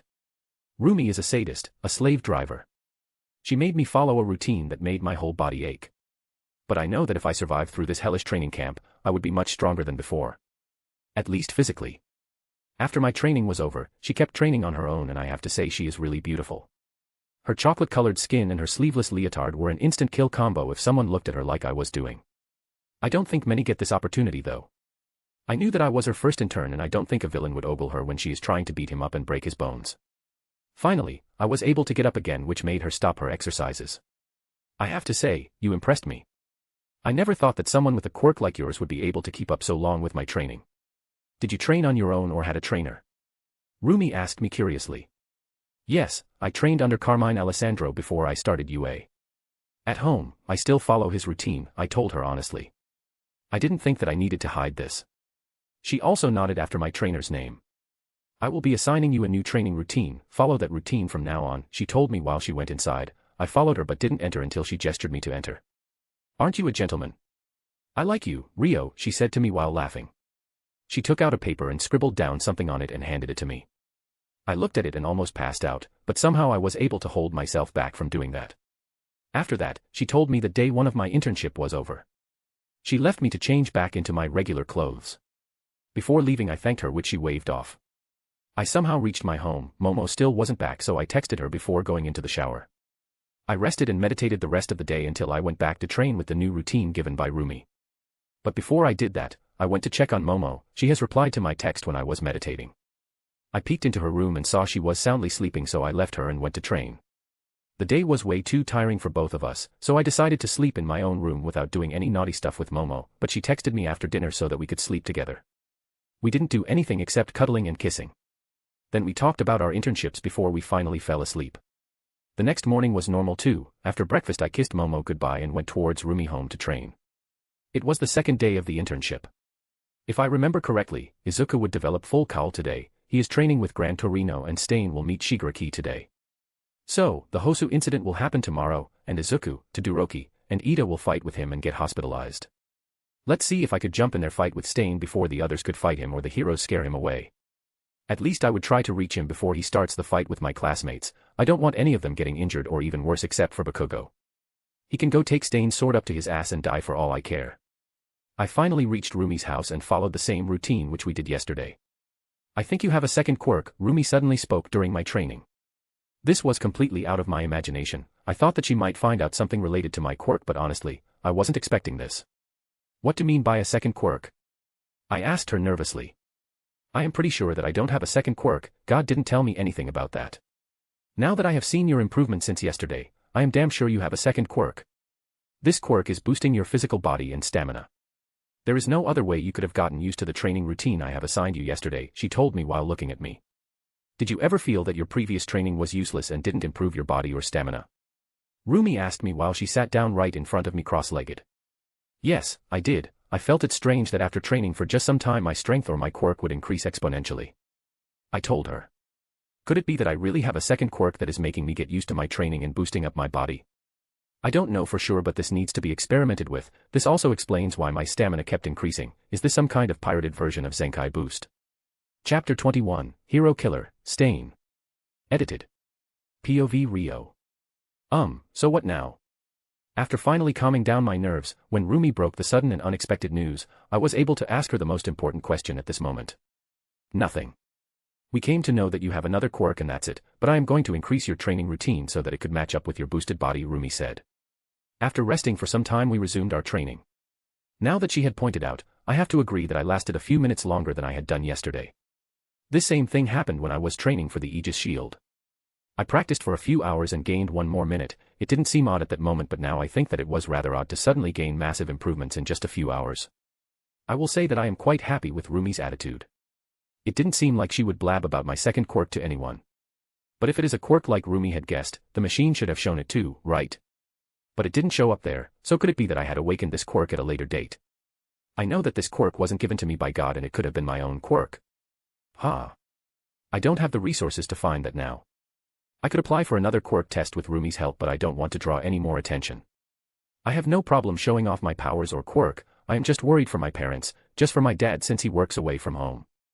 If villains could find out about the schedule of the most secure school in all Japan, then gathering a student's information won't be that hard for them. Finally, our training for today was over and Rumi allowed me to go back. But before I went off she stopped me. Tomorrow I will show you how to fight hand to hand and then take you to the city with me for the rounds. We might find some villain and I will be able to show you how pro heroes work, Rumi said to me. Okay, good night Rumi. Take care, I said while waving at her and walked away from her house. I was again dead tired today because Rumi ramped up my training routine. After returning home I followed the same routine as yesterday and after dinner, I went to cuddle with Momo. Again we talked about how we spend our day and I told her about my second quirk. So, Rumi thinks that you have another quirk? Momo asked me again for confirmation. Yes, she is quite sure that bodies of normal humans or humans with quirk like mine don't react like my body does, I told her. Well, it would certainly explain your regularly increasing stamina, she said and giggled. While speaking like this we went to sleep but the next day wasn't exactly like the previous day. I was woken up by a flash of light, I somehow opened my eyes and saw Momo's mom standing in front of the bed while holding her mobile. I froze and subconsciously started shaking Momo. Momo rubbed her eyes and looked at me. She gave me a kiss but that resulted in another flash. This seemed to bring Momo out of her sleepiness. She froze too when she saw her mom clicking pictures of us. Momo's face immediately turned bright red. What are you doing here, Mom? Momo screamed looking completely embarrassed. Boo. I was getting pictures for your photo album. Ah, my daughter grew up so fast, Momo's mom said like it was the most normal thing to do. While speaking she placed her hand on her cheek and started to dream about her small girl has grown up. Wow, rich people are truly odd. After that, she didn't even pay us any mind and walked out of the room still dreaming. Your mom must really love you. That is all I was able to say before Momo disappeared into the bathroom. For a moment I thought that she teleported. Well, after that I sneaked back into my house. Nothing like that happened in my house thankfully. After breakfast, both Momo and I were headed towards our own destination. After almost 2 hours I finally reached Rumi's house. Rumi, like she said yesterday, showed me some hand-to-hand moves which were generally used to surprise enemies who would think that I would be sitting duck without my quirk. She showed me a lot of moves, like any other good teacher or trainer. From what I remember from the manga, she should have been a battle maniac but it didn't seem to be like that. We practiced the moves for some time until Rumi's phone started to ring. She accepted the call, it was from the Hero Association and she was informed that there was an attack on Hosu and she was being called there. Come on, let's go there, maybe you could help or even learn some stuff, Rumi said. Whoa, so the Hosu incident was already happening. I immediately made a huge iron surfboard like I had made in the first event of the tournament. I extended my hand towards Rumi, who hesitantly took my hand and climbed on the board. Her feet were immediately strapped by iron. This will be much faster than any other means, I told her, to which she nodded. She pulled out her phone and marked Hosu on her map. Soon, the board rose up above the forest and with a sudden acceleration we flew towards Hosu. Rumi was standing behind me so the sudden acceleration made her grab my waist which I didn't mind in the slightest. I kept increasing the speed but it didn't bother Rumi anymore but she didn't remove her hand from my waist. Because of the helmet, I wasn't having any problem but Rumi was somewhat bothered, that is why I had to somewhat lower my speed. After just 16 minutes of flight at breakneck speed, we finally reached Hosu. Since we were in the air we were able to look around quickly. Like in the canon there were 3 Nomas, but I wasn't able to find Stain or that man-child. Take me to that monster, Rumi pointed towards a Nomo that heroes were trying to stop but they weren't strong enough. It wasn't the flying Nomo or the muscular Nomo. It was the middle one. She asked to drop on a building nearby which I did. I removed the iron straps from her feet and she landed on the roof. You wait here and watch for now, I know you could help me deal with that monster but if you do, then the police will try to charge you with illegal use of quirk, Rumi said and jumped off the roof towards the Nomo. She saw that I was about to protest but she stopped me. Damn, she is right. Police in this world are exactly the same as the people in the Ministry of Improper Use of Magic by Minors in Harry Potter world. Even if it was to stop villains they would just charge a case and be done with it. Then, how I am supposed to fight Stain? Well, I could just say he attacked me and I defended myself. Yeah, that would work and even other pro heroes would also support me. I looked towards Rumi who seemed to have the time of her day while fighting the Nomo. She was fighting it with a huge grin on her face. I fucking take it back, she is definitely a battle maniac. Then I closed my eyes and started to look for metal objects which resembled a sword. Only after a few seconds, I found the only sword in that area. The board immediately turned in that direction and flew towards it. I reached over a dark alley where I landed. You came to the wrong place at the wrong time, kid, a cold voice was heard from the alley. I know you, you are that metal kid. Now, run off to where you came from and bring some fake heroes with you if you want to be useful. The cold voice was again heard, but this time Stain walked out of the shadows while talking to me. I have to say, he has that scare factor. Even if he is not releasing his aura, I could clearly feel his bloodlust. My flasks immediately opened and started to leak iron sand. I am not someone who wastes his time speaking unnecessary things. This was only thing I said before the iron sand rushed in his direction, and some iron sand made a boundary around so that he can't get to me. The iron sand kept coming out of my body plates. Stain was fast, not fast like Rumi, but his instincts were like wild animals. Before even I launched an attack he would notice it. But that wasn't enough. He started to gain scratches and gashes on his body as I kept attacking. Due to my active role in attacking, he was unable to even launch an attack towards me. I saw that he tried to make some distance between us, but I collapsed the wall behind him, stopping his retreat. I raised my hand and the walls beside me cracked and I pulled out metal rods from them. I placed those rods above us so that I could stop him from jumping away. Stain was getting more and more frustrated. At this moment I was honestly playing with him. He had already started to release his bloodlust. Even if it was scary, it didn't bother me much. Stain knew that he couldn't win against me and decided to run away from me. He slashed his blade at the metal rod so he could make a gap and run away, but this gave me all the time I needed to land a hit. I sent another volley of iron sand at him and was finally able to catch both of his legs. I immediately closed my palm, crushing both of his legs. Stain let out a blood-curdling scream before dropping to the ground. "You are not a hero, not at all, you must be purged," he said while throwing knives at me. The knives stopped as soon as left his hand. "You are stupid to even think that metal would ever harm me." That was all I said before punching him with a fist of iron sand to knock him out. Now, I would have to dump him on the police and tell some half-truths. I thought while stroking my chin. Chapter 22, Hosu Incident and Aftermath. Edited. POV Rio. I removed the wall and the iron pillars I had used to block Stain's escape route. Now that I think of, Stain was only dangerous in the canon because of his bloodlust and his assassin-type techniques. I lifted up Stain's body and walked out of the dark alley. It was complete chaos outside the alley. I think I heard Izuku's scream coming from above. Nah. The creepy midget stalker can't fly. While thinking this, I looked up and found Izuku was being carried away by the Momo with wings. Damn. He didn't even fight Stain this time. How the fuck did he get caught? Even if I don't like that creepy stalker, I still don't want him to be killed or severely injured. I immediately used my powers and brought out the iron pillars I left back in the alley. I morphed one of the pillars into several iron threads and hanged Stain on an electric pole. Now he couldn't escape even if he gained consciousness. As soon as I finished binding Stain, I immediately took flight. This time I didn't wait to make a surfboard from iron sand. I couldn't afford to lose sight of Izuku. I took the remaining iron pillars with me. I could use them to bind the Momo until the police can take care of them. Izuku immediately noticed me flying towards him. When I got into a comfortable distance, I launched the iron pillars towards the Momo. The pillars impaled its body, the Momo screamed in pain, and due to that, it dropped Izuku.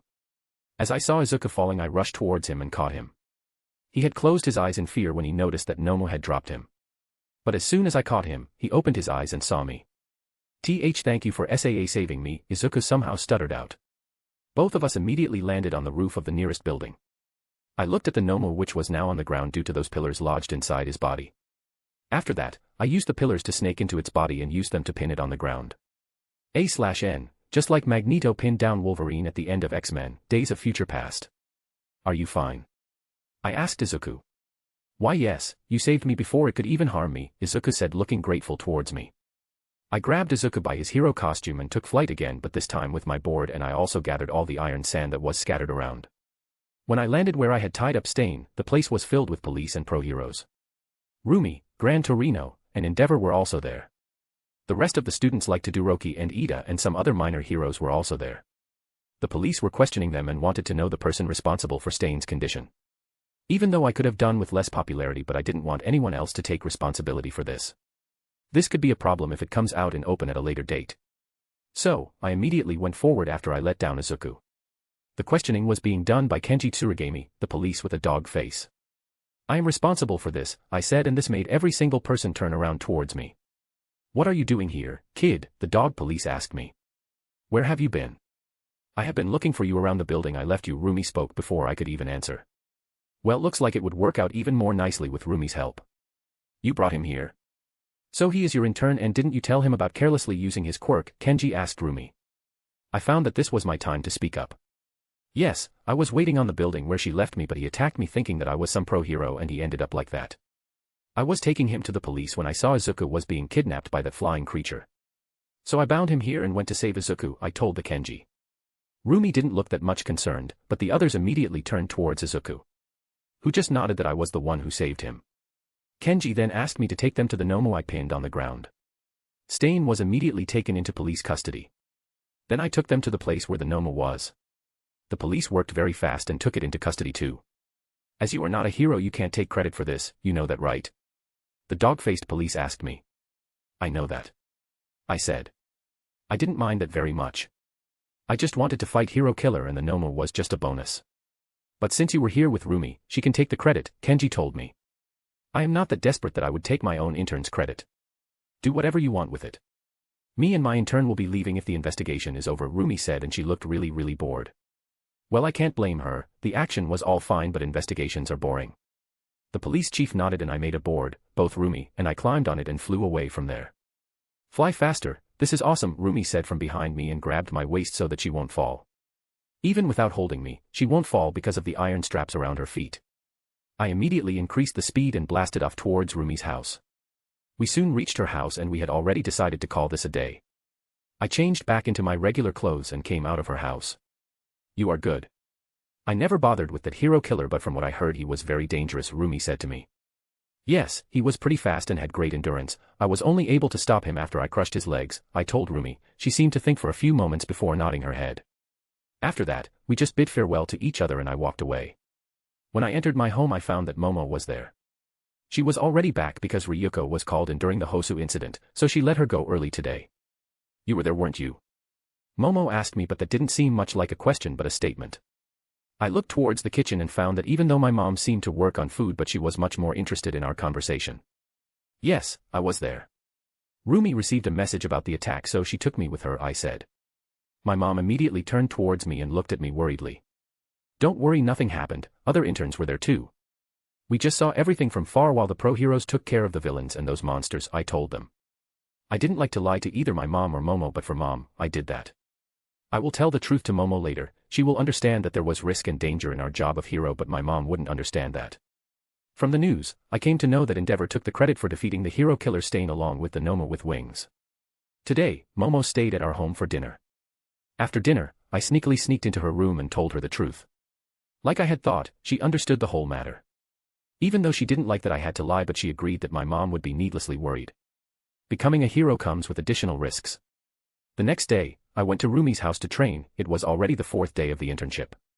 Honestly, I have started to enjoy training with Rumi in just 3 days. We spent our whole time learning more moves about hand-to-hand combat. We also worked out together, to say it was quite enjoyable. Just like that, 2 more days passed, learning about hand-to-hand combat from Rumi and doing the physical training with her. I improved a lot in just these 6 days. I was really going to miss spending time with her. She wasn't like anything I had imagined. Yes, she was a battle maniac, but she didn't show it until and unless it was in a fight. She was a training junkie too, and only because of her training, I was able to improve that much. I am really glad that I took an internship with her. So, I was finally on the way to Rumi's house for the final and last day of the internship. So, today the life story, origin, and ideologies of Stain would go viral and would inspire a new wave of villains to join the League of Villains. I didn't even care about them, for now, my aim was all for one, and if I decide to stay in this world for some time then overhaul too, yes, him. I don't have a mission about him, but he is pretty dangerous and insane. Well, I will think about him later when the time comes. I finally reached Rumi's house and found her sitting in front of her house on the ground cross-legged. After noticing my arrival, she opened her eyes and looked at me intensely. Something is different about her today. You are finally here, today we will do something different. Rumi spoke in a distant voice and rose up from the ground. Chapter 23, Payment. Edited. Happy New Year, guys. I just wanted to wish everyone. 2020 was complete shit, I just hope that 2021 would be better than that. Many of us had many grievances this year, but none of them matter now, a new year is beginning and we just have to hope that it would be better than this one. There won't be another chapter today, I have a small party today with my friends. In some countries, 2021 has already arrived, and in some hours other countries will also follow. So, once again, Happy New Year, guys. May this new year be better. Starstruck, partying face, partying face, partying face. POV Rio. You are finally here, today we will do something different. Rumi spoke in a distant voice and rose up from the ground. Today I will be getting my payment for training you. That didn't sound very nice, damn. That didn't sound nice at all. What the hell did she mean by payment? I know she isn't talking about money, because if she was interested in money then she could have lived in a better place with better accommodations. I trained you, now you owe me a fight. Without holding anything back, Rumi spoke, and her aura and pressure started to spike more and more. I could see the hunger for battle dancing in her eyes. Well, I should have expected this, she is a battle maniac, after all. Quickly, change into your hero costume, I will be waiting for you in our usual training spot. Rumi spoke and walked away. Honestly, I was pretty excited too. The last time when she used her powers to attack me was when she was checking my reaction time. Even though at that time neither of us were interested in fighting each other. I was slightly nervous, slightly scared, but my excitement was overwhelming my other emotions. Now, some people would say that fear makes a person weak or a coward. But I had found out that fear makes you stronger, fear would make you try harder, fear makes you exert more force than your body can, fear makes you run faster than you usually do. Fear drives us to improve, and without fear, we would start to stagnate. But we should never let fear drive us, we should use it to drive ourselves to make ourselves better. While thinking these boring but useful lessons, I was now dressed in my hero costume and I was heading towards our usual train spot. I walked up to the place and found Rumi was waiting for me in the middle of the field. Now get ready, Rio. Don't hesitate or you will be in a world of pain, and if you lose too soon then I would honestly regret training you. After all, I came to like and respect you, Rumi said while crouching on the ground as she had done on the first day. Don't worry, Rumi, I won't disappoint you, I said while my iron sand had started to move around me in an erratic manner. Usually, I use slashing or piercing shapes made up of iron sand to fight my enemies, but I didn't want to do that to Rumi. And if I held back then I would be definitely insulting her. So I was going to use blunt-shaped weapons to fight against Rumi. Don't hold back. Rumi exclaimed and jumped towards with full force. Today she was fast as the first day, but the force behind her kick was much greater. It didn't budge my wall, but it definitely made a small shockwave. Last time I didn't attack her, but this time it was different, so I attacked her with a blunt-shaped weapon made up of iron sand. She had already jumped away using the wall as a support, and she used her arm to redirect the blunt-shaped object. She landed on a nearby tree and used that to jump towards me once again, but this time her speed has slightly increased. This time I didn't give her a chance and used my hand gesture to throw another blunt-shaped object towards her. The object slammed on her stomach and made her crash against a tree before dropping on the ground. Yes. That is what I have been speaking about, she said while wiping away the blood from her mouth. Damn, is she a masochist too along with a battle maniac? That's a fucking dangerous combination. Now that the warm-up is over, let's start the real fight, she said and jumped towards another tree instead of jumping towards me. But this time her speed increased massively. I could no longer be callous about her speed even while I was using my hands. The increase in her speed was very drastic.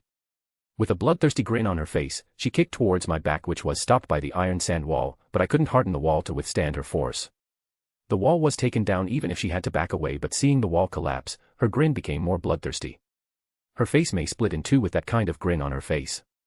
We continued to exchange interactions like this for a few moments before I started to slightly gain on her. It was true that none of us were able to hit anyone after I hit Rumi once before, but I could clearly see that now her aura was getting wilder and wilder. I couldn't let this continue or I won't know if I would have to deal with a wild humanoid rabbit. I gathered all the iron sand around me and I even started to pull out metals from the ground. With a sudden hand gesture, I sent a huge wave of iron and metal sand towards Rumi. She didn't look worried at all and even started to giggle like a little girl with a new toy. She kept dodging the waves and the blunt objects which I sent towards her using the trees of jump around. Suddenly she changed her approach and with a speed more than I could follow she appeared in front of me.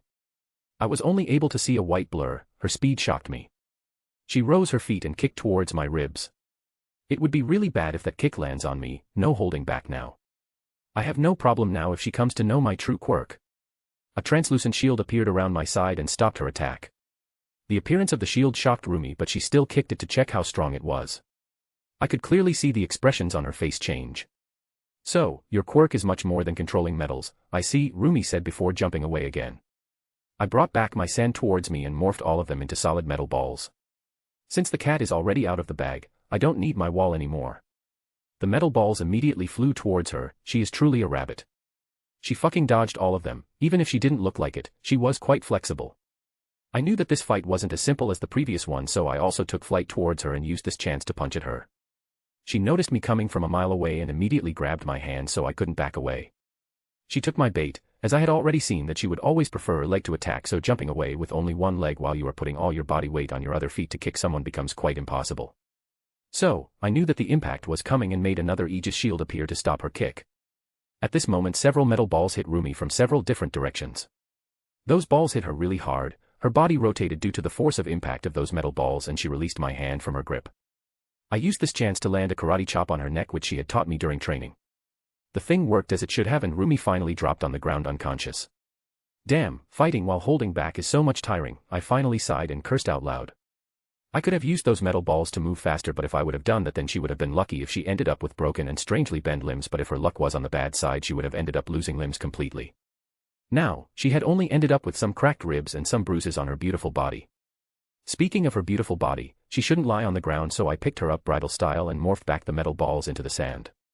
I immediately separated iron from the metal sand I pulled out from the ground. I flew towards Rumi's house and laid her on her bed and sat on a chair while looking outside.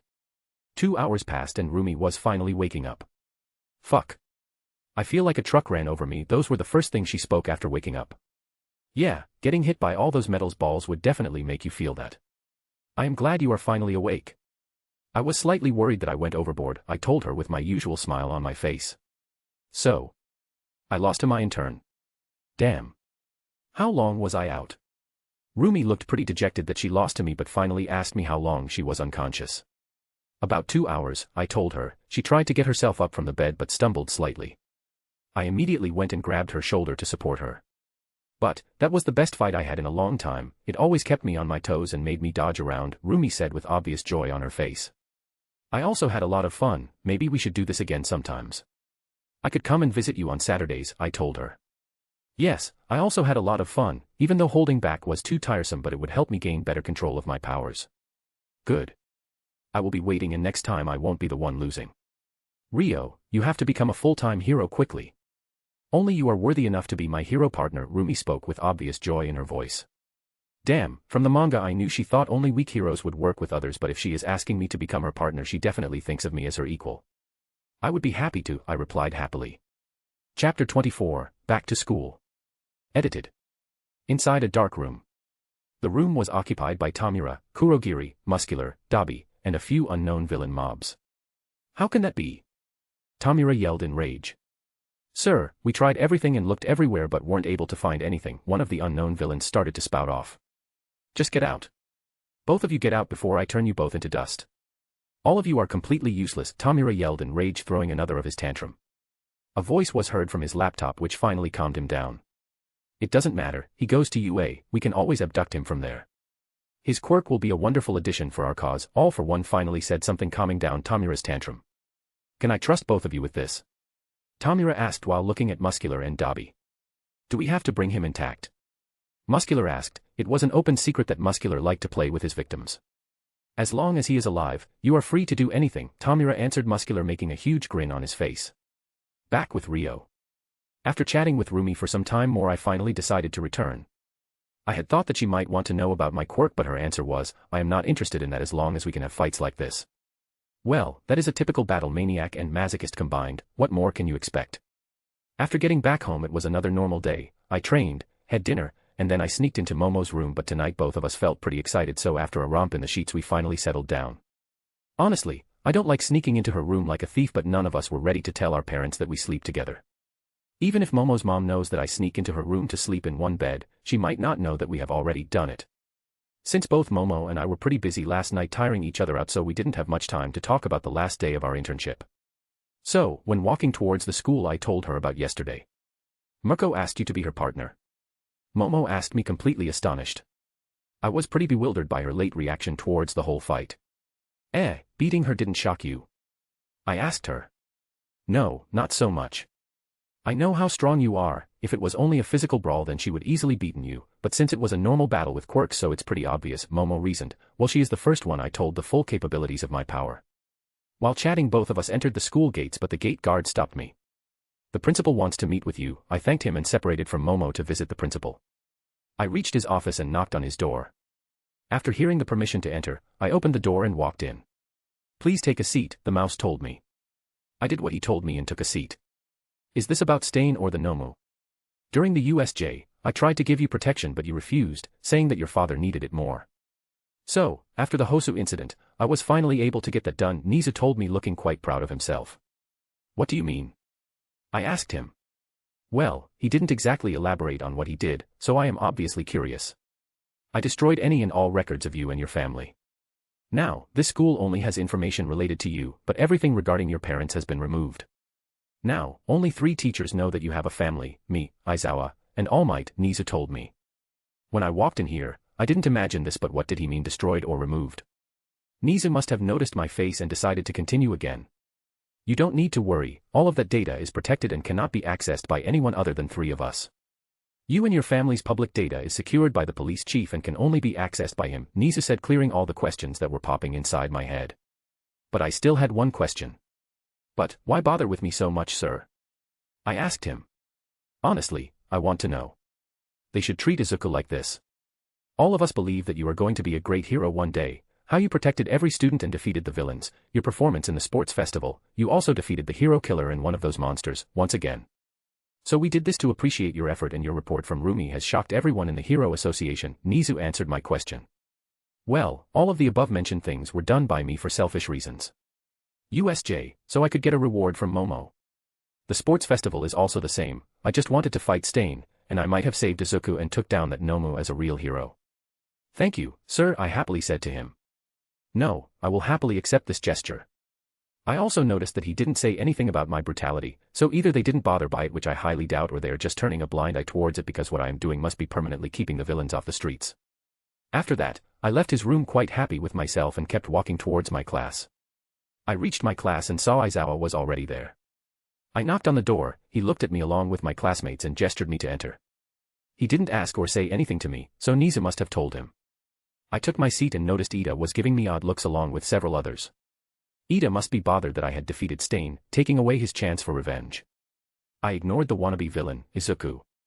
I don't know what he wants. Todoroki, he is also an odd kid. Before the class ended, Aizawa finally announced about the end-of-term exams. Fuck. I forgot about that. After Aizawa left the class, I immediately turned towards Momo and gave her my puppy dog eyes. You don't need to do that. I have already included you in my study plans, Momo said to me while giving me a reassuring smile. That relieves me so much. I relaxed in my chair, I simply can't bring myself to study those boring stuff, but when I work on something seriously then it is completely different. Damn. I blame my previous life. The classes after that continued, they were pretty boring. After lunch, we had a class with All Might. From what I remember today we will have rescue training race on ground Gamma. As soon as lunch started I was approached by Ida. Rio. I heard Ida calling me. This seems quite familiar, like what happened with Bakugo. I turned around to look at Ida, who seemed half grateful mixed with other emotions. Thank you for defeating Stain. I wanted to defeat him myself, but he attacked you thinking you are a pro hero. Ida started to speak like he was in a trance. I placed a hand on his shoulder which made him stop speaking. Ida, I heard what he did to your brother, I know that is why you wanted to defeat him yourself, right? I asked him and he nodded to that question. But now that Stain is finally off the street he won't be doing that to anyone else's brother. I think that piece of news would make your brother happier, I told him. That he was, after saying that Ida finally walked away. I don't know what would be the result of me telling him that, it sounded cool inside my head at that moment, so I told him. As soon as Ida walked away I was immediately approached by Izuku. Rio, I just wanted to thank you again for saving my life. As a hero, I shouldn't have let my guard down and I got caught easily because of it, he said while stuttering. I don't know what makes him so nervous, I don't think that I am someone scary. Don't worry about it, it was my duty as a hero, I told him with my usual smile. But before Izuku could leave I was ambushed by my 2 friends from left and right. Denki and Ijura snaked their arms around my neck which made me lower my head slightly. I was much taller than both of them. Dude. I heard you had an internship with Rabbit Hero Mirko, tell me, how was it? Denki asked me with a glint in his eyes. I can tell you that she made me work really hard, I told Denki. I obviously knew what he wanted to know but I decided to tease him. So how strong was she? This time it was Ijura. Izuku was still there, interested in the conversation. I don't mind him listening, he is truly a hero fanboy. She is strong, very strong, that was all I said. Enough about that, tell me, how did she look? Denki asked me, unable to hold himself back. She was really beautiful if you wanted to know, but don't flirt with her if you ever see her face to face if you want to keep your head on your shoulders, I told him. The whole line didn't seem to affect him like I had thought, only after hearing the first part he stopped listening to me and went to dreamland. We finally decided to walk to the cafeteria for lunch, and as soon as we left the class we heard someone make a comment about Momo's ass. I looked at the side and found the perverted purple midget. The three of us immediately froze and turned around to look down on him. The sudden appearance of the shadow over him scared the midget. Care to repeat that, midget? I said while cracking my knuckles. Chapter 25, Rescue Training Race and Chance Meeting. Edited. POV Rio. While we were returning back to the class, we heard that Minia Mineta was found in front of the infirmary with 2 black eyes and a lot of broken bones, nothing too harmful though. Just enough to teach him that he shouldn't perv on other people's girlfriends. Rumor was that he was caught peeking in women's locker room. Our faces remained completely indifferent. We took our seats after entering the class. As soon as the bell rang, All Might entered the class in his usual flashy manner and with the same grin over his face. Let's go. Change into your hero costumes and meet me on ground gamma. All Might said and walked out of the class. After getting changed into our hero costumes, all of us gathered at ground gamma. Several of us started to guess what was going to do today, but all of them stopped when All Might arrived. Today we will be having a rescue training race. All Might declared in his usual manner. Ida raised up his hand. Yes, young Ida. All Might asked. Isn't USJ designed for these kinds of exercises, so why we are doing it here? Ilda asked. Good question. USJ is designed to train students in different scenarios, but for what we are going to do today, this training ground is more suitable, All Might said and started to explain about the exercise. It was going to be a race for the fastest response. All Might will be right in the middle of the ground and the students will start in groups from different sides of the training area. The first person to reach All Might will be the winner of this exercise. We were doing this exercise to see who would react the fastest to reach for rescue after the distress signal is received. All Might then asked Bakugo to keep the destruction on ground gamma to the minimum. Some of us snickered at that, which made him turn his purple rage-filled face towards us so that he could glare at us. We professionally ignored him. I will see how long he can go on before snapping. If he does that, once again I will show him how useless he is actually. So, All Might announced the first group. The first group was made up of Izuku Midoriya, Tenya Ida, Masahiro Ojiro, Mina Ishido, and Hanta Siro. I exactly don't remember if this was the same team as in the canon. I don't remember clearly because this wasn't an important event. The second group was made up by Denki, me, Momo, Toru, and Ochako. I stopped paying any attention to All Might after that and started to check the ground gamma. The building wasn't that tall, so if I took flight then there was nothing stopping me. After the groups were divided, Team 1 got ready for the race, but as soon as they left the rest started making bets. I stood at the side and let others have their fun. After they were done I went there and placed a bet on myself during the race of our group. Everyone called me shameless, but who cares, extra cash is always welcome. While All Might went towards the center of the ground gamma from where he will send the distress signal. We, the students, moved towards the viewing area while Team 1 went to the starting point that had been assigned to each of the members of their group. After they reached their designated points we heard All Might's voice through the speakers telling them to get into their positions. All Might yelled start. All 5 of them rushed towards All Might's position immediately. Izuku was a surprise for everyone except me. I knew that he had mastered full cowl and he would use it here, so it wasn't surprising for me. But in the end, he pushed himself too far and ended up injuring himself. Hanta Siro won the race and Izuku came eventually last because of this injury. The irony, at the beginning he was in lead but he finished the last. After their race was over our group was called and we immediately went to our designated places. We heard All Might's voice telling us to get into our positions. Start. All Might yelled in the mic and the race started. I started to think about what should I do but finally decided not to use my board. My family was protected now, so I don't need to hide everything any longer and I will start to slowly reveal my powers. I didn't fly at my full speed but it was like I was enjoying the view while flying towards All Might's location. As I had thought, I won the race. Ochako could have posed a nice challenge if she wasn't affected by nausea. I returned to the viewing room and started to collect my bet. Even if they still called me shameless, but they still handed me the money. How did you fly? Unable to hold herself back, Mina asked me. I exactly don't know how it works, but during my internship, I found if I concentrate hard I can fly. That's it. Everyone's attention was brought in the room by Mina's question and they started to hear attentively. My answer wasn't what they expected. Momo covered her mouth and giggled slightly. She obviously knew that I knew exactly how it works. After that, the other groups were called one by one for their races. After the races were done, All Might called it a day and all of us went to the lockers room to change back in our uniforms. With Momo. Wow, you are now able to create objects much faster. Jiro said to Momo because of her performance during the race. After all, she came second. Well, yes. Ryuko made me create objects one after one. During the last 2 days, she made me make 2 objects at once, though it didn't turn out too well. It is a work in progress, Momo told the others. Hey, Momo, can you help me with the exams? Mina asked Momo nervously while slightly fidgeting. Yeah, sure. All of you are welcome to visit me. I had already planned to help Rio with his studies, Momo spoke in her usual bouncy attitude. The whole class knew that Momo was the best student academically in their class. So when will you keep the study sessions? Jiro asked. At evenings, seeing Jiro, Mina, and Toru nod their heads, she continued. I can start as soon as you guys want, Momo finished. As soon as possible, please, Mina's voice was very desperate. Then how about from tomorrow? I will text you guys my address, or you guys could come with me directly to my home after school, Momo said, really excited. She never had any friends, so she never brought anyone to her home.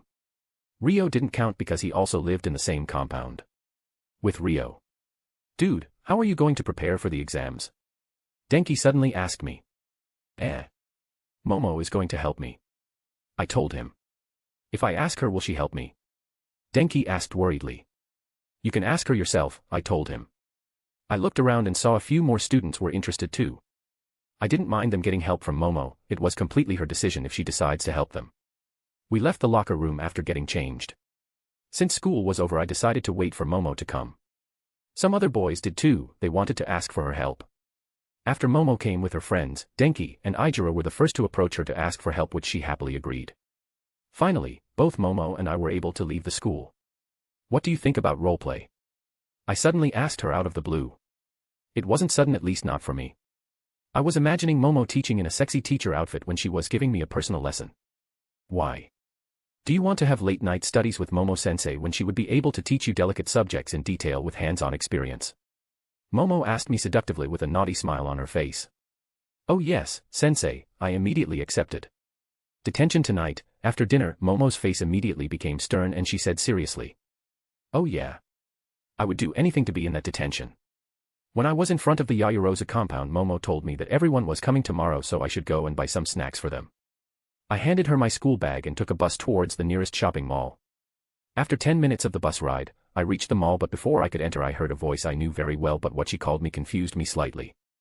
Hello handsome, I turned around and saw the one and only, R-rated pro hero Midnight, or Namiri Kayama, in civilian clothes carrying a handbag with her. Midnight, I said. Well, she was still beautiful even if she was wearing civilian clothes. Mature women have a different kind of appeal. Pish, for you handsome. I am Namiri. At least outside of school, Namiri said while licking her lips and eyeing me with her lust-filled eyes. Well, her eyes are always like that, especially when she looks at me. Wow, talk about shameless, pervert, flirt, but I like it. If it isn't the new heartthrob and winner of the sports festival, Itsuki Rio. Care to accompany this lady on her shopping quest? Namiri spoke, extending her elbow towards me. Should I do it? Oh hell, after all, Momo gave me permission to chase her. I tangled my arm with hers and entered the mall. So what brings you here, Namiri? I finally decided to ask her. I was about to say Midnight again but stopped myself, which made a sly smile appear on her face. Well, a hero needs to do shopping too, Namiri spoke with a flirty smile on her face. Yeah, it was a pretty stupid question. By the way, what do you meant by heartthrob? I asked her. Oh please. I am sure you realize just how handsome you are.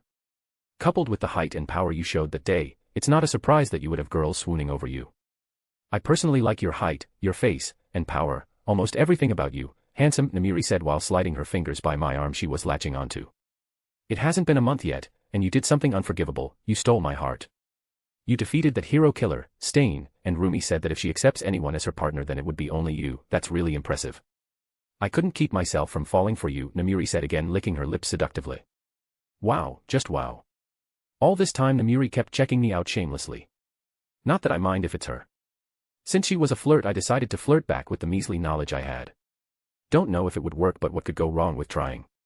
But I am only interested in someone if that person isn't interested in just my looks and power, I spoke with the usual smile on my face. Hearing this seemed to make her more excited. Oh, so why don't we get to know each other, handsome? I was tempted to put you to sleep and have all of you for myself, Namiri said while dragging me towards a couple's cafe. We went and sat at a table in the corner so we could continue our chat. So why didn't you? I asked her, slightly curious. Boo. I didn't want to steal you from that Yayarosa girl, after all she is still a novice, Namiri said while licking her ice cream suggestively. Damn, she is good. I mean really good. But you are wrong if you think that I would ever leave Momo, I said while taking a scoop out of my ice cream bowl. Because she doesn't mind sharing. I spoke slowly and looked towards Namiri, who was stunned for a moment. Before the lecherous grin again appeared on her face. Naughty, naughty. I take it back. She isn't a novice. Honestly, I don't mind sharing too, but the thing or person I would be sharing needs to be worthwhile. Namiri spoke again while giving me a wink. And just between us, just thinking about the forbidden love between a teacher and a student turns me on, Namiri said while licking her ice cream. Damn, this is my lucky day, or it is simply a dream. Chapter 26, Preparation for Exams. Edited. POV Rio. Shortly after that, our impromptu date was over. We exchanged our contacts and went our own ways. To be honest, I didn't completely like Namiri's personality, but I still want to go on a date with her so I could know her. Going on a few dates won't hurt anyone, at least I don't think so. If she isn't someone loyal, then at least, I would come to know about her true personality. So after getting all the snacks Momo asked me to buy, I finally returned to the Yayarosa compound. I dumped all the snacks in their kitchen before heading towards our house. I entered the house and saw Mom and Dad were getting ready to leave. Where are you going? I asked curiously. I have never seen them dressed so nicely except for some nice and important functions. Your father is invited to a marriage reception, so it will be only you for tonight, my mom said in her normal voice. I immediately got excited that I might be able to get Momo here. Ooh, have a nice time both of you, I said with a happy and cheering voice. That seemed to tick my mom off for some reason. Her face immediately became serious. Now that we are leaving, you don't need to sneak out of our house to visit Momo at night, my mom said while placing her hand on her cheek. She knew. How the hell did she know? How did you know? I squeaked out. The way Momo was walking right after the sports festival told me a lot, my mom said with a stern face. Damn. I guess my luck ran out right after I got a date with Namiri. I looked over to Dad, who was looking in the other direction. I followed his sights and he was checking the flower vase. Damn. He is skillfully ignoring the conversation. I guess not saying anything is the best I could do now. Mom didn't bother me anymore and became cheerful the next instant and left the house, pulling Dad along with her. After they finally left, I heaved a sigh. Damn. Moms are pretty dangerous. At least she wasn't angry, it was just awkward. Let's forget all this stuff and I should go and train for today. So what should I do today? Oh yes, I know. After taking a quick shower, I went to the training area and started to try generating electricity. Momo had already explained to me how to do it right after the sports festival, but I didn't have time since the internship started. After 45 minutes of trial and error, I was finally able to make some decent-sized lightning bolts to dance around my fingers. I had seen Denki use it like this, so I have followed his example. The electricity didn't harm me as I had thought previously. But my lightning was definitely different from Denki's, not just the color, but my lightning seemed to be more erratic. I need more practice before reaching any conclusions. It could be due to many reasons for the erraticness of my lightning. Denki played with his quirk since he was 4 and I just for 45 minutes. Obviously, my control would be wacky. My lightning color is also blue, unlike the yellow of Denki's. First I need to control my lightning if I want to use my lightning. After practicing for 2 more hours, the quantity of my lightning increased, but they kept becoming wilder and wilder. I finally decided that this was enough for today when I remembered about my detention with Momo-sensei. After a perverse giggle and skipped back to my house. I checked the places where Mom would leave food for me, usually the fridge or table, but finding nothing I didn't bother anymore and took out instant ramen from the cupboard. Ah. I have to say that ramen is happiness, damn. I am becoming like the knucklehead shinobi. My dinner was quite short because Momo sent me a pic of herself dressed like a teacher. I ate the ramen so fast that some would say that I inhaled them. Like other days, I sneaked into her room and saw her standing over the bed with a stern and serious face. I gulped hard when she slightly leaned. This made her shirt to stretch, putting a lot of pressure on the buttons on her chest. I gulped once again. Well, it was an awesome night for us. Our first night together was inexperienced, but it was still the best and always remained the best. Tonight just came after that. After being done with our nightly activities, we finally went to sleep. The next day, on the way to school, I told Momo about my improvements in lightning, and she also agreed that first I should work on the control before I tried to increase the output of the lightning. After that I told her about my meeting with Namiri. I kept my eyes on her face to see how she reacted, but surprisingly she didn't seem to mind.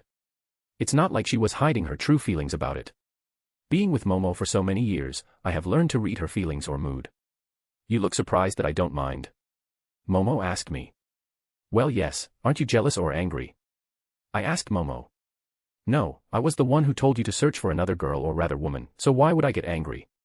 But be careful, she could be plotting something from what you told me, Momo said. Honestly, I had also thought that after our impromptu date was done. If she was planning to seduce me, then it won't work. If she plans to kidnap me, then she can kidnap me. Only for this kind of reason, I have hidden about my powers. But I don't think that she would try to kidnap me. The school was pretty boring as we didn't have any special classes today related to hero training. The school was finally over and several of us were gathered outside the gates. I looked at the group and saw Toru, Mina, Jiro, Denki, Ijiro, Hanta, and Mashireo. Well, Momo-sensei had to work hard it seems. While joking and laughing we finally reached in front of the Yaoyorozu compound. Guys, this is my home, Momo said and turned around to see the whole group had frozen stiff while their jaws were on the floor. Hey, Rio, what's up with them? They look pretty shocked, Momo asked me. She was completely clueless. I tagged this as rich people's stuff and decided to store it away. Finally, it seemed that they were coming out of their shocked states. Damn. Life is so unfair. Denki screamed and plopped on the ground while crying anime style. Momo, are you sure it's okay for us to come? Mina asked somewhat nervous. Ooh, it's completely fine. Let's go. Momo grabbed her hand and dragged her to the gates. The rest also nervously followed her. Momo was very excited because this was the first time she brought friends to her home. She led us through the halls, all of the group except me and Momo were completely gobsmacked. We finally arrived at a huge room which had a huge table with a lot of chairs. What is this room? Jiro asked.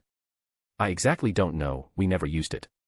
I got it cleaned yesterday for our use, Momo said it like it was the most normal thing in the whole world. This shocked the guests again but Momo didn't seem to notice.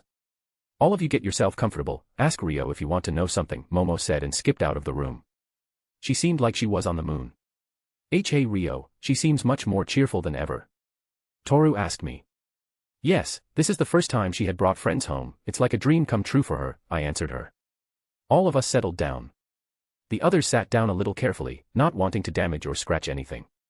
I chuckled slightly seeing them. Dude, weren't you her friend? So she didn't bring you here when you were small? Ijiro asked me. I live here so I don't count according to her, I answered. This again seemed to shock the group. The girls started to blush after hearing me. By girls I meant Jiro and Mina. Toru is a girl too but her face is kind of invisible so she doesn't count. I looked at the guys, they also seemed to flush slightly, while Denki looked proud. Ooh, now I got it, they are thinking that we live together. Oh no. We don't live together. My house is also in the Yaoyorozu compound. My mom works in their kitchen so they have given us a flat in their compound, I told them. That seemed to get rid of their misunderstanding but it seemed that they wanted to ask more questions about that. Before they could ask, Momo entered the room followed by some maids. All of them brought trays filled with snacks. After putting the trays down the maids left the room. Again I looked around the room and everyone seemed to be frozen again with their jaws on their floor. After that, we didn't have any more interruptions and Momo started to help us with our studies. We had a nice time while studying together. When it was finally dark outside, they decided to leave and come back tomorrow. Dude, see you tomorrow, Denki said and did a fist bump with me. Same dude, Ijiro also did the same kind of fist bump with me before walking away with Denki. Chapter 27, Namiri Kayama, I. Edited.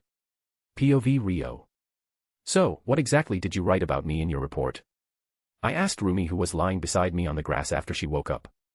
It was Saturday and I was at Rumi's house. Like we had decided before, I came here, had another fight with Rumi and she ended up unconscious. It still bothered her that she lost to me but it was a kind of rivalry so it was fine. It was boring and useless so I wrote the most important thing, I want you as my partner. Ugh. I feel awful, Rumi said while rubbing her side. Damn, that one line was much more valued than any other reports she could have written about me. Suddenly my phone started to ring, I pulled out my phone and saw it was Namiri. Ah, immediately some mixed feeling popped into my mind. I already had a date with her, I had fun on the date if I have to say but she was so perverted that even Jiraiya would kneel in front of her and beg her to be his teacher. After going on a single date with Namiri I am sure that if Jiraiya was super pervert then Namiri would be ultra pervert.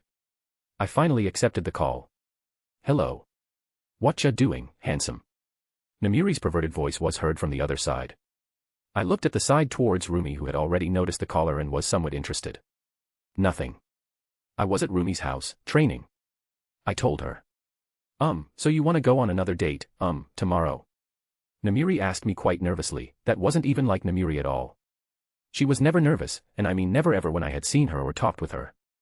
This piqued my interest, I really wanted to what is making her so nervous. Yeah, sure. I would love to, I told her.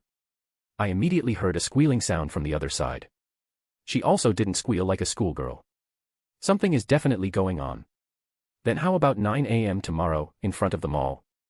I asked her ignoring her squeals of happiness because Rumi was looking at me with piercing eyes. Don't worry, handsome, I will be there. After saying that, Namiri cut the call. I placed my phone in my pocket and looked at Rumi, who was still looking at me with critical eyes. So, what did that perverted woman want from you? Rumi asked me. She wants to go on a date with me, I told Rumi. Rumi was taken aback slightly. Didn't you have a girlfriend? Yeah, Momo. So are you cheating on her? Rumi asked me with a stern face. No, Momo knows that I have been talking with Namiri. Momo doesn't mind sharing, I answered Rumi. Rumi didn't know what to say to that, so she just kept quiet. After a few minutes, I got up and helped Rumi to get up. I changed back to my normal clothes and bid farewell to Rumi, which she happily returned. While returning home, I started to think about Namiri and my first date. Well, it started pretty normally like any other date, but soon it turned into something else due to Namiri's perverted comments. Some people heard her and looked at her oddly, which didn't even bother her in the slightest. It was really awkward for me, but it was quite fun spending time with her. When the date ended, Namiri looked pretty sad, and I could clearly say that it wasn't acting or anything. She genuinely felt sad that our date came to an end. I didn't particularly bother about that at that time. She seemed pretty open and liberal, so I didn't know what made her so sad.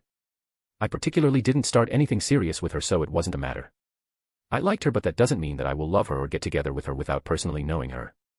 That is the reason I accepted the second date with her. Even if we don't end up in a relationship, it's pretty fun to spend time with her.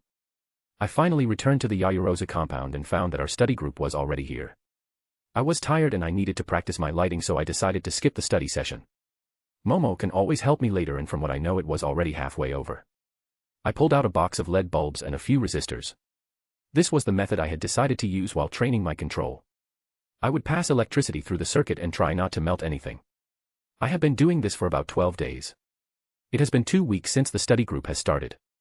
It meant I had another 2 weeks before finals started. My control and power over lightning have increased massively. I have a second quirk, and that is confirmed now. I had previously thought that I have been subconsciously using my lightning to manipulate my body's bioelectricity to boost my physical body. But now that I am learning to manipulate lightning, I could clearly say that my body's bioelectricity was as normal as it could be. I was working on 2 moves. The first one was pretty usual but OP stuff, your usual run-of-the-mill railgun. I don't know if I could do it, but I don't want to practice it here in the Yayarosa compound. And another one was Rupture. It was named Rupture after seeing the effects. It wasn't a nice thing to try on any living being. It was a kind of similar attack that was used by Narbral Gamma to destroy the skeletal dragon, but its range was short. It usually vaporized the target. I tried it today near Rumi's home and vaporized 2 trees. This was a villain-reserved attack when others were not looking. It would be a good attack if I kill someone. I would no longer need to search for places to hide the bodies, hee hee hee.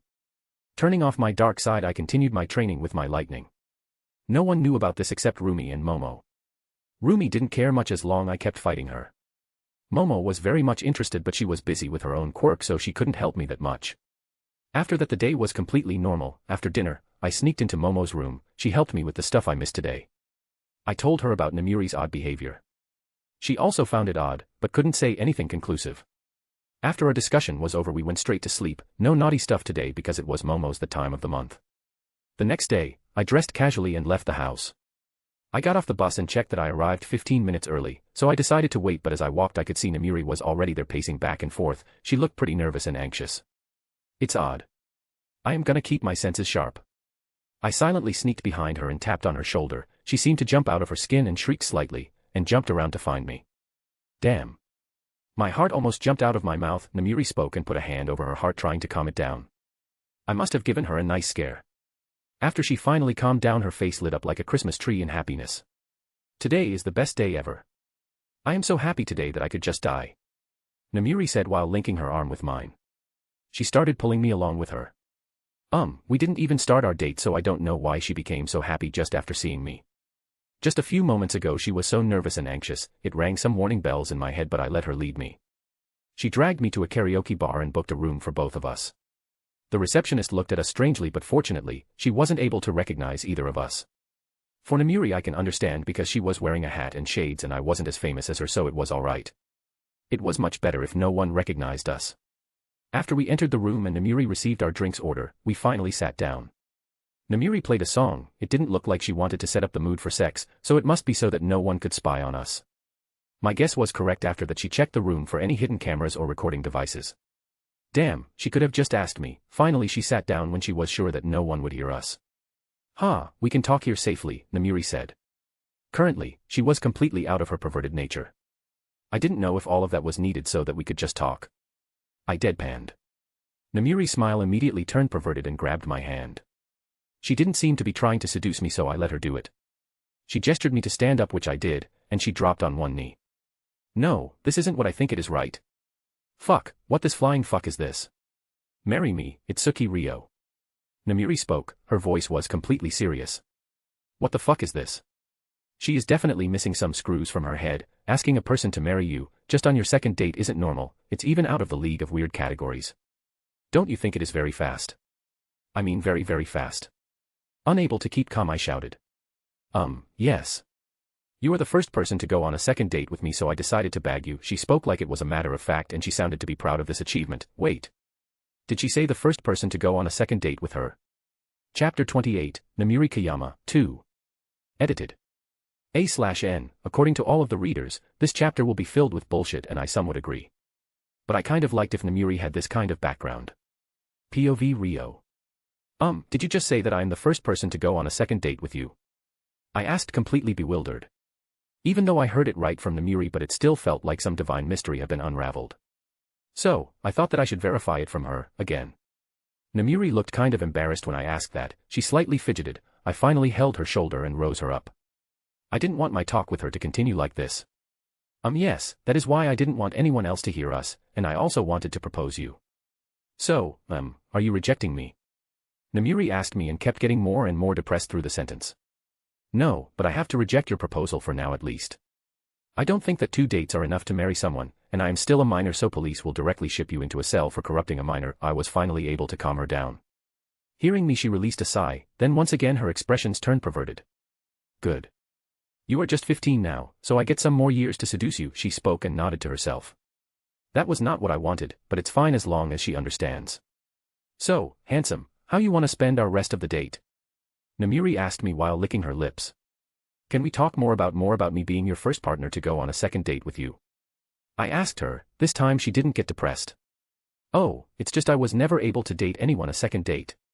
Every one of them called me a perverted fiend and ran away. Now that was rude and mean. I mean, I'm just more open and liberal. They can't call me perverted for that. Namiri whined. I don't think they were mean or rude to call you a perverted fiend. I am seriously thinking that she doesn't even have any idea about other people's standards. So, you never tried asking any one of them what you were doing wrong? I asked her. I did, but that guy had a restraining order for me. I tried another 2 times, but the same thing happened. Again, Namiri said, sounding almost proud. How the hell did she ask them? I don't think someone getting a restraining order just for asking questions. How did you ask them? I gathered the courage and asked her. I honestly didn't want to know this, but I had to if I wanted to help her. I broke into their houses, Namiri declared while puffing out her chest. They weren't answering my calls or texts, so I directly went to their houses. She sounded completely proud of what she did. That is not something a normal person would do. Damn. She became a creepy stalker too. How the hell is she still a hero? You don't do that, Namiri. If you want to ask someone, you should not break into someone's house. But, with how the things were going, didn't you think that something was wrong with your approach? I asked her, still bewildered. I still couldn't bring myself to think, how could someone think this is normal? Oh. I did. I was still in high school at that time, so the police told me that if it keeps going on then I can't be a hero, so I stopped dating. Namiri answered, still proud of herself. Did she really say that she last dated when she was in high school? That's more than 12 fucking years. A/N, in canon, there is no information related to Namiri's parents. So, in my fanfic she is going to be an orphan. Then you never found out what you did wrong? Your parents never told you? I asked Namiri, slightly shocked. I was an orphan, so no one took responsibility and told me, and I found out later what I was doing wrong, but by then I was already R-rated hero, midnight, so no one wanted to date me because everyone thought that I was a loose woman, Namiri said. She looked kind of solemn now. I am sorry, I didn't know, I spoke, trying to comfort her. Oh, don't worry about that. I never knew how it felt to have parents, so it never bothered me, Namiri said, again back in her usual self. So, you didn't date anyone for so long, why did you suddenly ask me, a student, to date? I asked her. If she didn't date anyone, why did she want to date me suddenly? It better be not that she received some divine revelation. Oh, it's not like that I didn't date, but it was never a date kind of date. My partners just wanted to get in a bed with me because I was midnight or go out with me for popularity, she spoke while taking a gulp from her drink. Wow, just wow. I am really surprised to know all these. I couldn't even imagine something like this, I told her. In return she looked at me while licking her lips. That kind of brings me wanting her to ask another question. So, why did you become a pervert? I guess that a direct approach would be the best with her. She got up from her seat and plopped on my lap. I wasn't expecting this. Wouldn't you like to know? She spoke and licked my cheek. Damn, this immediately made me hard. Namiri immediately understood what it was and adjusted herself to make it comfortable for me. Looks like someone's excited. Well, as for your question, since I was small I always liked to read adult stuff. Videos weren't popular that time. By the time I was in high school, my porn collection would put anyone to shame, Namiri spoke. I don't know that if any other woman would openly speak about her porn collection like this. It always fascinated me, and I read in some books that boys liked girls who were more open, Namiri said while snaking her hands around my neck. Well, I learned a lot about her today. Ooh, so it must have been fun for you, right? I couldn't keep myself from asking. After all, I am a guy too, and more than that, curiosity was eating me up. I never had a chance. You are the one who had come closest to popping my cherry, Namiri whispered into my ears. Damn, she is a virgin too. What else will she be revealing today? I am floored, Namiri. I never came today to get onto such an intense roller coaster today. I don't know what to say. I told Namiri, I honestly don't know what to do now. What could I even do? I have always liked Namiri. I am not going to lie, but I didn't ever think that there would be so many secrets behind Namiri Kayama, the one and only R-rated hero, Midnight. I was finally brought out of trance when I felt Namiri intertwine her fingers with mine and look directly into my eyes.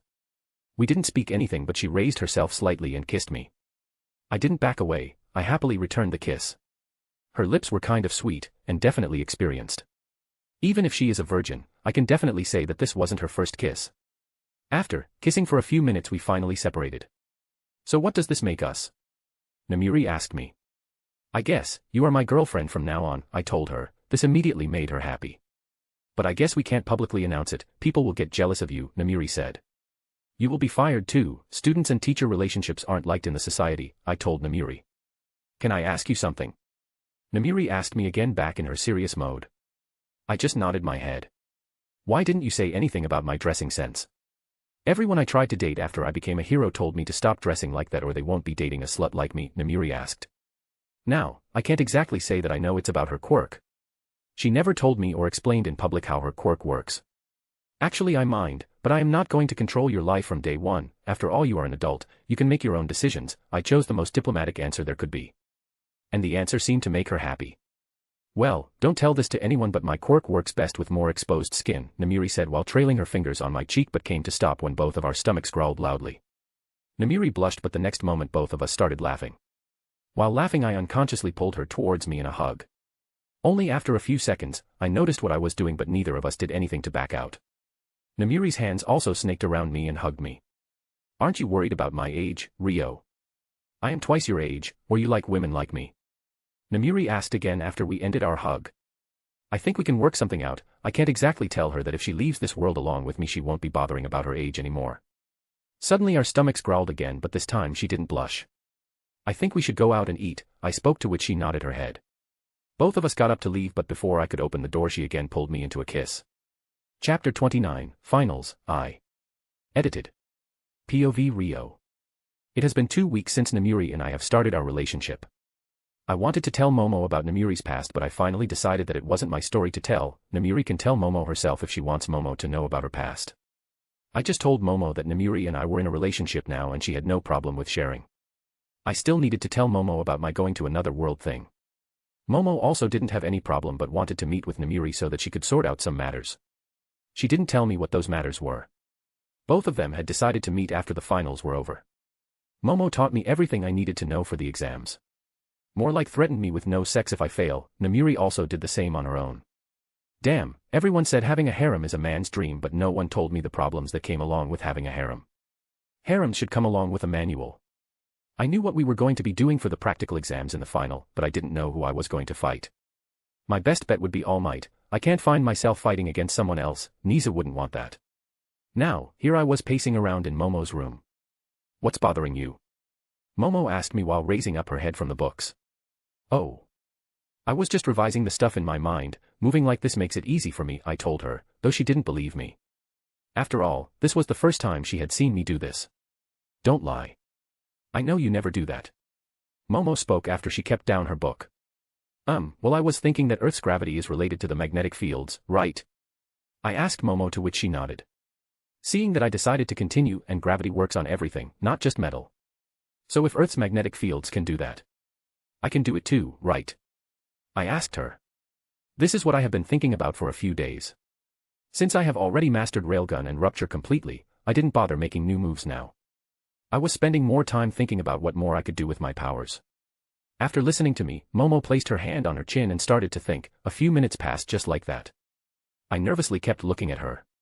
She is the only one who could tell me if it's possible or not. Theoretically it is possible. But you told me when you awakened you Quirk you could clearly feel the metals like a sixth sense, right? Seeing me nod my head she continued, it can be that your magnetic fields only work with metals but that isn't the case so, the only reason would be that you are not strong enough, Momo finally concluded. You could also control gravity on some level, meaning attraction and repulsion, A/N. Hint hint, can anyone guess, but aren't able to do because of required power, everything only points to that or you won't have other powers like lightning or that magnetic force field, Momo gave another explanation. I guess she is right, maybe this should be my new project. I guess you are right, you are always right, I said and jumped into her bed tackling her down. Down boy, we have our written exams tomorrow, Momo said while giggling. She gave me a nice and wet kiss. After that, I laid down beside her and pulled her on my chest. I love you, Momo, I told her. I love you too, now let me keep away the books so both of us can sleep nicely. Momo got out of the bed and kept her books on the table before propping herself down beside me.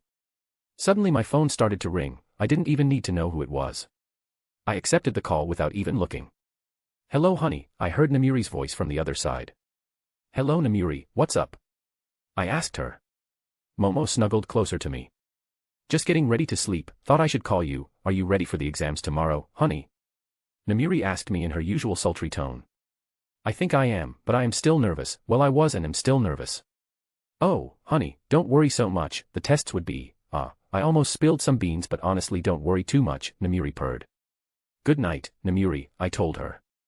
Good night too, honey, Namiri purred and cut the call. Both Momo and I didn't stay up anymore and went to sleep. The next day I woke up and after wishing Momo good morning I sneaked out of her room. I also texted Namiri or she will whine like a kid. I think I am the adult in our relationship. Namiri always seemed to act like a kid from time to time, to be exact, a very perverted kid. After breakfast, we were en route towards school. After reaching school it was pretty clear that everyone was tense. I wished my friends good luck but it didn't seem to ease their nerves very much. When the exam finally started, I found that the paper wasn't that hard. Yes, to top the exam, it would be very hard but you could pass it easily. I wrote down the answers I could and sighed. Like this another week passed. But we only had written exams for 3 days and the rest of the days were simply holidays between the exam days. I could easily say that I was going to pass the written exams. The others also felt the same, I knew Momo would top the written exam and there were no arguments to that. Now, everyone was worried about the practicals, nobody knew what it was going to be except me. But there could be some changes because of me being in this world. I haven't currently found anything different in this world. Though, I had changed a lot of things. Let's see what happens in the future. Momo had decided to meet Namiri tomorrow, I wasn't invited to their meeting. Honestly, I wanted to know what they would chat about but I am not interested in getting bored with girls' gossip, no offense to girls who are reading all my rant. I returned to the Yayarosa compound and went to the training room to train the gravity stuff. Only after 1 week, I could already attract other kinds of materials towards me. The objects would just only lean towards me when I used my power but this proved that I could do it. It wasn't like the metals. Playing with metals and manipulating metals was easy to me like breathing but doing this was very very hard. After training a couple of hours I went to my home to get freshened up. The next day Momo took a bus and went to meet Namiri while I took a bus towards Rumi's house. With Momo. Momo arrived at a cafe and found Namiri waiting outside. Namiri was wearing a large hat and a huge pair of shades. Even her clothes weren't like anything she usually wore. In other words no one would recognize her. At first even Momo took a few moments to recognize her. Namiri had also noticed her and waved her hand towards Momo. Hello Kayama-san, you are looking pretty nice, Momo greeted Namiri. Namiri was slightly taken aback, she had been dreading to meet Momo, she had been guessing that Momo might be hostile to her or something similar to that. Don't need to be so formal, just call me Namiri, Namiri said and extended her hand towards Momo. Momo immediately accepted her hand and shook it. Why don't we go inside? I am dying to take off this hat and glasses, Namiri said restlessly. Momo also agreed and followed Namiri in the cafe. After getting a seat in the corner, Namiri finally took off her large hat and her large shades and released a sigh. You will understand after you become a famous pro hero, Namiri said to Momo. Don't worry, I completely understand, Momo completely agreed with her. Both just sat there in complete silence, neither of them knew what to speak about. They just kept staring all around until the waitress interrupted them. Both Momo and Namiri ordered a drink. After the waitress delivered the drinks, Namiri finally broke the ice. So, are your preparations done for the practicals? Namiri asked, and then she cursed herself. They didn't even know what the exams were about. Yes, but I don't know who I am going to fight against, Momo spoke. Namiri stilled for a moment but calmed down again. What makes you think that there is going to be a fight? Namiri asked, skillfully hiding her curiosity. Well, Rio thinks that. He thinks that we would be fighting against you guys, the pro heroes working for UA, Momo said nonchalantly. She knew Rio was right about these kinds of stuff most of the times. There had been some instances in past where Rio had correctly hunched something. But it was completely different for Namiri. She knew that no one would leak this thing to the students. She didn't do it, and she started to think if Rio knew any other pro hero. He had a good relationship with Mirko, but she didn't know what were going to be in the finals. She had to give it to Rio. He had a pretty perfect guess. Then, how are you preparing for that if you think Rio is right? Namiri asked again. I know he is right. I have made some plans for the fight, but I don't find myself winning in any of them, Momo said honestly. Enough about serious stuff, let's chat about something else, Namiri said. Momo also wanted that, now that Namiri had broken the initial ice between them, and after that, both of them had started to chat like normal girls. Chapter 30, Finals, 2. Edited. In a dark room. Why haven't you found him yet? It has been 1 month, you had been given a simple job, and your job was to kidnap that kid. But through 1 month you didn't even find where he lives. Tamira screamed and ranted in front of Muscular and Dabi. Both felt ashamed of themselves. The target was just a kid, why can't these people find him? He goes to UA, you can find him there, the man-child screamed. I think we should postpone it for now. With the finals, the security around the school is pretty tight. Kurogiri spoke for once since the meeting has started. Hearing him, Tamira finally calmed down. He started to think calmly and found that Kurogiri was right. They can't be seen around UA for now. With Rio. From today, the practical exams were starting. I have to say that I had a nice weekend after the written exams.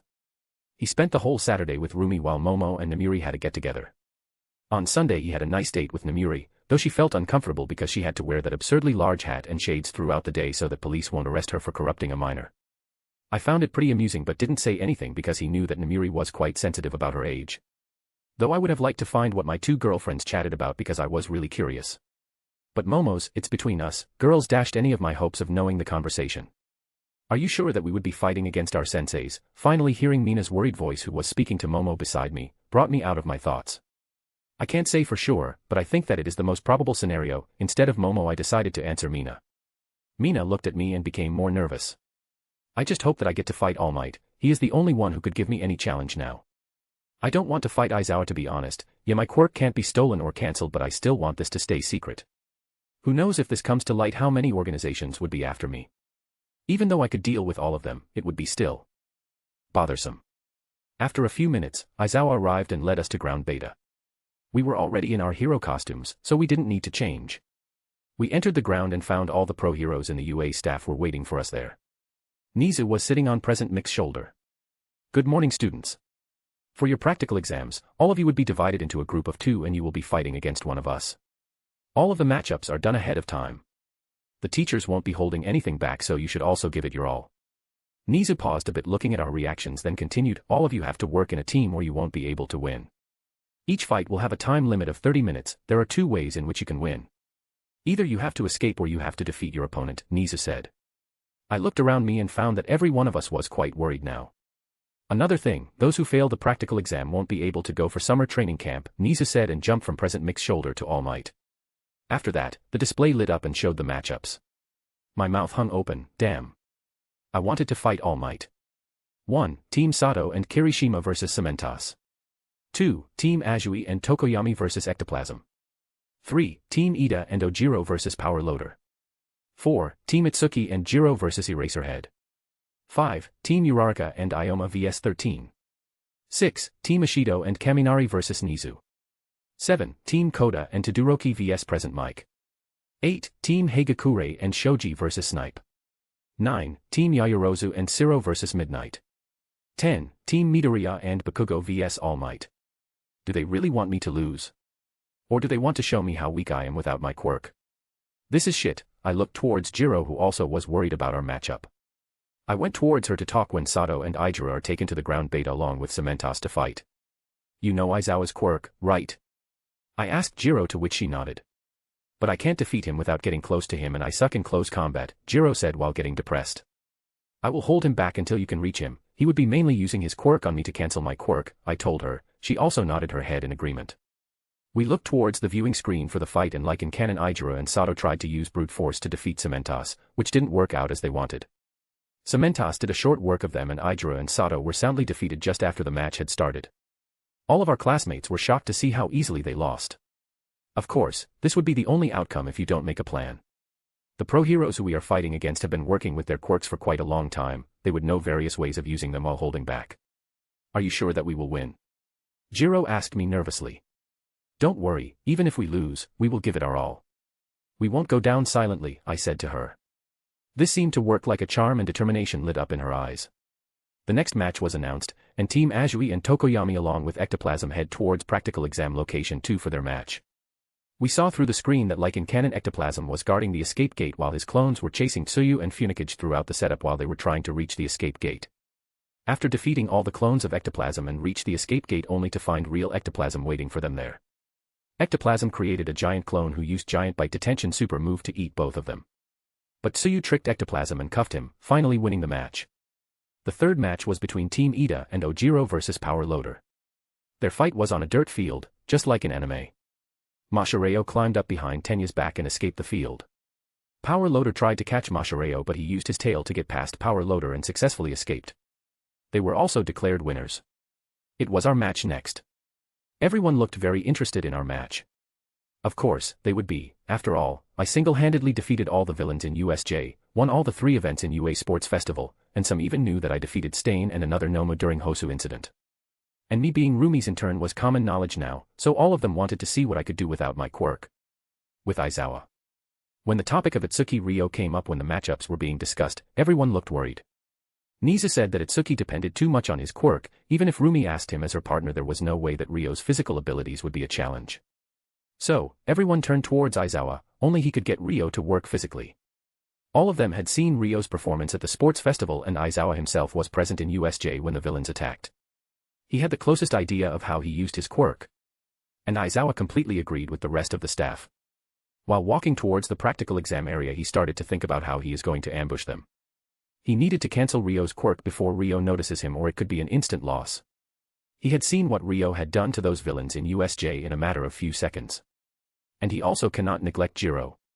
If by any chance she is able to stick her earphones in him, then he had lost.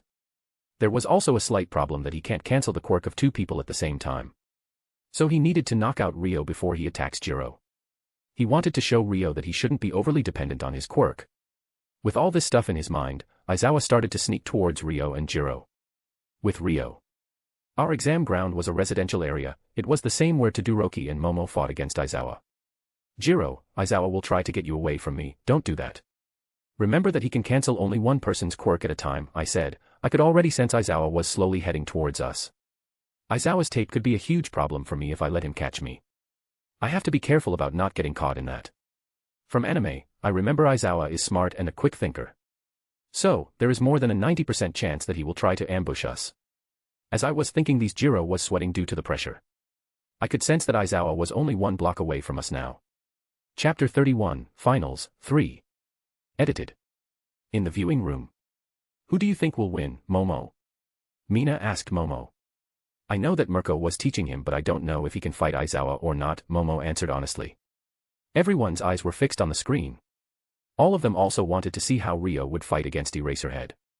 Most of them even forgot that Jiro was also in the match. Bakugo's face was smug now. He wanted to see Ryo lose. Izuka Midoriya was calculating the probabilities like he always did. This match was so interesting for him that he had forgotten anything about his own match against All Might. He was saved by Ryo from the Nomu, so he was pretty excited to see the results of this match. Subconsciously, he had made Ryo a target he needed to pass. Todoroki didn't have any hard feelings against Ryo like Bakugo did, but he was still interested in this fight. He still remembered how he had lost in the sports festival and how Ryo defeated those villains in USJ. Hey! Ryo can even attack even when he isn't looking at the opponents like he attacked me and Jiro in Hero Basic Training, suddenly Denki said, dashing everyone's hope to see an awesome hand-to-hand fight. With Ryo. Fighting in this kind of residential area worked out to my advantage. The iron sand stored in my hero costume started to leave. Aizawa was in my range now, I knew exactly where he was.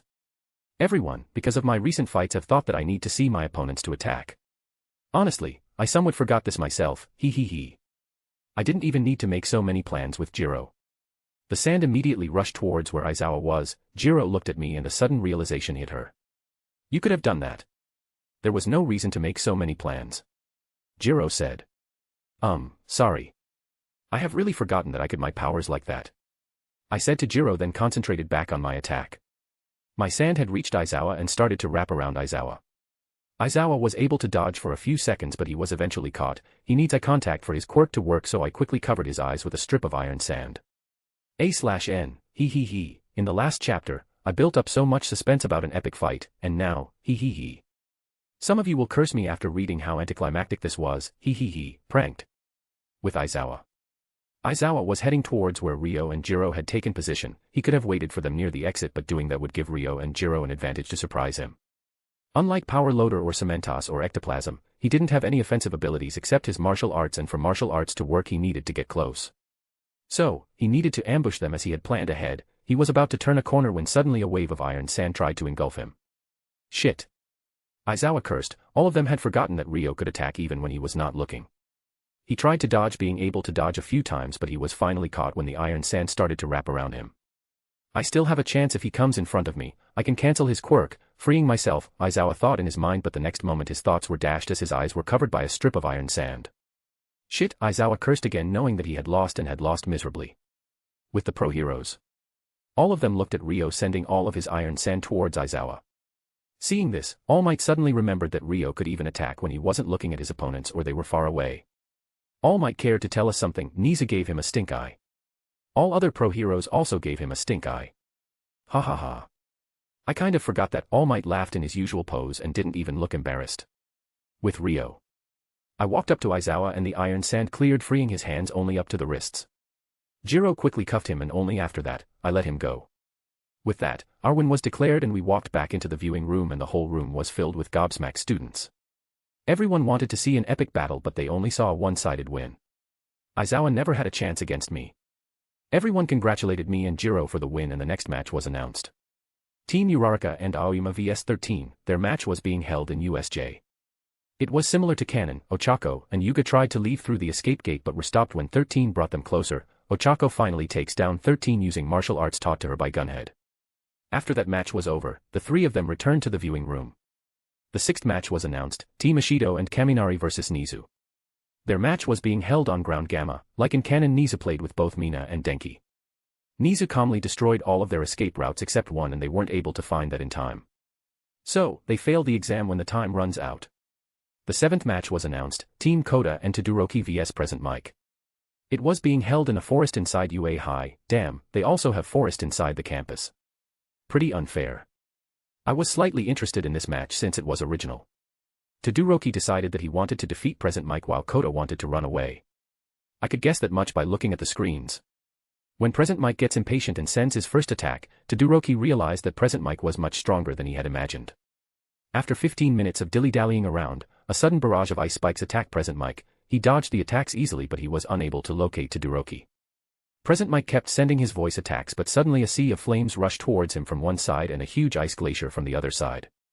Present Mike launches another attack to nullify them but Todoroki appears with his ears covered in ice and freezes the surface, making Present Mike unable to move.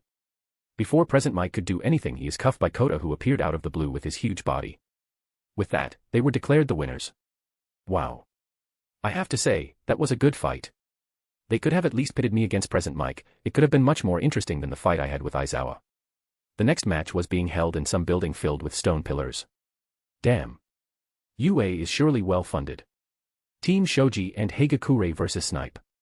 The match was exactly how it happened in the anime. Toru cuffs Snipe but by some chance Snipe unknowingly brushes his hand against Toru's breast. Toru flips and calls him a pervert and whatnot. Well, it was quite funny and amusing to see. With that, Shoji and Toru were also declared winners. The next match, the ninth match, was between Team Zero and Yaoyorozu vs Midnight. This match was pretty interesting. My girlfriends were being pitted against each other. Let's see if Hanta can pass this time or still loses.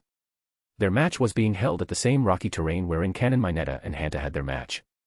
As soon as the match starts, Momo makes a mask to protect herself from Midnight's Quirk.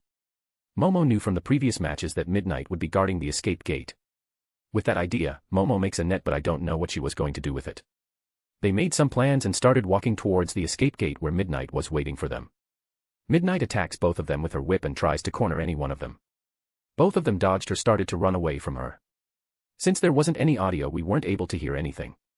I could clearly see that Midnight's sadistic side has started to come out while she was following both of them. Suddenly the net Momo made sprung out of a tree and Midnight's left arm and leg get caught in the net. Immediately from the other side, Momo jumps out, but Midnight was expecting this and hits Momo with her whip, but it seemed that Momo was only a decoy, and as soon as the whip hits Momo, Hanta also popped out front of bushes and cuffs Midnight's left hand, which was caught in the net. Midnight also trips to back out, but Momo had grabbed Midnight's right arm and dropped to the ground holding it in a submission hold. Hanta uses this chance and cuffs Midnight's other arm too. With that, Momo and Hanta won the match. This time Hanta also wins the match. After getting out, Momo's whip mark was treated by Recovery Girl. I just hope that they don't resent one another. After they arrived in the room, I went to Momo. "How is your hand?" I asked her. "Oh, it's okay, don't worry," Namiri said sorry to me after the match. Even if she didn't apologize, I wouldn't have held it against her. It was an exam after all. Momo removed all my doubts with her answer. I didn't even ask her, but she already knew what I wanted to know. Good girl. The 10th match was between Team Bakugo and Izuku vs All Might. The match was exactly the same as what happened in canon. They may have even spouted the same tripe, who knows. I watched the whole match with a bored expression, but finally, somehow Izuku and Bakugo won the match with the power they from being estranged friends. I call it bullshit or plot armor. More like master and servant. Ugh. I hate myself for thinking that. With that, the practical part of the final exams were finally over. Chapter 32, First World Travel Partner. Edited. POV Rio. With the finals finally over, I should have been lazing around, but that actually didn't happen. I was still trying to attract and repulse the non-metallic objects. It didn't bear many fruits though. But I was able to do something else. I was able to slightly manipulate gravity. Did you know that Ida invited both of us to train? Momo spoke while sitting beside me and handing me a water bottle. Nah. So do you want to go? I asked her. She nodded her head excitedly. Damn, this must be Denki's plan to see the girls in bikinis. Well, I don't think it is going to work because I watched Momo pull out a school swimsuit from her huge wardrobe. Are you going to wear that? I asked her, pointing towards the swimsuit. Why? Yes, the rest of the girls think that they should wear school swimsuits. I also find it to be appropriate, Momo said directly, going into her class president mode. Well, I would have liked to see you in something else, I told her mysteriously. A sly smile appeared on Momo's face and opened another part of her wardrobe and pulled out a red bikini and showed it to me. How's this? Momo showed me the bikini from all sides. Though I would have liked it if she showed me while wearing the bikini. Wow, it would look really nice on you, I told her excitedly. Even though I have seen all of her, but still wearing a bikini has a different kind of effect. But you have to wait, mister, this is for when I am going to be in my private pool, Momo said while putting back the bikini from where she took it out. I don't remember you buying all those clothes, I told her, looking at all the clothes collections she had. Oh, most of these were bought for me by Mom. When I ask her to stop, she would just say, I have grown up, and runs away while crying. So I just stopped asking her to stop, Momo said with a blank face. Damn, rich people are weird. Suddenly my phone started to ring. I picked it up without even looking. Hey, honey, moi. Namiri's voice was heard. Rio, are you free tomorrow? I wanted to take you to lingerie shopping, Namiri spoke. From the day finals ended, she is trying to pull into lingerie shopping with her. I know, I'm the luckiest guy, but still. No, there will be no lingerie shopping, but we can go clothes shopping if you want, I told her. Fine, be like that. So when are we going? Namiri asked me, sounding a little depressed that I didn't accept her lingerie escapade. We were invited by friends to train at the swimming pool, so I will call you after that, I told Namiri. Okay, I will be at my apartment, Namiri spoke in a sultry voice. I am getting used to this really quick. Bye, Namiri. Take care, I said. Same to you, honey, saying Namiri finally cut the call. Did she again try to drag you with her in lingerie shop? Momo asked me with a smile on her face. She folded her school swimsuit and put it in her bag. Yes, well, you know how she is, I told Momo. Yeah, it's really great that she didn't drag you off to her apartment and had her wicked ways with you, Momo said while giggling. She might be a pervert but she doesn't have any practical experience after kissing, I told Momo with a blank face. Well, she did ask me for some tips. She said she was somewhat lacking in experience, Momo told and stripped out of her clothes and slipped into the bed. You are really insatiable, I said and slipped out of my boxers and pulled Momo towards me but suddenly remembered something. I have been thinking to tell Momo about me being from another world. Momo, can we talk? I asked her nervously. Momo immediately looked into my eyes and kissed me while caressing my face. Sure.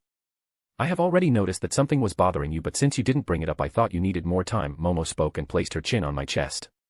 Well, this might sound like I am insane but just trust me on this, okay? I spoke, to which Momo nodded her head. Well, here goes. I am from another world, I finally gathered the courage and blurted out. Momo didn't react visibly but I could feel the gears in her head turning. Suddenly her eyes glazed up and I immediately got up and pulled her towards me to check her eyes. Did she pass out with her eyes open? Suddenly a message appeared in my mind like the message I received from God. First partner for side-along world travel selected, Momo Yayorozu. Damn, what the hell is this? Did God selected her directly because I told her that I am from a different world? I waited for a few more seconds for Momo to wake up or react. Finally, her eyes turned normal, and she blinked a few times before looking at me. Wow, really, if you didn't tell me I would have never believed that there was a God and other worlds out there, Momo spoke completely excited and tackled me down on the bed. Just with one sentence, she believed that I am really from another world. I didn't tell her about God. Did she receive a divine revelation or something? Wait, what happened? Did you pass out or something? I asked Momo while caressing her head. No, it was like. With that Momo began to tell me what happened. POV, Momo. I watched my boyfriend or lover chatting with his other girlfriend. Now. I should have been jealous to see my boyfriend speaking with another girlfriend or I should have already broken up with him. Well, I was the one who asked him to chase another girl because it was getting too hard for me. I mean, his is the best guy I could have ever gotten together with, but he has a downside. His stamina, he has an insane amount of stamina. It is really great that he loves me so much but I can't take that much, he stays hard even after 6 times, if we had kept going on like that then I would have been split in 2. So, even if it hurt I let him chase other girls. He was so considerate that he even stopped himself only after 3 or 4 times. I knew he wasn't satisfied and I couldn't satisfy him. That was a huge blow to my ego but I simply couldn't handle it. Sometimes it is better if you admit defeats. So, it wasn't much sharing him with another girl, or woman. She was his crush after all, as long as he is happy I can put up with that. After he cut the call, I folded my swimsuit and put it in my bag. Stripping out of my clothes I slipped into the bed. I hugged him but I could clearly see that something was eating him up. After what seemed to be a mental struggle he finally asked me if we could talk. So, I supported him like any good girlfriend. But what he said? I wasn't prepared for that. Well, here goes. I am from another world, he said. Damn. I was dating an alien. I screamed inside my mind but before I could say anything the whole world turned black and a message popped in front of my eyes. Well, hello child. You didn't actually believe in me, not that I care. I don't usually meddle in the mortal world until something really huge happens. So, just because of that reason I sent Itsuki Ryo to your world to complete a mission for me. Well, if he wasn't sent to your world then the future would have been not so bright, not bright at all.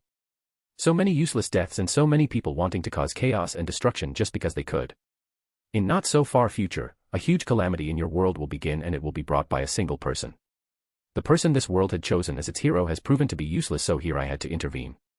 Now, I had said that the world chose a hero, well yes. The world had a conscience and can choose a protector. Well, it made a wrong choice and all of mankind paid the price for that. Itsuki Ryo is sent to stop that future from happening. Now I have ranted a lot but let's go on with a better topic. Ryo here trusts you and decided to tell you the truth about himself. I saved some time and thought that I should send you a message to clear all your doubts. Now I want to ask you if you want to travel others' worlds along with him or not. If you decide to travel along with him you don't have to worry about your parents, they would receive protection from me and no one in the whole world would even care that your Ryo had disappeared from the world. In the future other girls also might join along with you to travel with Ryo. Now you can think and make your decision, I will be waiting. And another thing, you can come back here anytime you want to meet your parents when you miss them and I will also explain it to them about your world travels so you don't have to worry about that. Finally, the huge message ended. Wow. I don't even know from where to start. Let's arrange everything from the beginning. This world chose a hero or protector but he or she turned out to be incompetent and the world got screwed up. So, God intervened and put Ryo here so that the dark future could be avoided. Now, I can choose to travel along with him if I choose now. Now, all the doubts about my family are clear and the world wouldn't miss me. I can travel to other worlds along with my Rio. Yes, hell yes. I will travel with him. I always imagined if there were other worlds or not, now rejecting such a nice offer will be a waste. Yes, I would accompany him throughout all the world he travels, I declared. Good, now I am going to send you back. With that, I am back in the real world and found out Rio looking at me worriedly. He asked me what happened and I began to tell him. And that's all. With that I finished my story. Chapter 33, Popping the Cherry, R18. Edited. POV Rio. The next day passed quite normally if I have to say, even though Momo didn't let me sleep till morning. We didn't have sex, you horny dogs. Just kidding, she was simply intrigued about learning that there were other worlds. About the existence of God, she didn't care much but the other worlds interested her, so as a loving boyfriend I had to indulge her. So, I skillfully dodged the swimming contest by saying that I didn't like water. Denki and Ijiro were continuously teasing me that I was either scared of water or I didn't know how to swim.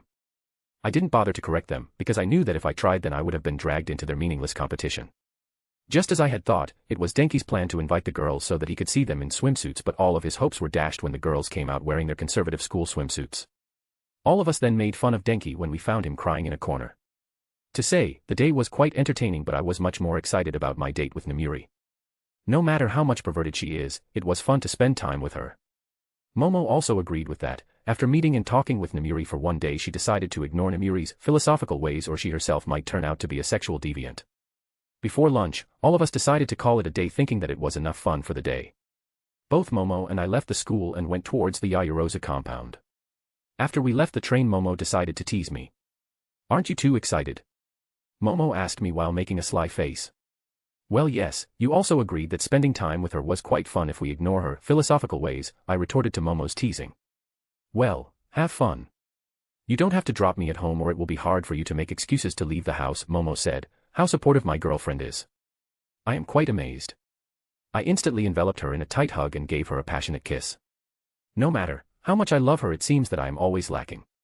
Be careful on the way back, call me when you reach home, I said and kissed her again while walking away waving at her.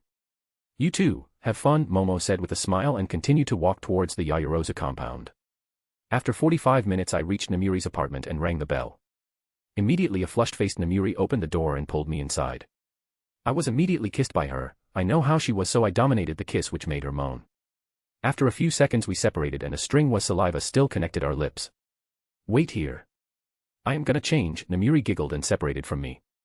I finally got a look at what she was wearing. She was wearing a semi-transparent t-shirt and a pair of black thongs. I could clearly see her micro bra or whatever that was inside her shirt. You shouldn't open the door dressed like that, I scolded her, but her eyes weren't on my face. She was intently watching my lower body. I knew why she was looking down. I was already hard. It's not my fault that she gave me such eye candy and I wouldn't react like a normal guy. I was a teenage boy after all. Namuri licked her lips and finally looked up. I knew it was you.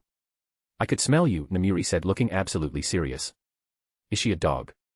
How the hell she could smell me like that? How were you able to do that exactly? I asked. I was really serious about that. Not telling, it's a secret, Namuri replied playfully and turned around and enticingly swaying her as she entered her room. Damn. I sat down and decided to calm myself. Having a boner at this moment wasn't comfortable. After waiting for 1 hour, Namuri finally left the room. She was dressed like she usually did on other dates. I was really bored, so I had started to text Momo. I grabbed her hand, which seemed to make her smile. After leaving her apartment, I took her to the shops from where Momo liked to buy her clothes. I mean Momo, not her mom.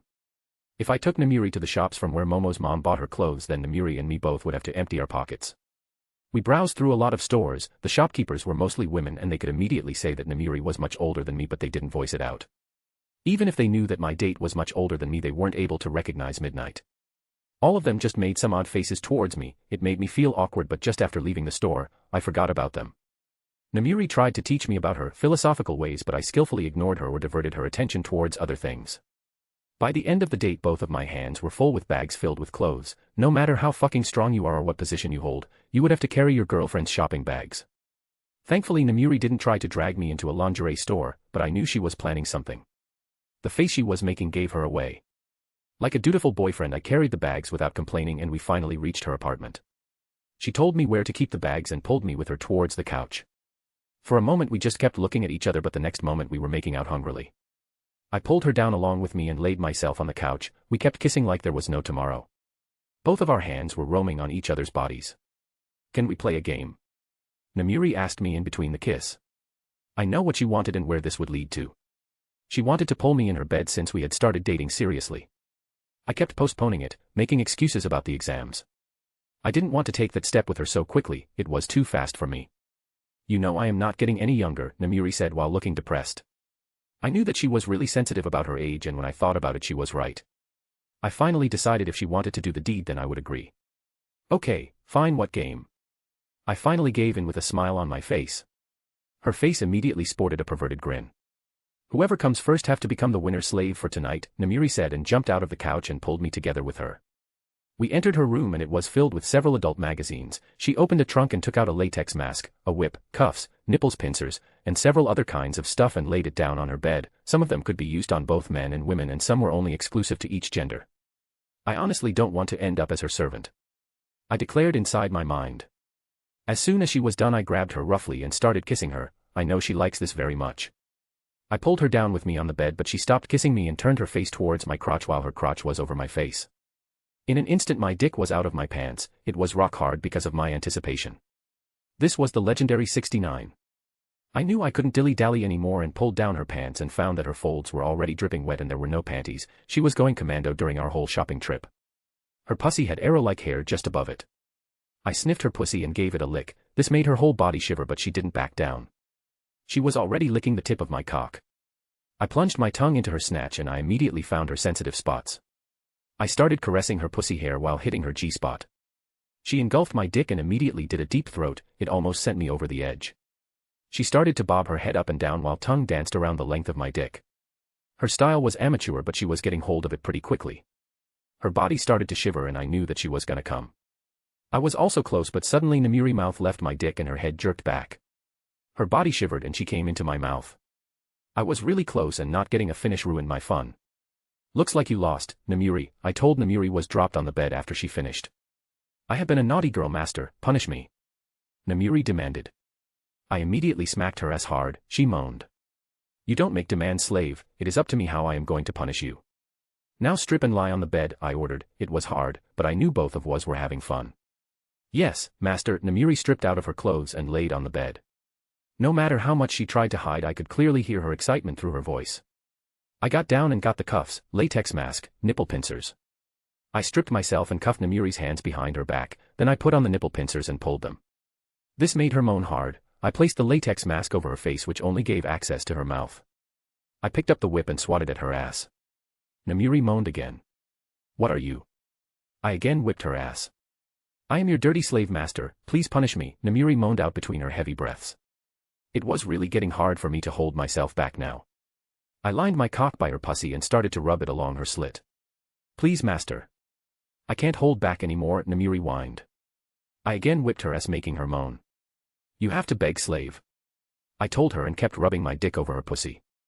Namiri was already on her fours so I could clearly see her juices dripping on the bed. Master, please shove your dick in my pussy and ravage me. Namiri almost screamed.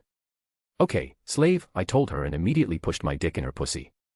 Her pussy was so wet that I felt her hymen but it broke without using much force. I knew that I broke her hymen because of the blood. I decided to wait so that she could adjust but Namiri seemed to have other ideas.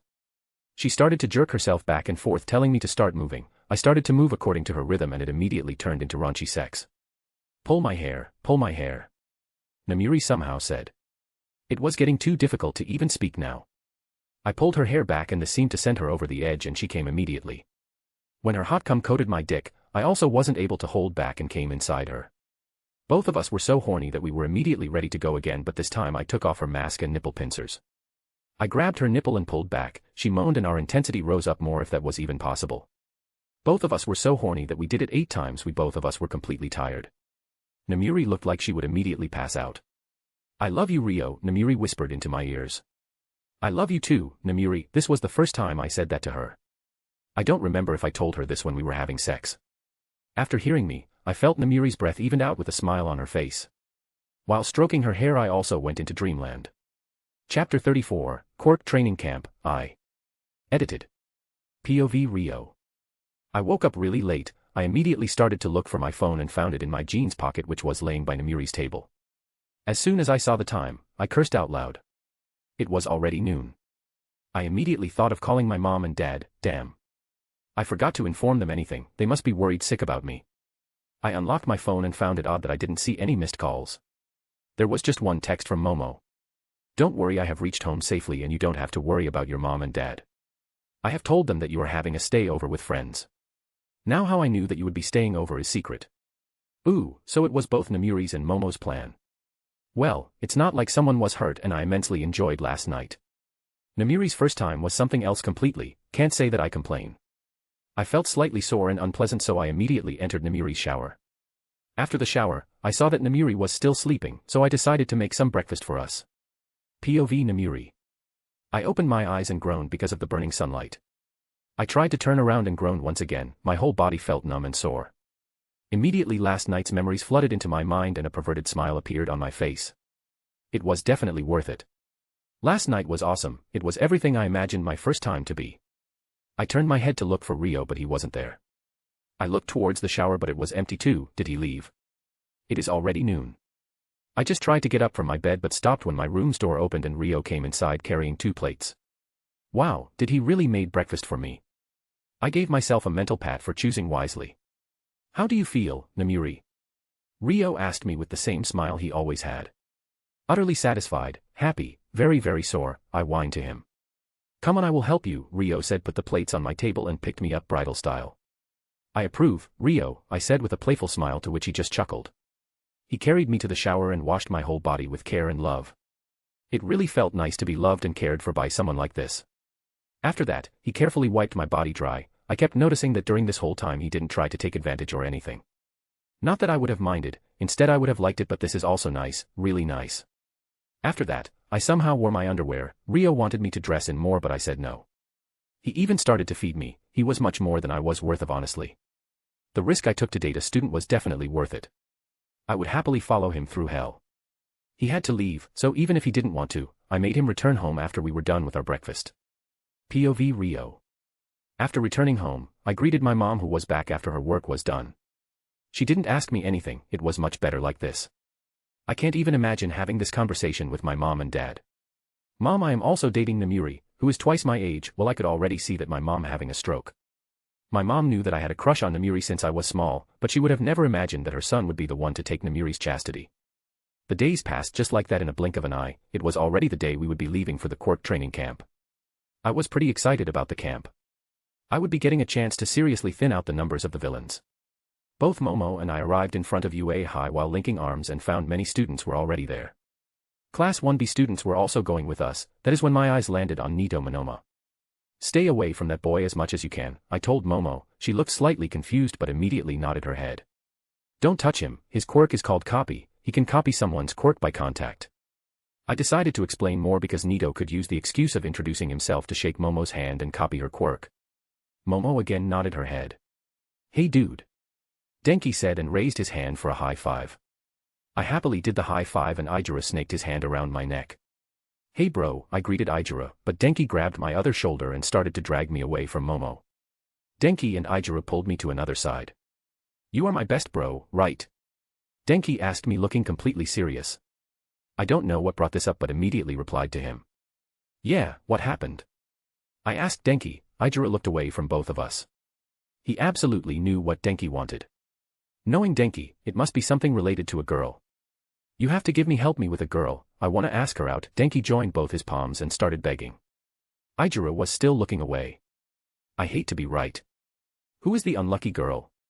I turned away from Denki and asked Ijura. Hey. Denki screamed but both Ijura and I ignored him. Itsuka Kendo, Ijura said in a bland tone. Wow, Denki is aiming high. Well, if he is lucky then something might happen between them, but knowing Denki, I don't have much hope. Ijura also looked the same. Fine, but I will only give you some advice. Now, for the first advice, I started speaking, and Denki had already pulled a notebook out of thin air and Ijura also looked interested. Every girl is different, the first thing you need to do is to find out about her likes and stuff like that. For example, some girls like muscular men or some like slim and lean, I told, and Denki wrote down every word while nodding to my words, treating them like gospel. Ijura also went into his thoughts. Soon, both Aizawa and Seikijiro-kan, homeroom teacher of Class 1B, arrived and we boarded the bus. After a long journey we finally reached the Beast's Forest. Well, I started to think about how I should greet Pixie Bob. I was playing with a coin which I took from Momo. Well, it was originally my coin, but Momo always takes them away from me, since if they stay with me then I would subconsciously start playing with them, even in public. I had already received a warning from the police due to that. We finally reached the base of wild pussycats, but we weren't told about that. To other students, it was just an ordinary forest reserve. From what I remember, Mandalay and Pixie Bob will come here to introduce themselves. I have already sensed 2 people, but I didn't do anything. Ahem. With that, Aizawa gathered all our attentions. Seikijiro can also stood beside him. All of you have 3 hours to reach the training camp. Anyone who arrives late will not be given lunch. Now good luck, Aizawa said with his usual bored and bland tone while pointing towards a direction. We saw a neon yellow beacon there. Many students turned their heads towards the bus, but a voice was heard which made everyone stop. That won't work. A female voice was heard, and Pixie Bob jumped down from the place where she has been hiding and slammed her hands, or air paws, on the ground and launched an earth avalanche using her quirk earth flow towards us. The coin was still in my hand, and as a subconscious reaction, blue lightning thundered around me and I launched the coin towards Pixie Bob, but it wasn't pointed towards her, it would simply pass by her. The earth avalanche was split apart from the middle, neutralizing the attack, and the coin passed by Pixie Bob, scaring her. It was the legendary railgun.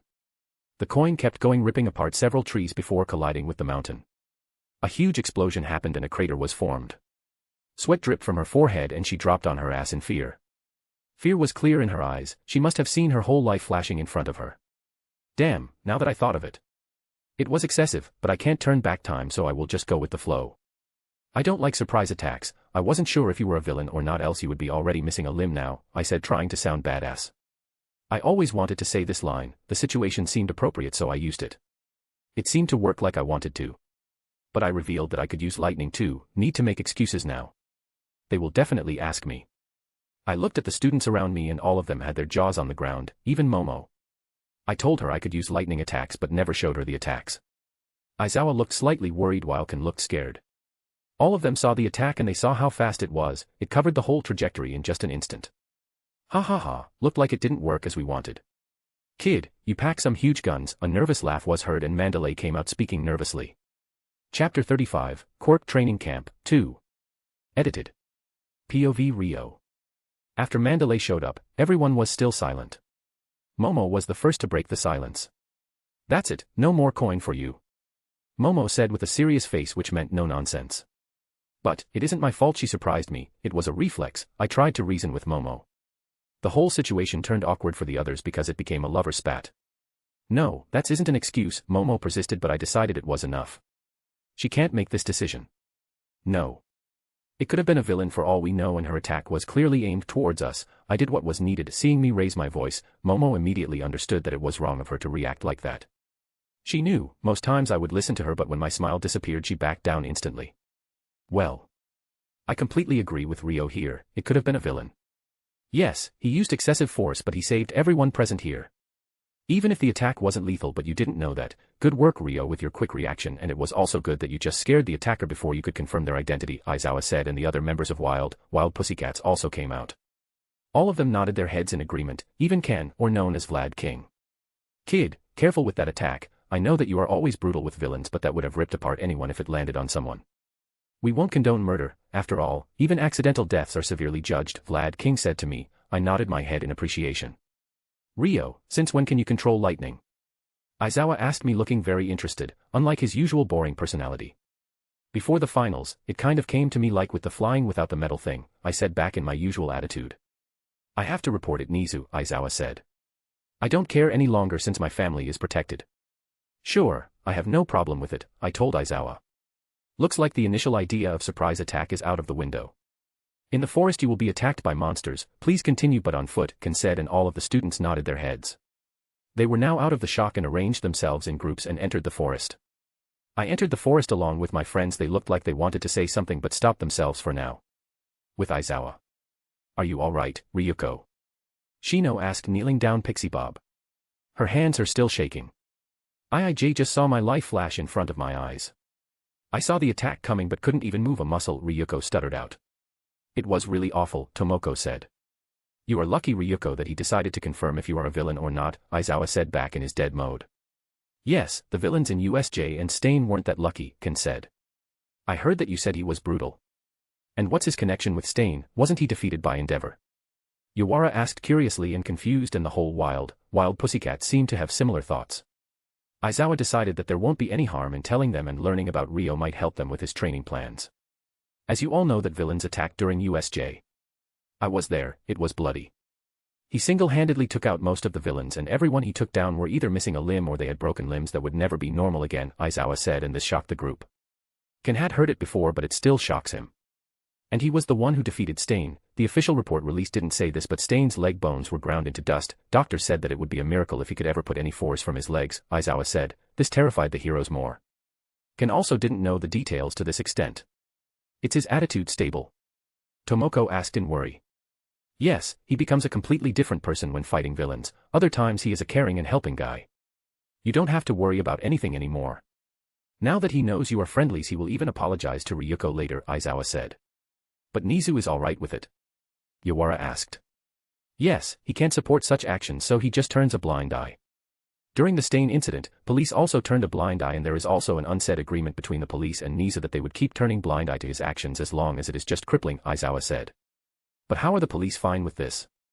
Shino spoke for the first time. Well, as you know, the system is flawed, so villains get away with light punishments or they escape the prison and cause havoc again. Many people die because of this. The villains he had defeated are permanently out of the streets, meaning he is saving lives, Aizawa said, and no one spoke anything else. They were already deep in their thoughts. Well, we wasted so much time, we need to proceed with the exam, Ken said, and everyone completely agreed with him. With Ryo. Dude, that's unfair. Why can't I be the only one with lightning quirk? Denki whined and everyone in the group laughed. My quirk isn't exactly the same as yours. I don't know how it works, but it works, I replied while walking. Momo was walking beside me completely silent. I am sorry, I overreacted and I was overbearing, Momo quietly whispered, looking at the ground. It's fine, some things are not be controlled, I said. I was angry at her, but now it's gone. I grabbed her by her waist and pulled her towards me. She meekly came into my arms, but none of us said anything anymore, we just kept walking. Oh, so romantic. Mina looked at us and squealed. Momo didn't even blush, she just smiled at her. We have been together for so long that small comments like this don't even bother us. We kept walking through the forest, and it has been quite a long time since we had started, but we didn't face any monsters. Did my attack really change their mind about using monsters even after they said they would? I sensed something coming towards us, Jiro said, breaking me out of my thoughts. She had been continuously checking the forest for monsters since we entered the forest. Ryo, we also want to get strong, so stay back and let us handle this, Ijiro said, completely serious. Okay, I will stand back, I said. Well, Ijiro is right. This is a training camp for everyone, not just for me. I can't always save them, and they needed to have fights like this. Soon 3 monsters arrived. They were earth monsters. Maybe it took some time for Pixie Bob to calm down, that's why the monsters are late like that. I stood at the side and saw the whole fight. Momo made a cannon that blew a monster into bits. Momo had to open her shirt to make that cannon, as she did in canon. I didn't like it, but I can't do anything about it. Though I might have stopped her from wearing that excuse of a leotard, but I wasn't able to curb out her exhibitionist fetish. God damn, both of my girlfriends are exhibitionists. Well, nothing can be done because both of their quirks are dependent on much skin they are exposing. Finally, we reached the base camp within 3 hours and found that only our group was the one who were able to reach the camp. In the canon, if I remember, Class 1A took more than 8 hours. Well, at that time, no group was big like ours, and with Jiro's presence, we were able to know if monsters were coming at us or not. She was also able to tell us the direction and distance so they could easily formulate plans to deal with the monsters. I found Pixie Bob was in the camp and walked up to her. I am sorry that I attacked you, I was surprised, I told her, to which she nodded. After that, I walked away. Well, it wasn't a lie, I was surprised that this time they didn't introduce themselves and directly attacked us, unlike the canon. If someone thinks that telling half-truths makes me evil, then I won't ever retort to that. Half-truths can lead people to get fucked, as it happened in a certain world of magic. I would request God that he sends me to that world next. Occlumency, leglumency, time-turners, animagus forms. Now some would disagree, saying that animagus forms are not important in other worlds, but if someone gets a flight-capable animagus form, then it would be highly useful for scouting. Or some could also hide if the situation asks for it. Yes, my presence in that world might cause ripples and another prophecy might pop out, but as long as I don't let that old fool meddle with me or my girlfriends, it would be completely fine. So, after lunch, we played some indoor games inside the tent. Before sleeping hours, girls and boys could stay together in a tent, so it was no problem. Class 1B arrived just after the dark, and like in canon, others from Class 1A took more than 8 hours. With that, the day 1 was finally over. Chapter 36, Quirk Training Camp, 3. Edited. POV Rio. The next day I woke up and I remembered the topic I have been thinking about before I went to sleep last night. The future seems to be changing slightly. Like it did yesterday, so will the Vanguard Action Squad invade and try to kidnap Bakugo and Fumikage? Or will they go after someone else? This time Bakugo didn't achieve anything special, but All for One could still try to kidnap him, or they might also try to kidnap me. Yes, this time I have foiled a lot of his plans, and I had also severed Tamura's man-child arm, his protege. Several things could happen. I need to deal with the Vanguard Action Squad appropriately if they attack. Now, how should I deal with them? Tamura won't be on the attacking team, so I can't do anything to him. Muscular is a must. Twice Quirk is annoying, so he will also meet the same fate as Muscular. Let's see next Spinner. He is pretty useless, so he is gonna return with some minor injuries. I am going to kill Magna. Accidental death, of course. I am not someone jealous, but her quirk kind of irks me from the inside. Like my quirk itself is telling me to get rid of her. Well, she would be killed by Overhaul anyway. Dabi. Let's see. For now, I will let him go back with all of his limbs. Kurogiri is out of the question. Then comes Mr. Compress. Let me see, who are they after? I can plan something after that. Moonfish, well, he is insane, so even if I cut off his limbs it won't affect him. I will let others deal with him. Next is Mustard. I honestly don't know what to do with him. I will let others deal with him, or if his quirk annoys me then he might find missing some limbs. And lastly, the Himiko Toga. To be honest, if she can happily hurt someone, I will also hurt her, and her quirk is really annoying. Like some wise men said, cut the bud before it blooms. Those people who would happily hurt someone or murder someone, then they should be also ready if someone else gives them the same treatment. I understand that their past in canon made them turn into villains, but honestly, why should I care? If they attack me then I would happily give them the same treatment. I don't care if they want to remove fake heroes, as long as a hero saves people he is doing good. No matter for what reason he or she does that. Now, there are some heroes who intentionally create some kind of problem so that they can solve it. Vanguard Action Squad should go after them, not like people like Ochako, who wants to be hero to earn money. Now some might call me heartless, but I would go to any lengths to protect my loved ones and friends. I may not outright kill them, but I would take them off the streets, permanently. Magna is different. Just thinking about her is making me want to kill her. All for One is also different. If he lives I have to stay in this world, and he might find someone I love and care about and kill them. I ain't letting that happen. He would also cause apocalypse if he lives. Momo told me what God told her. Even if he didn't, I knew Izuku was incompetent. Turning off my dark side, I got ready and went to have breakfast. Breakfast was fun. We all enjoyed how Denki was trying to get close to Kendo. With breakfast over, Aizawa and Ken gathered their own classes. From today your actual quirk training camp will start. Bakugo, come here and throw this ball, Aizawa in his usual manner spoke. He called Bakugo and handed him the ball and told him to throw the ball using his quirk. Bakugo did what Aizawa asked him, but everyone was shocked, including Bakugo, that he was only able to throw the ball a few meters more than he did during the quirk apprehension test. After that, Aizawa explains that we had improved from that time, but in departments of technical skills, stamina, and mental powers, but our quirk hasn't improved. He also mentioned my name, that my quirk improved leaps and bounds since I have started UA. Soon, Class 1B also joins us after Ken was done with his version of the explanation. After that, wild pussycats arrived, and Aizawa declared that they were going to help us train. Pixie Bob used her quirk and modified the ground suitable to each student to train their quirk. Ragdoll will be observing the students, and Mandalay would relay that to the students about what they needed to do. Tiger would help the students that were working on the physical workout. Aizawa then called me out. Rio, how is your hand-to-hand combat? I never tried fighting someone in melee, I told him. It's true, I never fought anyone. I trained with Rumi. Those are two different things.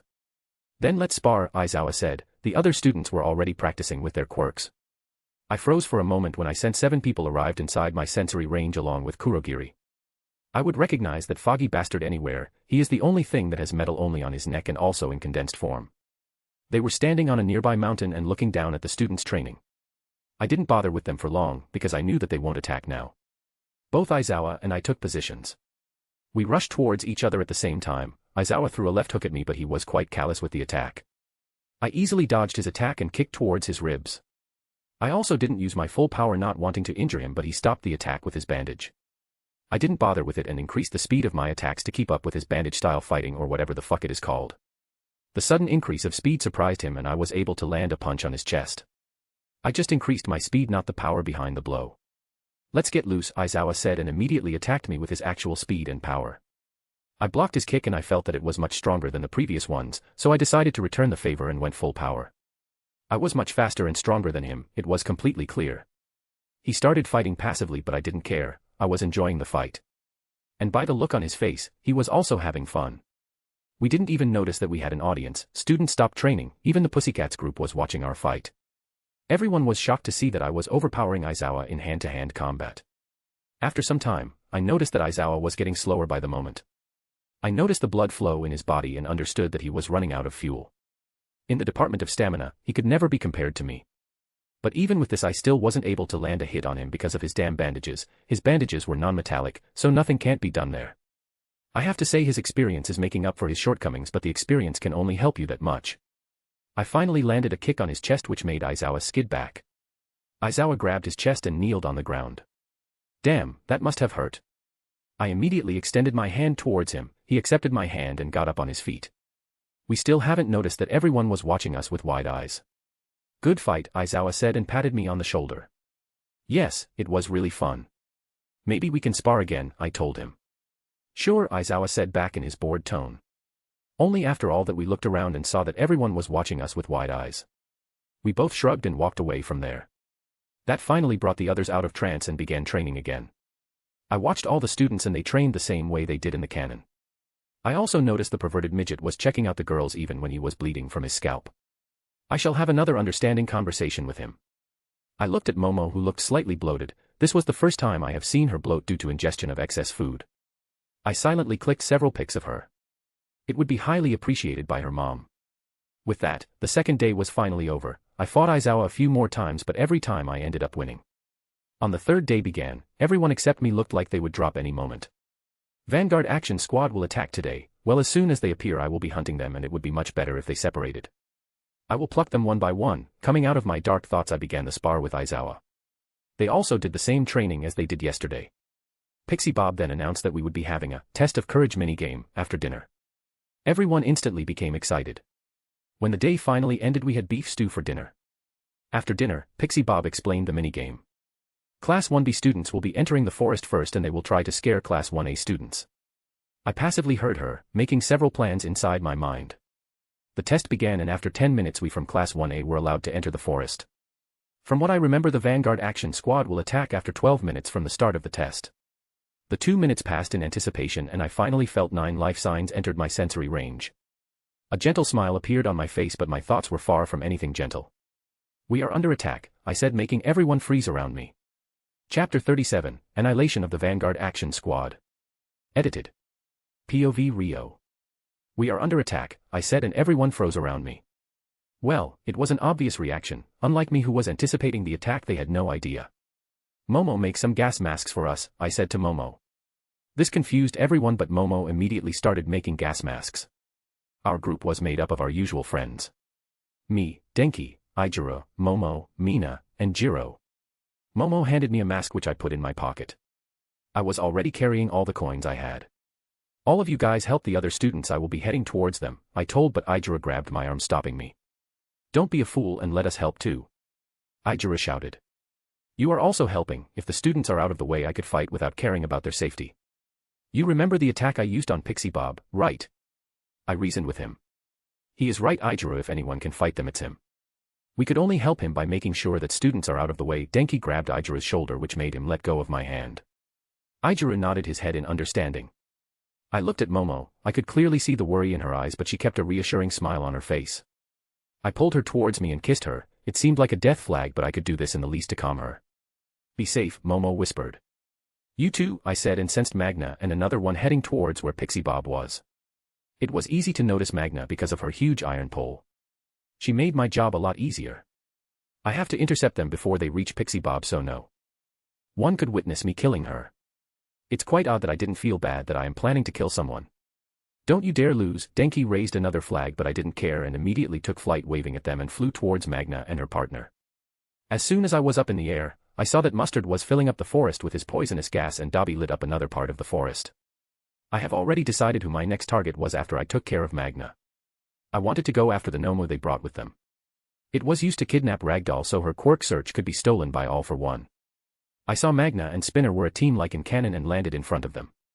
This surprised them slightly because they didn't expect someone to show up like this. Look who is here, Magna spoke in a mocking tone.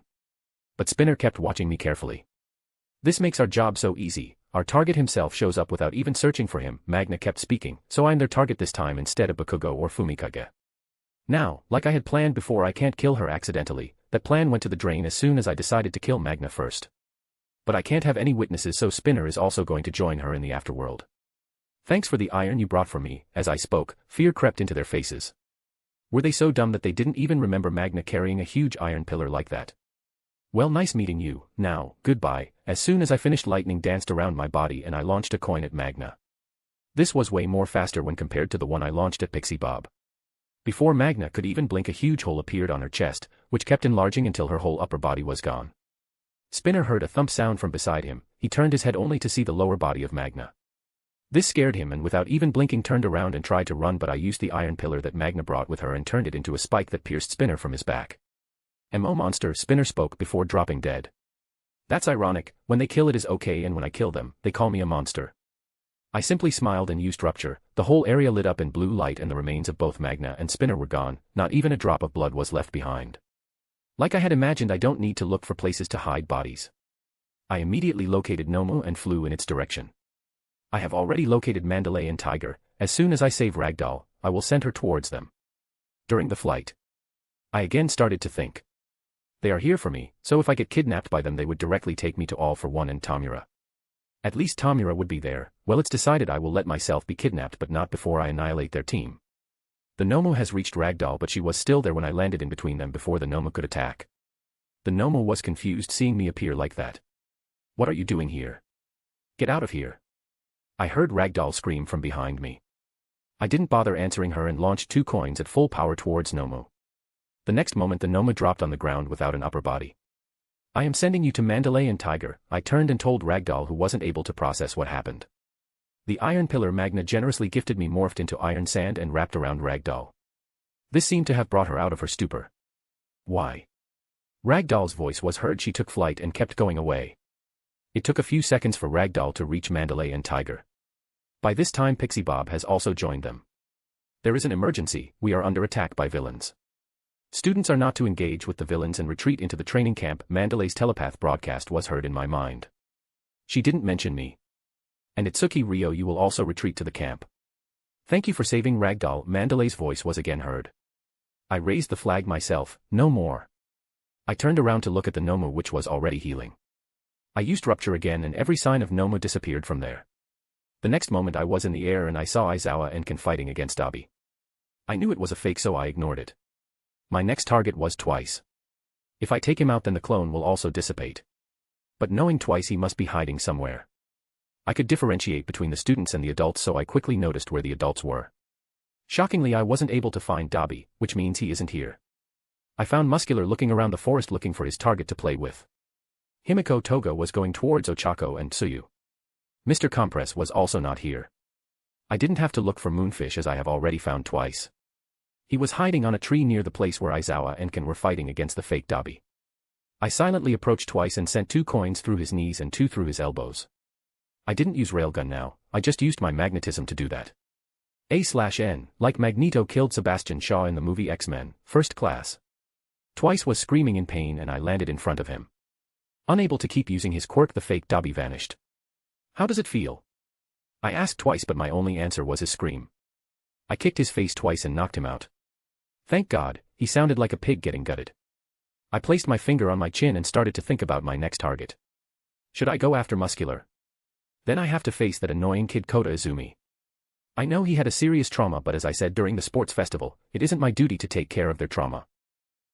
With that I decided to go for Muscular. Muscular was still far from Kota. I reached Muscular, but I didn't land. I used the iron sand to make spikes and sent the iron spikes towards Muscular from the air. Muscular was surprised but was able to defend himself from getting a critical injury. 2 spikes had pierced his left arm, which he used to cover his face. Another iron spike has passed right through his left thigh. Muscular screamed in pain, but I didn't waste any time. I wasn't like other cliché heroes who would let villains or enemies get themselves ready. I launched a railgun towards Muscular's right knee. The next moment his right leg was completely gone. Muscular dropped on the ground because now one of his legs was gone and the other had a huge hole in it. Bastard! Muscular screamed in rage. I could see fury burning in his eyes. I suddenly remembered a line from the movie Venom. It sounded appropriate, but I modified it too. I have already ripped both of your legs, next I will rip apart both of your arms, then you will remain this armless, legless thing rolling down the street like a turd in the wind, I said with my signature gentle smile on my face. It must have made me look scarier because the rage in his eyes turned into fear. I morphed the iron sand into 2 blades and dropped them on his arms, separating them from his body. Muscular screamed again, but the loss of blood made him pass out. If he dies, it is not my fault that nobody came to save him. I looked around and saw Koda was looking at me with disgust. You are freaking nuts. Calling yourselves a hero and going around killing each other like idiots. Why did you do that to him? All of you are killers. Heroes, what a joke, Koda spoke while disgust rolled from his words. Whatever, kid, I said and turned around to the newcomer Izuku. He looked at Muscular and then at me. Why? He asked me in a saddened voice. Yeah, incompetent fool, I should have set up a tea party with him. He was a villain, so I took him down. You can still save him if you feel like it. There are still villains here that needs to be defeated, I said and flew away towards Himiko Toga. Chapter 38, Villains Win, and Aftermath. Edited. With Momo and the others. This poison fog is getting denser, Mina said, looking quite scared. That means we are near its origin, Momo spoke. But didn't Mandalay say that we should head back to base camp? Jiro said. Students are allowed to use their quirks freely to defend themselves, Mandalay's broadcast was again heard. Well, there you have it, Denki said. Wait, someone is there, Jiro said, making everyone stop in their tracks, and she pointed in a direction. So, how are we going to do this? Jiro whispered. We bait him, he gets distracted and we attack from all the sides, Momo said, to which everyone nodded. Wait. 2 students are coming this way, Jiro again said, and the next moment Tetsu and Itsuka Kendo could be seen through the fog. They had also noticed Momo's group and they finally decided to attack together. They moved towards the villain. Momo made a cannon and fired at Mustard. Mustard had already noticed their presence because of the flow of the fog. He was already anticipating the attack, so he was able to dodge the cannon, but he didn't expect anything other than that. At that exact moment a lightning bolt would hit him from behind. The lightning attack numbed his body and gave the students enough time to hit him. He noticed several students rushing towards him, but he was just a sitting duck. The next second he was hit from every direction. After Mustard was treated to a serious beatdown by the whole group, he fell unconscious. As soon as Mustard fell unconscious, the poisonous fog disappeared. The students cheered in joy and decided to carry Mustard to the pro heroes. POV Rio. After leaving Izuku and Koda with their own devices, I was already in flight towards Himiko Toga. I flew over the place where Shoto and Katsuki were fighting against Moonfish. I didn't bother with them and continued my flight towards Himiko. Students are allowed to use their quirks freely to defend themselves, Mandalay's broadcast was again heard inside my head. Still, there wasn't any sign of Dabi, Mr. Compress, or Kurogiri. When I finally reached the place where Himiko was along with Ochako and Tsuyu, what I found there made my head hurt. There was 2 Ochakos fighting against each other in front of Tsuyu. Tsuyu just looked at them dumbly, not knowing who the real Ochako was. As soon as I landed, both Ochakos and Tsuyu noticed me. The Ochakos pointed their hands at each other and yelled, "She is the fake." Seeing no other way around, I immediately immobilized both of them. What should we do? Tsuyu asked me worriedly. I think I might have an idea. I turned towards the Ochakos and spoke, "So, when are you going to propose to Izuku?" Yeah, it was dumb, but it worked like a charm. The real Ochako's face turned bright red and my eyes immediately turned towards the fake one who had fear etched into her face and eyes. I immediately compressed the iron sand holding Himiko's right leg and a bone-crunching sound was heard, followed by Himiko's scream. I let go of the original Ochako and Himiko returned to her original form, unable to hold it due to pain. I again compressed the iron sand holding Himiko's left leg and another bone-crunching sound was heard.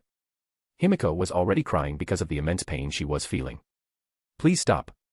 Both Ochako and Tsuyu grabbed me from 2 sides and moved in between me and Himiko.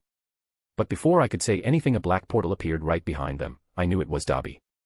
So, I pushed away both Ochako and Tsuyu so Dabi could grab me. If I wanted, I could have easily stopped him, but that would ruin my plan. Dabi grabbed me by my neck and I was immediately pulled into the portal. I heard both Ochako and Tsuyu scream, "No," but they couldn't do anything. The next moment I opened my eyes, I found myself in a house of glass and plastic.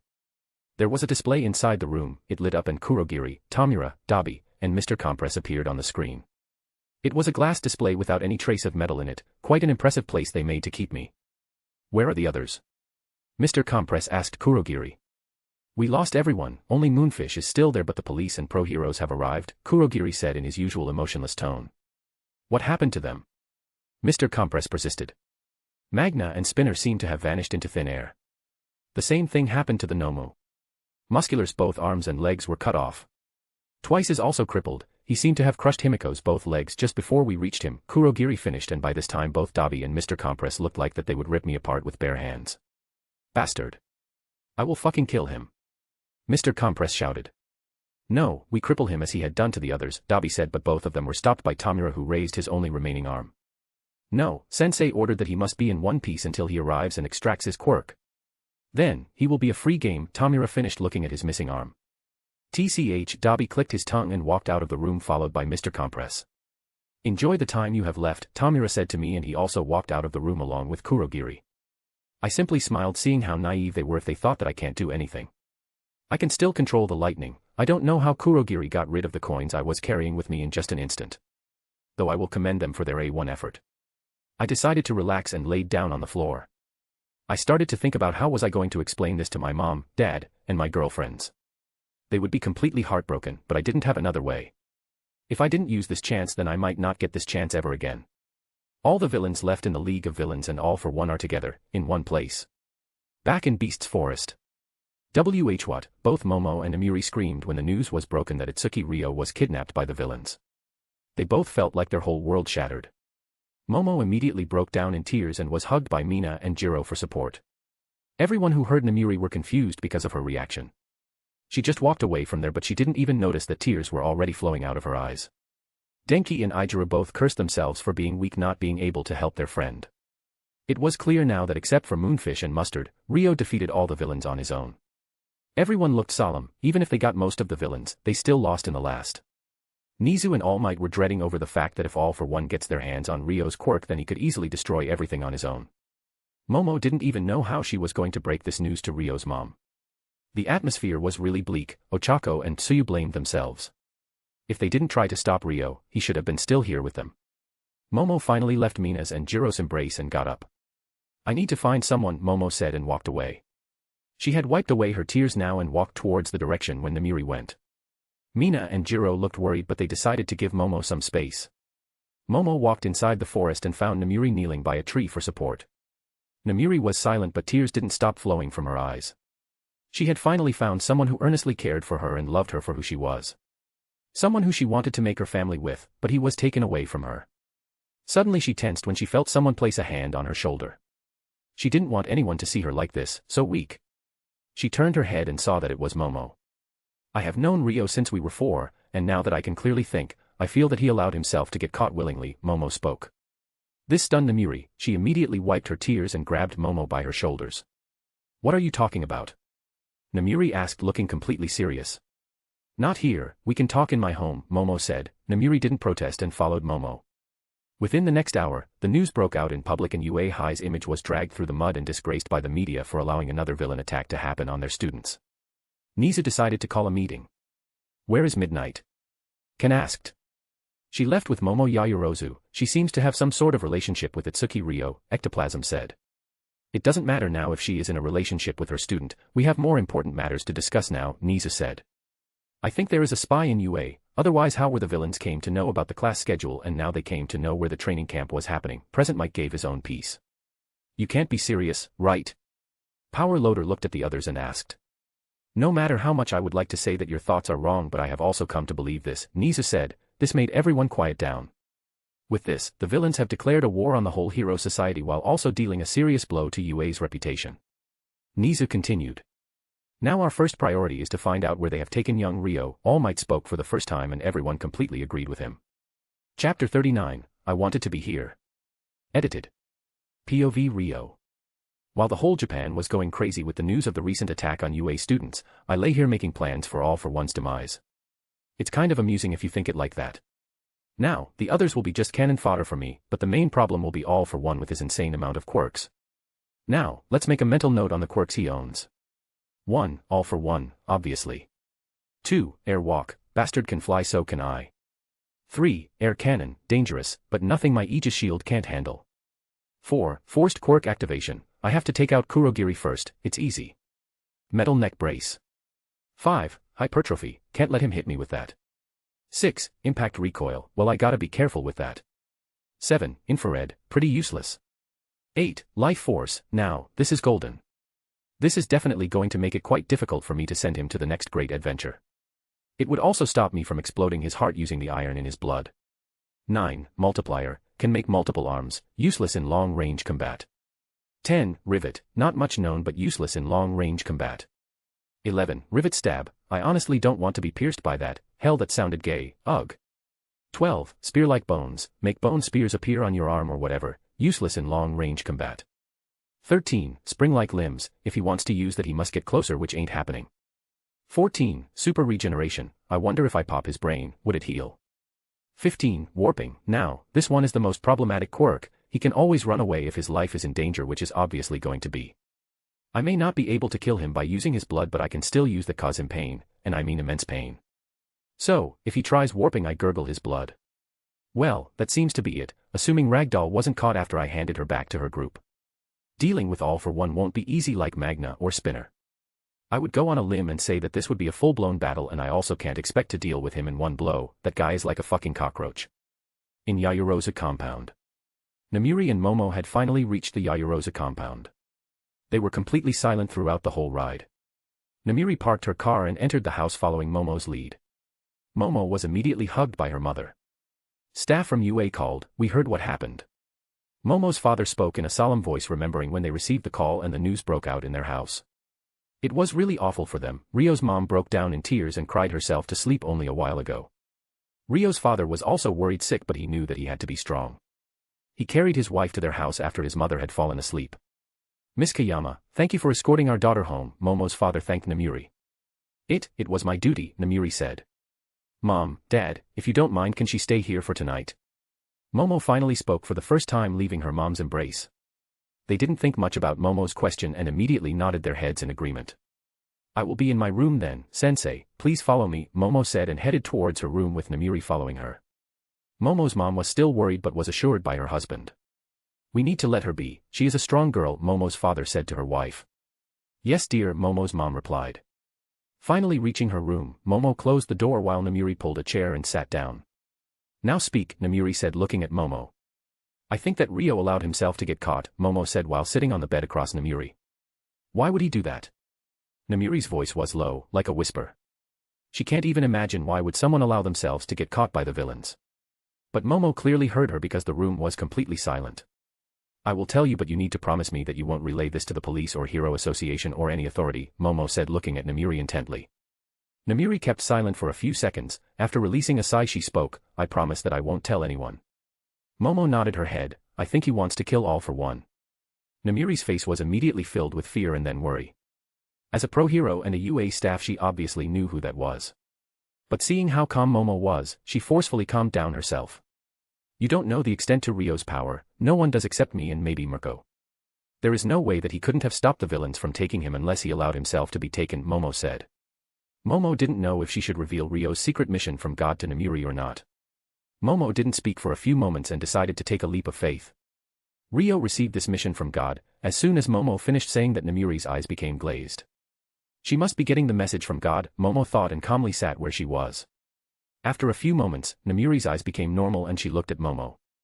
Wow, so you agreed too, right? I don't want to be the only one with him going to other worlds, Namiri spoke forgetting all her worries for a moment. Of course I would now, let's get some sleep, it has been a long day, Momo said to Namiri, who simply nodded her head in agreement. Both of them were still worried but they placed their trust in Rio. Momo handed Namiri an oversized shirt. Namiri didn't even bother to enter the bathroom and stripped bare right in front of Momo who was bewildered due to Namiri's habits. When both of them finally finished changing, Namiri informed Nizu that she had safely escorted Momo to her house. Nizu hinted that he and the UA staff knew about her scandalous relationship but they would ignore it if they can keep it under the wraps. Hearing him, Namiri just chuckled nervously. She was also informed that the police were making up a team for Rio's rescue and she was also invited. But neither of them knew that the team would no longer be needed. After cutting the call, Namiri relayed everything to Momo. Both of them found themselves more connected now that they knew Rio's secret and they were also a part of it. POV Rio. Getting bored. How long do I have to wait for that bastard? It has already been a few hours. Suddenly a smile appeared on my face when I felt 3 people come into my sensory range. It means that the guests have arrived. The glass and plastic pathway in front of me opened. I slowly got up and looked at the 3 people walking towards me. All for One finally decided to show up. I must have given him a lot of problems. I have to say they are quite smart. They didn't have anything made up of metal on them, except in their blood. Well, they can't exactly take out the blood from their bodies and stay alive. All for One was wearing a mask made up of plastic or something. Tamura, well, he was still Tamura, but this time he didn't have the severed arms connected to his body. Dabi wasn't present here. That's a good decision because his body was filled with metal piercings. Mr. Compress was in his usual get-up. They finally arrived in front of my cell and the door opened, but no one spoke. I still had a gentle smile on my face. Good evening, Itsuki Ryo. I would have liked to say that it's nice meeting you, but you did seem to have done some things which make me angry, very angry. All for One was the one who spoke in his eerie voice. So, what are you gonna do? Talk me to death? I said to him in a mocking tone, but he didn't react. Instead, Tamura was the one who reacted. I clearly heard teeth grinding. I could see the hot burning rage in his eyes. Don't worry, Tamura, I will give you a lot of rage before the end of the day. Very funny, but I won't do that. Yes, the killing part is correct, though if it would have been up to me then I would have let you go after I was done with you. But my protege and my subordinate seem to have some grievances with you. All for One was still speaking in the same voice. Yeah, sure, so man child, how is it to live without one arm? I mocked him again and the reaction I got from him was priceless. Ha, his face contorted in rage. I wish that I had my mobile to click some pictures, that would have been epic. Very brave, but useless. You must know who I am, seeing your reaction after you saw me. So, you must know what I want with you. Yes, your quirk is quite intriguing. That is the reason you were brought here. Before All for One could even finish, I broke out into laughter. This seemed to get a reaction out of All for One. My reaction caused the three of them to get confused. Those S-wipes brought me here, don't joke around. They didn't bring me here. I wanted to be here. I declared. Any other last words before you lose your quirk? All for One didn't believe me, but Mr. Compress seemed to back away slightly. Smart man, now let's answer. All for One, it's rude to keep someone waiting. Yes, there is too much iron in your blood, let me take care of it. Cliff Cohen intervenes. Chapter 40, Magneto vs All for One, I. Edited. POV Rio. Yes, there is too much iron in your blood, let me take care of it, I said and raised my hand. This seemed to have gotten the reaction I wanted since the beginning. I didn't want to kill either of them, at least for now, so I didn't have to put too much pressure, and two of them dropped on the ground screaming their lungs while clutching their chests. All for One was still standing, but he also clutched his chest in pain. I didn't have to do much, I simply made the blood in their bodies to become slightly more active. Even with such a small change, it could have a drastic effect, and I can clearly see that in front of me. How naive can you villains be? Haha, well, whatever. I finished speaking and the whole room started to shake. For the first time ever I put my entire force to pull out metals from the underground. All for One understood that he messed up and immediately tried to call for help. Kurogiri.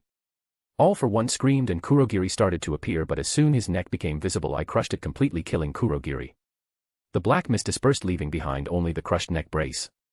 Unlucky for him, All for One was only able to call him and wasn't able to tell him about the situation here.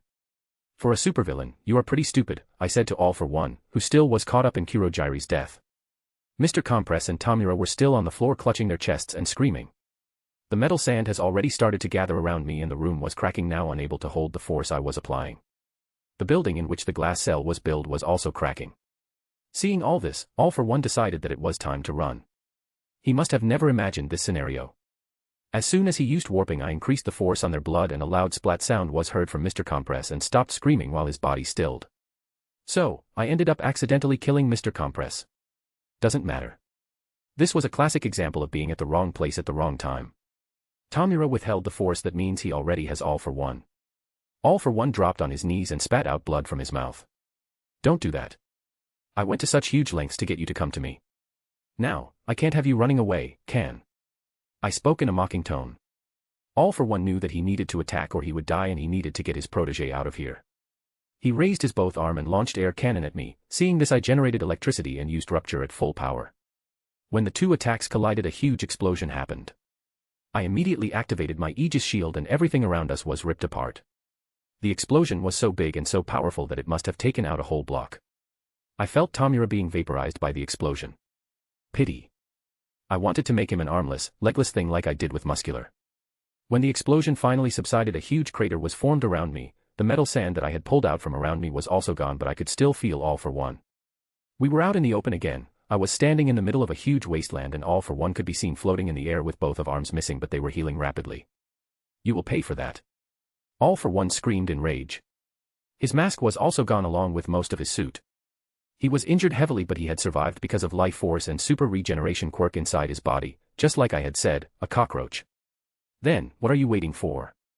The stage is already set, let's not make everyone wait. I said to him, slowly rising up in the air up to All for One. In police headquarters. The police have already gathered a team of pro-heroes and they were currently discussing the possible locations the villains could use as a hideout. All Might, Endeavor, Edshot, MT Lady, Best Jeanist, Gran Torino, Xless, Gang Orca, Kamui Woods, and Tiger were working with the police. Suddenly a police officer came barging into the room and whispered something in Naomesa's ear. What? Naomesa yelled in worry and shock. This surprised everyone present in the room. What happened now? Endeavor asked in his usual haughty manner. Naomesa turned towards the heroes and started to speak. We have confirmed that All for One had appeared and is currently engaged in a battle against Itsuki Ryo. They are fighting in Kamino Ward. Everyone in the room was stunned still, they never expected this. Another police ran into the room and handed Naomesa some papers. Naomesa's face filled with worry. We must hurry and save young Ryo, All Might said in his usual charisma. No, the priority for us now is to evacuate Kamino Ward. According to the report, their battle is so destructive that 2 blocks have completely disappeared. I again repeat, the priority is to get the civilians to safety. Currently Itsuki Ryo seems to be holding back All for One from causing more destruction, Naomesa spoke reading the report. We can't let a student fight All for One, Gran Torino said. All the heroes in the room agreed to him completely. Then watch this, Naomesa said in a solemn voice and turned on the TV. As soon as the news channel was tuned in, everyone in the room saw something that they would never be able to forget. In an area of about 2 blocks, a dome made of steel beams, iron pillars, cars, trucks, and several other metal objects were rotating, making a shield to contain the destruction. Inside they could see 2 silhouettes that seemed to be engaged in long-range battle. One of them was using air-based attacks and the other was launching metal objects at unimaginable speeds which were leaving only a blue streak behind them. All of them gulped when they saw the whole scene. In Yaoyorozu compound. Both Momo and Namiri were sleeping, but they were woken up by a sudden knocking on the door. Momo didn't know what happened, but it was obviously something important.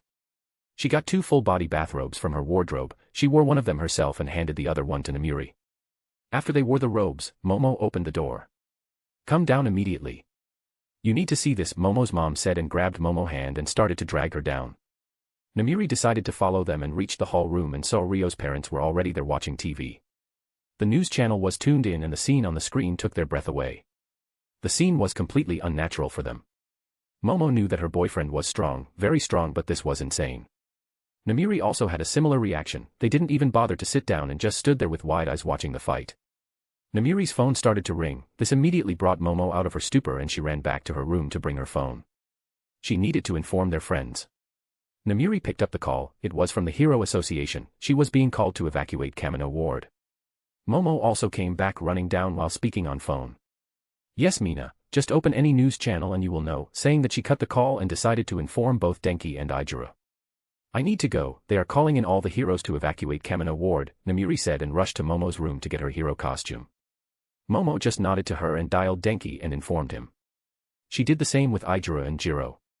Namiri finally came down in her hero costume and left the compound. The 2 pairs of parents didn't even react to them, they were too busy watching the colossal fight.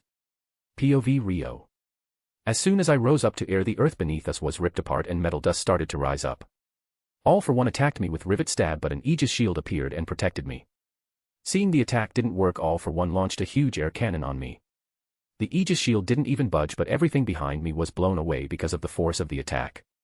I started to make metal spikes from the metal sand and launched them towards All for One using railgun. All for One nimbly dodged all of my attacks. Didn't life force Quirk's drawback was reduced mobility? Then how the fuck is this old bastard moving so fast? While dodging, he kept launching air cannon at me. It didn't cause me any harm, but nearly another block was blown away because of his attacks. I raised both of my hands in the air and everything metallic around me in 2 blocks rose up in the air. I made them rotate around me in the shape of a dome to stop any attack from getting out, but it wasn't enough. I closed my eyes and concentrated really hard. I immediately found all the empty vehicles that were in my range. I pulled all of them towards me, making them join the dome shield. I also found a construction site and pulled everything metallic towards me, finally strengthening the shield enough to hold back any of our attacks. Impressive but useless, All for One said while attacking my shield directly, but the shield tanked his attack. This stunned him and I used this chance and blew a hole in his stomach using my railgun. All for One screamed in pain, but it was already healing. Damn, that's cheating. Let's see what's superior, your regeneration or my medals. I said and generated massive lightning bolts around me, charging the iron spikes floating around me and launched them at All for One. Naughty Cliffcoin attacks again. Chapter 41, Magneto vs All for One, 2. Edited. Meanwhile in Kamino Ward. Due to the fight, the Kamino Ward was engulfed in utter chaos. When the fight started, everyone was completely shocked and scared. When the explosion happened, it caused several tremors. When the civilians saw what was actually happening, they were completely scared. Anyone in their place would be. In a few minutes, several heroes arrived along with the police and started to help the civilians to evacuate. Many heroes decided not to intervene in such a huge-scale fight. No one knew either of them. Even if All for One is usually referred to as a supervillain, he isn't that well known because of several factors. Itsuki Ryo was still a UA student, and even he became famous after winning the sports festival. Nobody has expected that he could be of this level, and from that distance, not many could clearly see the faces. Hero Association immediately called all the heroes to help with the evacuation. Heroes kept arriving in Kamino Ward. Even if they wanted to see the fight, they need to do their job first. Suddenly everything changed when cars, trucks, and everything related to metal started to fly towards the place where the fight was happening. Many heroes were shocked and scared to see someone use their quirk in such a capacity. Civilians were also awed by the power. They were shocked to see how a dome-like shield was made using the metal objects. POV Ryo. Let's see what's superior, your regeneration or my metals. I said, and generated massive lightning bolts around me, charging the iron spikes floating around me and launched them towards All for One. All for One immediately understood that if any one of them hit him, then he would die. So, he completely gave up on attacking and started to dodge. His body started to turn into black liquid. I immediately understood that he was trying to run again. I immediately clutched my hand, which made him scream in pain, and immediately stopped trying to warp. I told you don't try to run, I said again, but this time All for One decided not to give me a reply like the previous times. He must have come to know that he had fucked up. All for One was also regretting making this plan. He now understood that how big of a mistake he had made. His protege was dead along with all the nomos he had made. His subordinates are gone. Anyone in the building has vaporized due to the explosion. I kept increasing the number of projectiles I threw at him. Some of the projectiles have started to injure him. Even if he healed, I knew that he won't be able to keep going on like that. Slowly, I was also getting tired. I knew this would happen, but it became much faster after I made the dome shield. I could stop it, but that would harm the innocent civilians and cause unnecessary destruction. All for One was also in the same condition. I have noticed that his super regeneration had slowed down. Now it was taking more time for him to heal from the injuries. We kept going on like that for more than 6 minutes when I noticed that several people arrived at the border of the dome I had made. I looked towards them and found that the heroes are slowly appearing to watch the outcome or maybe help, but they were not able to enter. I won't lower the shield, or some heroes might arrive and ask me not to kill him or stop me from killing him. I have to finish this quickly or I won't be able to make excuses for not lowering the shield. I increased my power output and used it to generate more electricity. This made the projectiles faster than before. One projectile finally landed a decent blow and took off his whole right arm. All for One screamed and froze for a moment. At that exact moment a loud boom was heard from the shield. I turned my head and saw All Might blew a hole in my shield, and he was rushing towards us. If he gets here, I had to back away. Damn. Fuck this shit. I cursed inside my mind and used every ounce of power that I had in my body and launched a rupture attack towards All for One. He saw the attack coming towards him, tried to move, but it was too late. A bright blue flash of thunder engulfed the whole area. All Might stopped himself due to the bright flash. After a few seconds the flash subsided. Lightning was still cackling around the place of the attack. I knew that All for One was dead for good. In his place a skeleton was left. Damn, that rupture was even stronger than the last one, and his skeleton was still here. Previous victims didn't leave behind any ash, and this guy left behind his skeleton. The skeleton dropped to the ground and shattered and crumbles into dust. Well, life force seems to be an OP quirk. I used my remaining power to put down the dome shield I made while it floated back to the ground. I sat down on the ground. I did not have any ounce of power left in my body and looked around to see all the heroes were running towards me. Hold on, young Ryo, help is coming. Don't give up, you have to live. All Might appeared in front of me and started to speak in his usual cheerful voice. Did I hear it right? What the fuck this bastard is even thinking? I am not dying, I am just resting. I wanted to scream at him, but I didn't have the energy to even do that. Oh, sorry. My bad, All Might said and sat down beside me. By this time all the heroes were here. I saw Namiri came towards me, but before she could do anything I pointed towards the news helicopters. She looked where I was pointing and immediately understood. She didn't move away, but she also didn't try to hug me and get close to me. Are you alright, young Ryo? All Might asked me again, looking concerned. Yeah, they didn't hurt me because All for One wanted to take my quirk, but by the time he arrived I was able to pull out metal from the building. I was about to continue, but All Might cut me off. No, I didn't mean that. You just took a life, so are you feeling alright? All Might asked again. By this time all heroes have surrounded around me listening to us talk. I don't know, it was either me or him. I don't know how to feel, maybe the adrenaline is still messing up with my thought process, I told All Might. Don't worry, it will be okay, now let me arrange a transport for you, All Might said and patted my back in his usual cheerful tone. All Might sat by side for the whole time until a helicopter arrived. I could already hear cheers for my name from both civilians and heroes. I honestly had no idea how to react to that, all I wanted was to sleep now. I boarded the helicopter with Best Jeanist, he was selected to escort me to the hospital. The helicopter rose up in the sky and I could clearly see both civilians and pro-heroes were waving at me while cheering my name. My fight with All for One must have left a huge impact on their minds. Even if I will surely garner some jealousy from people like Endeavor and Bakugo, but it was unavoidable. Soon we reached a hero specialist hospital where only pro-heroes were treated. Damn, special treatment. As soon as I laid down on the soft bed I fell asleep and a message appeared in my mind, obviously, it was from God. Congratulations. You have completed the mission I gave you, so you will be able to leave this world when you want along with your lovers. When you want to leave you just have to think about me in the world you want to go along with, any specific setting if you want, and a portal will appear in front of you. I will give you new powers when you arrive at the new world and you don't have to worry, you will still retain all your current powers. Now, take some rest. You have worked hard and saved a world from apocalypse. With that message over I was finally able to sleep. Chapter 42, Family Time. Edited. POV Rio.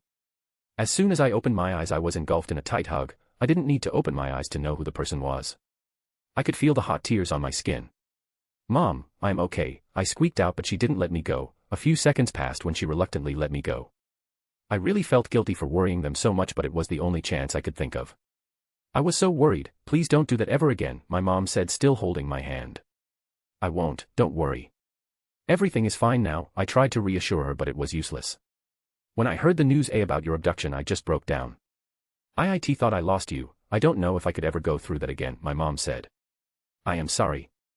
I know apologizing won't do anything, now the only thing I know is that the person who was responsible is gone. I said while smiling at her. Seeing me talking about the incident she decided to change the topic. The doctor said you are completely fine, so we can leave if you want, my mom said, wiping away her tears. Where are the others? I asked Mom. I could feel several people just outside the door. Hearing me, a realization struck her. Ah. The doctor told me to call him when you wake up. The others are outside, my mom said, getting up.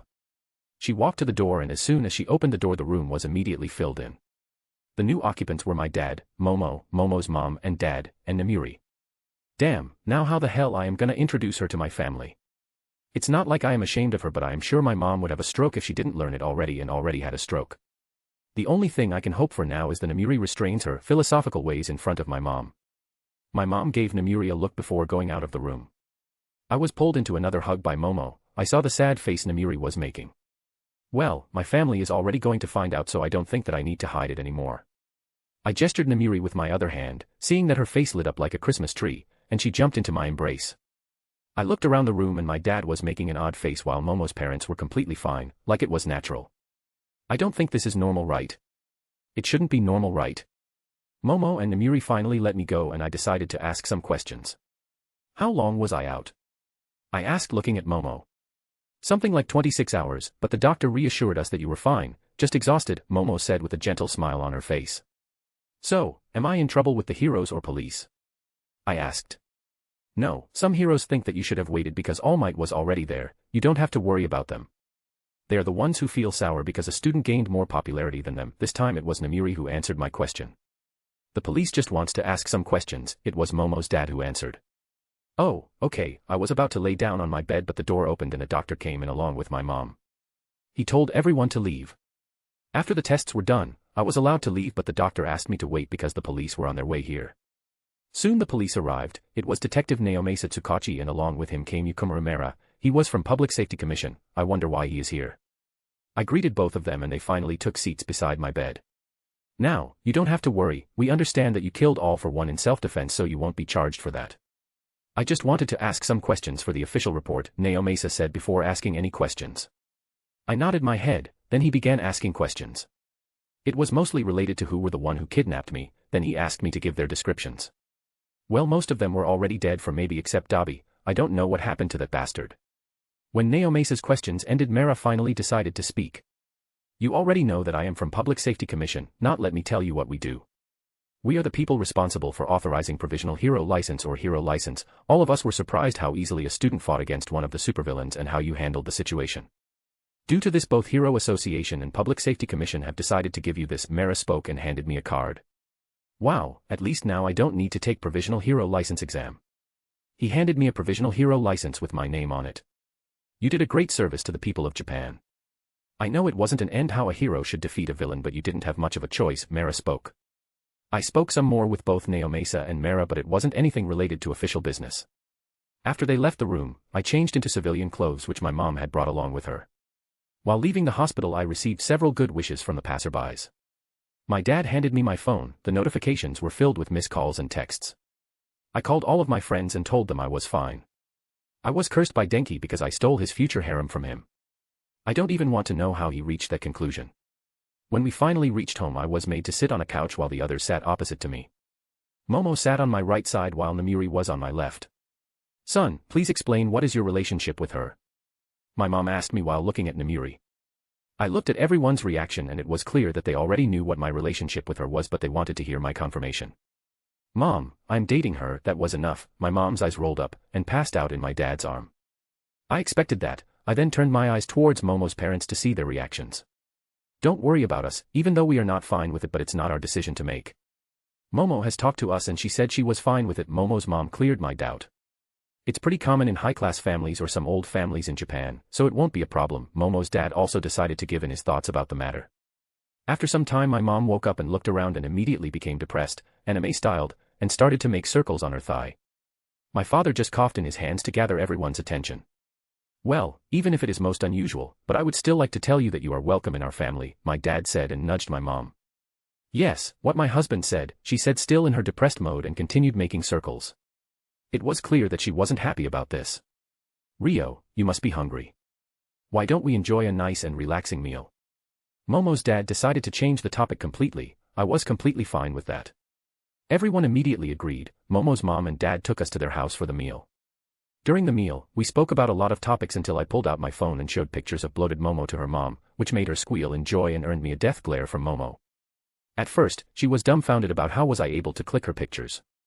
Momo's mom was so happy and excited that she immediately demanded the pics so she can store them in her Momo album. By that time, Momo was completely embarrassed. I was so glad that Namiri didn't speak about her philosophical ways. Namiri looked really happy because this was the first time she came to know how having a family felt. She kept pestering my mom, who was almost scared of her now. But when Namiri started calling my mom as mom, and she shivered like a cat doused in water. Don't worry, Mom, I will prove myself that I am worthy of being your daughter-in-law, Namiri declared after the meal. That made my mom sulk in corner of the room. This made everyone laugh except my mom and Namiri. Namiri stood too proud while my mom was drawing circles in the corner with her finger. Throughout the whole day, we had a lot of fun along with our family. Namiri told me that the UA staff knew about our relationship. They were fine with it as long as we kept it a secret. Both Momo and Namiri indicated that they knew that I allowed myself to get caught. I needed to coax them too. It was really nice to spend a whole day relaxing with family and loved ones. Chapter 43, Beach Trip, I. Edited. POV Rio. I am sorry for doing that, but when the attack happened I had no idea that they had come for me, I told my two angry girlfriends. After the meal, Momo dragged me to her room along with Namiri to ask me some questions and deal with their grievances. But couldn't you have come back to tell me? Momo asked me while plopping herself down on the bed. I have thought of doing that, but before I could do that the smoky bastard decided to pop behind Ochako and Tsuyu. I could have stopped him without getting caught, but the chance was too good to give up. I tried to make them understand. I understand what I did was wrong and it must have been really awful for both of them. Fine, just tell us before you do something like this again, Namiri sighed and said.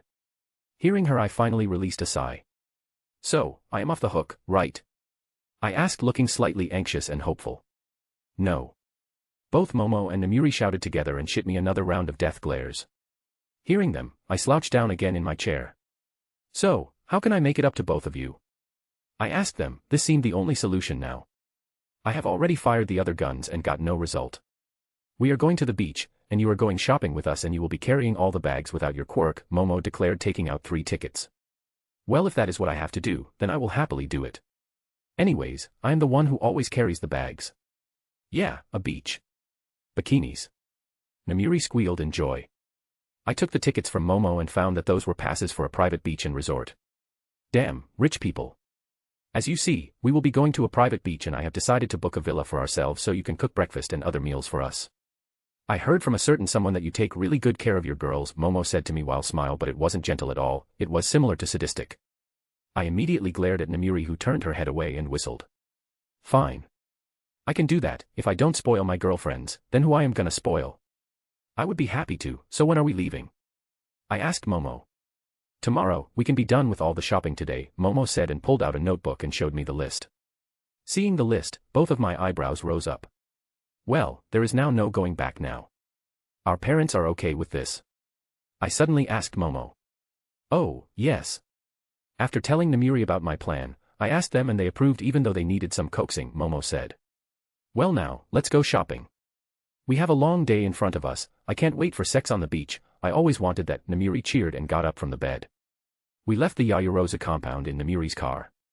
Before the shopping trip could start we needed to visit Namiri's apartment so we can get her disguise, the ridiculously large hat and shades. I think she should carry those with her. After getting the disguise we drove to a huge bikini store. I don't even know why they have such a huge store just for bikinis. I understood why they needed such a huge store when we entered inside. The store has every kind of bikini ever made and they had them in several colors. Namiri immediately started checking 2-string bikinis of the same color.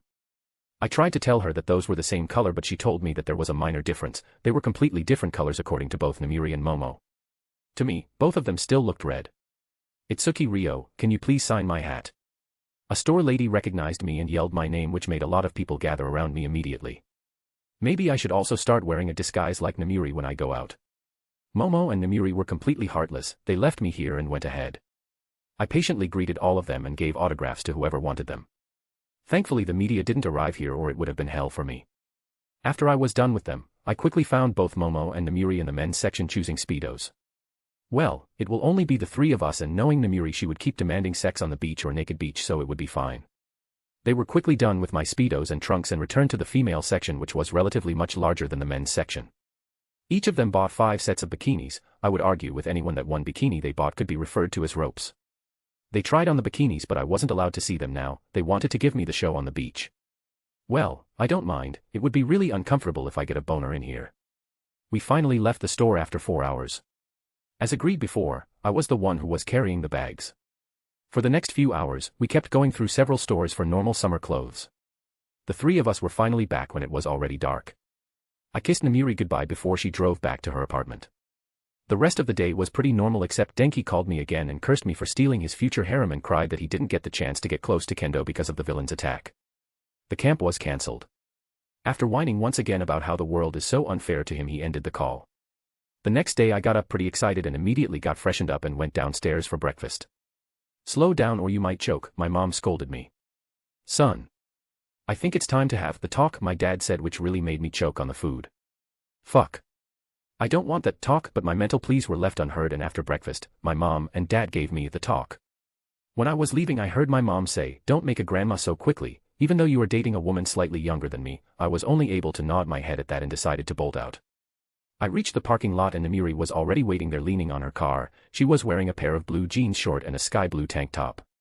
Good morning, I greeted her and kissed her. Good morning honey, she said in a sultry voice. Soon Momo also arrived and she was wearing a blue miniskirt and a red shirt. She was carrying a handbag and pulling a trolley bag behind her. I kissed her too after greeting her.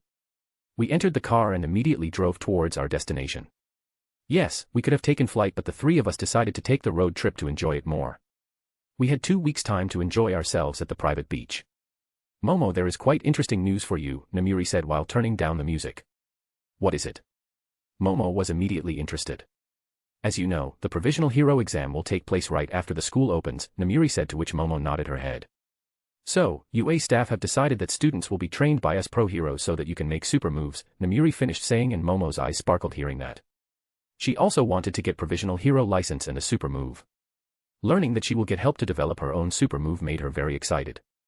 This was decided the last night and you don't have to worry, the training will happen for only the last 10 days of the super break so our trip ain't getting short, Namiri finished. Well, looks like the exam will still happen. At least I don't have to worry about that at all. But I will help Momo and my friends if needed. Did they decide to do this because of the recent attack? I asked Namiri. I wanted to know if it was still for the same reason or not. Indirectly, in previous exams about 50% of participating students passed, but from now on they are going to make the exam real hard, only 10% of students would pass. Both Hero Association and the Public Safety Commission don't want riffraff heroes anymore after your display, Namiri spoke while pointing at me by the last sentence. Your display set up a new standard for anyone who wants to get either provisional hero license or just hero license, so expect the test to be extremely hard, Namiri said in a serious voice. It's unfair, everyone can't be like Rio, Momo spoke. Yes, they also don't expect that, they just want you to be more ready to face real-life battle scenarios. They did this for another reason too. When the fight started, no heroes intervened and tried to help Rio, Namiri said. Oh. That was all Momo said. Don't worry, I will train you, Rio will help you too during these 14 days. We can't spend a whole day having sex or in the water naked. Namiri said with a perverted grin on her face. Chapter 44, Beach Trip, 2, R18. Edited. POV Rio. Are you sure that this place is only for 3 people? I asked, pointing at the villa which Momo thought would be appropriate for us. I know we could have so much fun in there, but isn't that too big? Namiri was the next. Currently, we were standing in front of the so-called villa. It took us around 9 hours to get here, so it was almost dark and we were really hungry. I hoped that the first thing I would do after getting there was to make food, but before that, I need to remember the direction in this huge fucking mansion. Even if I invited all our classmates, along with their families, we would still have rooms to spare. Momo at least had the decency to blush. It looked small in the picture. Momo spoke meekly, and even she knew that her defense was very weak. Oh, well, let's get a room for ourselves. It would be better if it's near the kitchen, then I won't have to walk for 5 minutes before arriving there, I told them, and the 3 of us finally entered the villa. After arriving at the private beach, we were given the keys to the villa by the staff who were waiting for our arrival. After getting our keys, we directly arrived here, and now I know it was a mistake. I should have asked them for a fucking map. Aha. Look honey, what I found, Namiri said and showed us a map that the staff had kept on the table. At least they knew that we would need this, smart people. Well, let's see, where is the kitchen first? I am starving, I told Momo and Namiri, and both of them agreed without even thinking. After walking for about 4 minutes, we finally reached the kitchen. I hope that the kitchen isn't empty, Namiri said, and her stomach growled, followed by ours. It won't be empty, of course, the kitchen supplies are included in the whole package, Momo said, puffing out her chest, which had a significant reaction to her shirt. I gulped looking at that, but I was somehow able to turn away. The 3 of us needed to eat before we indulged ourselves in carnal desires. Just like Momo had said, the kitchen was filled with supplies. Spices, oil, raw ingredients, vegetables, fruits, and everything else we would need was there. Even meat, fish, and eggs were stacked inside the freezer. I immediately got busy with the cooking. 3 of us decided to have some chicken noodles.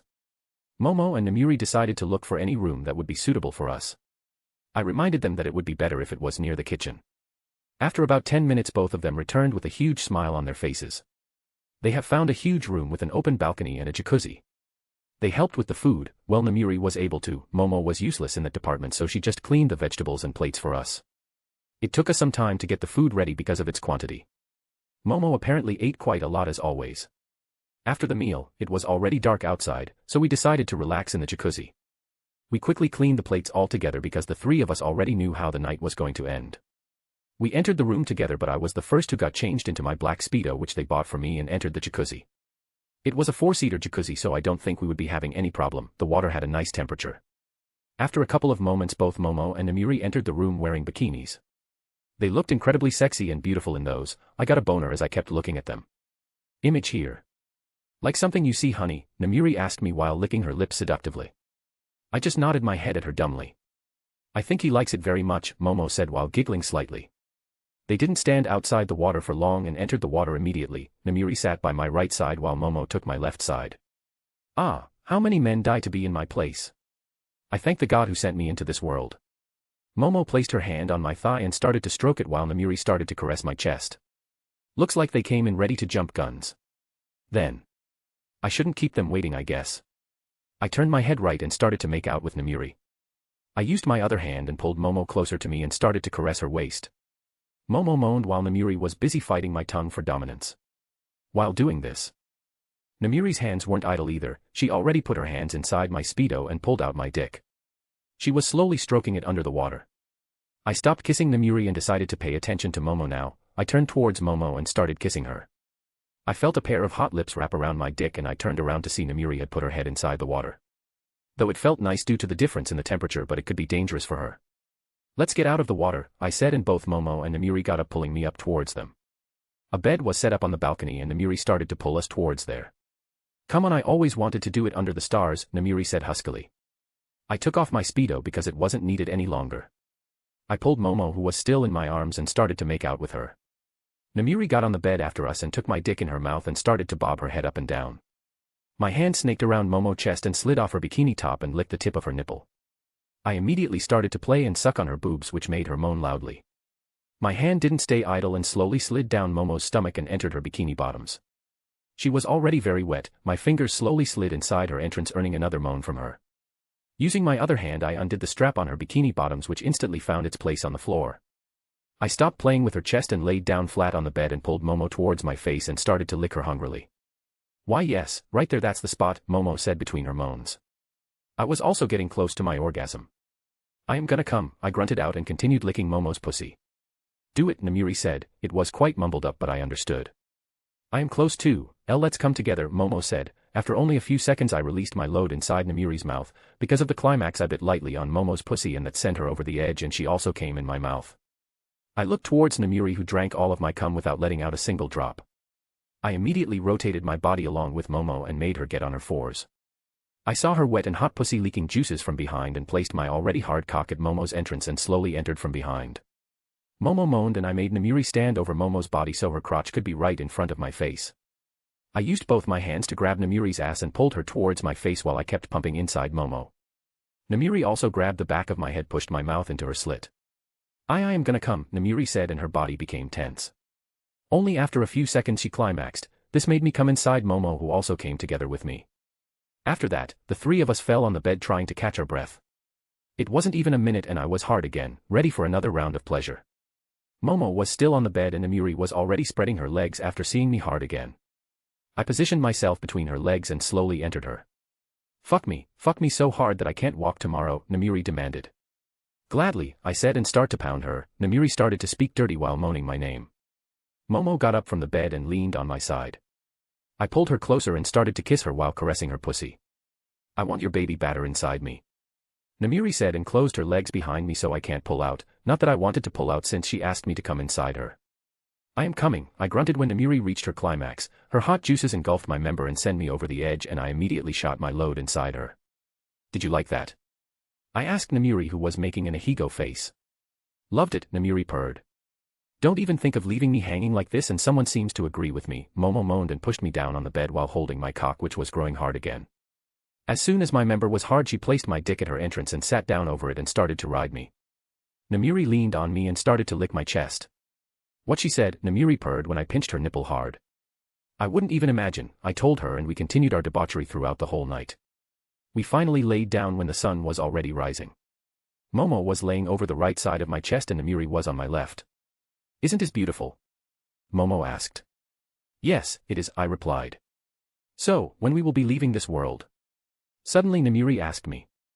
"There is no hurry, we can relax here as long as we want now that my mission is over," I replied and kissed Namiri. After that Momo got the same treatment, and like that we went to sleep completely tired and satisfied. Chapter 45, Back for Super Move Training. Edited. POV Rio. It has been already 10 days since we have been here. For these 10 days we enjoyed ourselves as much as we could. We ate, lazed around, had sex, lots of sex, and trained once again. I was training both Momo and Namiri in hand-to-hand combat. As a pro hero, Namiri was quite capable, but she wasn't anywhere close to Aizawa's level, and Momo was just a novice in this department. Yes, since we were small we have been training physically, but that doesn't mean that she would know how to fight. Namiri was slightly lacking behind Momo in the combat training because she didn't work out regularly as Momo and I did. We spent most of our time on the beach, and since the beach was completely private, usually we lacked clothes on our bodies. Due to that, our bodies lacked any tan marks. Momo was happy that she was learning new stuff. During the training I asked Momo to make 2 things at the same time, which she was easily able to do, so I decided to her to work on her speed of making things and efficiency. Namiri was hugely dependent on her quirk and didn't work out physically, so I made her exercise with us. At first she whined, but when I told her exercising would keep her body toned and sexy, she immediately agreed. She definitely had her own priorities. We still had 4 more days left in our trip, so Momo wanted to make her super move, at least get the idea before she goes to train along with the other students. Momo also has been learning to fight with weapons. She can't make complicated things with moving mechanisms, but she could easily make a sword or spear. Namiri practiced with her whip. She apparently loved it, so I decided to get her a dagger tail as her permanent weapon. It wasn't needed now because, as you know, pro heroes aren't allowed to use lethal weapons. So, here we were laying on a blanket over the sand completely naked. Well, I wasn't laying now because I was the one applying sunscreen on their bodies. I finished applying sunscreen on Momo and turned towards Namiri, who seemed to be deep in her thoughts. "What's on your mind?" I asked her. Started to apply the cream on her stomach. What will be my age in the world we will be going?" Namiri asked with concern in her voice. I knew why she asked that. She was really concerned about her age. I just smiled at her and started to rub lotion on her boobs. A small moan escaped from her lips, but she kept looking at me, waiting for my answer. "You can be old as you like. I guess that you want to be the same age as us?" I asked Namiri. My answer made her smile, but the next moment it turned into a perverted grin. "No. I will take the role of your perverted older stepsister who would teach her little brother the glory of skin pleasure," Namiri declared and stood up while pointing her finger towards the sky. As soon as the sentence finished, she released steam from her nose and puffed out her chest. Both Momo and I gave her blank looks, while Namiri was too proud at the moment on herself for noticing our stares. "Are you sure? You might have to wait for some years to have sex with me." I tried to dissuade her, but it didn't seem to work. She proudly laid down, turning around so I could rub the lotion on her back. "I can wait. Yes, patience is the virtue. I have already spent 30 years waiting for you," Namiri said while looking at me hungrily. "No matter what you think, but you weren't born while craving sex," Momo pointed out. "Fine. 16 years, happy. Ignore the minor details," Namiri said saucily. Fine, whatever turns you on," I said, and started to rub the lotion on her ass. "Care for a quickie, honey?" Namiri asked, making Momo get up.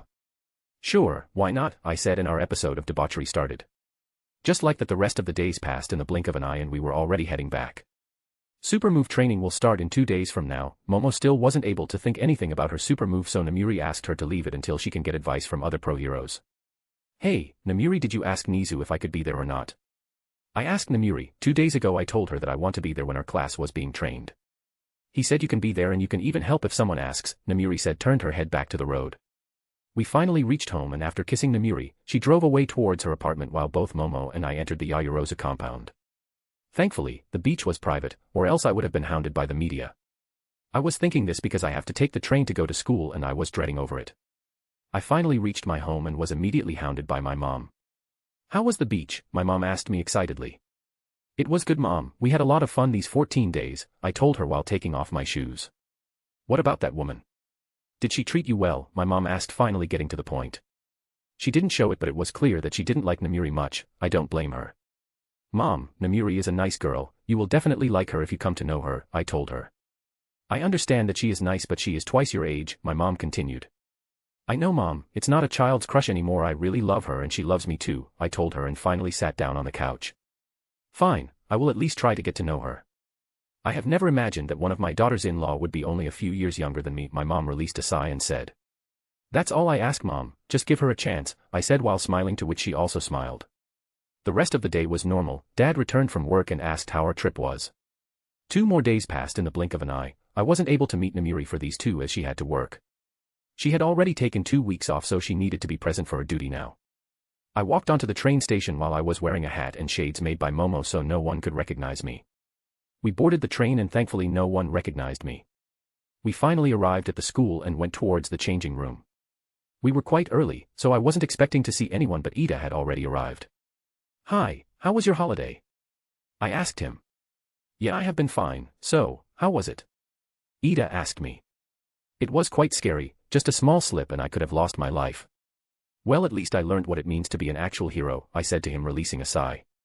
Both of us were done changing now and finally left towards Ground Gamma. "I saw your fight, how you kept protecting those people throughout the fight," Ida said and clutched his hands. "But I don't know if I could ever do that," Ilda said, gritting his teeth. "Don't think like that. Tell me, why do you want to be a hero?" I asked him. "Of course, to help people who are in the need," Ilda said. "Then, there it is, as long as you keep saving people, helping people, you are a hero. You don't have to face a supervillain as I did, but keep doing good and that will be enough. Many will think that I was lucky to be able to defeat a supervillain and become famous, but only I know how I felt. Just a mistake and bam. You are dead," I told Ida, and this seemed to work like a charm. "Thank you for talking to me," Ida said, and we kept walking towards the Ground Gamma. "You don't need to thank me, it was the right thing to do," I told Ida, and we finally reached Ground Gamma. Momo was the only girl who has arrived, so I decided to look around and maybe find Namiri. But before I could leave, Denki and Jiro entered the Ground Gamma. Both of them immediately started firing off several questions. I answered them in a similar manner I did to Ida. Dude. I found out what Kendo likes, Denki said, finally back in his usual manner. Tell me about that after the training, I told him. Wow. I heard Jiro exclaim while she had a blush on her face. I wonder what they are speaking about. It must have been something about our beach trip. Chapter 46, Super Move Training and Provisional Hero License Exam. Edited. POV Rio. Soon all of the students started to flood in and everyone except Bakugo came to ask me if I was fine or not, or at least, wish me well. It was quite annoying at the same time getting treated like that by my own classmates, but nothing can't be done. After all, I really did some intense stuff. Bakugo just stood at the side and kept glaring at me while seething in rage like I killed his puppy. While Izuku was talking to me, he was kind of wary of me. Well, as I know his personality, he thinks that I should have knocked out the villains who attacked us in Beast Forest so they could be redeemed. I honestly don't care what he thinks of me. For me, he is just a naive kid, and now that I have killed his destined enemy, there isn't going to be an apocalypse. Soon the teachers arrived who were going to train the students. Ectoplasm, Cementos, and Midnight. I am surprised to see that Midnight has changed her hero costume slightly. At least, now her boobs aren't hanging out. Though I never asked her to change her hero costume, but it really made me happy. I looked around and a lot of students were surprised to see the change in Midnight's hero costume. I looked over to Momo to see her reaction, and she also looked surprised. Namiri didn't even tell Momo. Midnight takes the lead and comes to stand right in front of us. As you all know, the Provisional Hero License exam is going to happen after 10 days, so we will be training you guys so that you guys can learn your own super move. Midnight finished. Even though all the students were already informed of this beforehand, this seemed to make them excited. Firstly, I want to warn all of you that this Provisional Hero License exam is going to be exceptionally hard. Expect only 10% students to pass this exam, unlike the previous years in which 50% students would have easily passed, Midnight said while looking around the room, watching the expressions of all the students here. I also looked around and found that most of the students looked completely nervous now. All their previous excitement was completely gone. They decided to make this change because of the recent villain attack. I expect all of you have seen it on the news, Midnight said. So we will be training all of you except Itsuki Ryo because he won't be taking the exam. He had already received his Provisional Hero License, Midnight said, and this made everyone to immediately turn their heads and look at me. Why the hell is he getting special treatment? He just defeated one villain. If he can do it, then I can too. Bakugo screamed. He didn't look happy after learning this. Don't complain to me, kid. The Hero Association and Public Safety Commission made the decision. Midnight looked annoyed being interrupted and glared at Bakugo. Thankfully, Bakugo knew when to back down. Now, back to the topic. Ectoplasm will explain to you the importance of having a super move. Midnight finished and Ectoplasm came forward. Super moves are essential to passing the Provisional Hero License exam because it gives the students more of a fighting chance. Students with super moves can control the momentum of any battle and gives them the ability to fight consistently well. Super moves don't exactly need to be offensive, they just need to give their user a surefire advantage in a fight.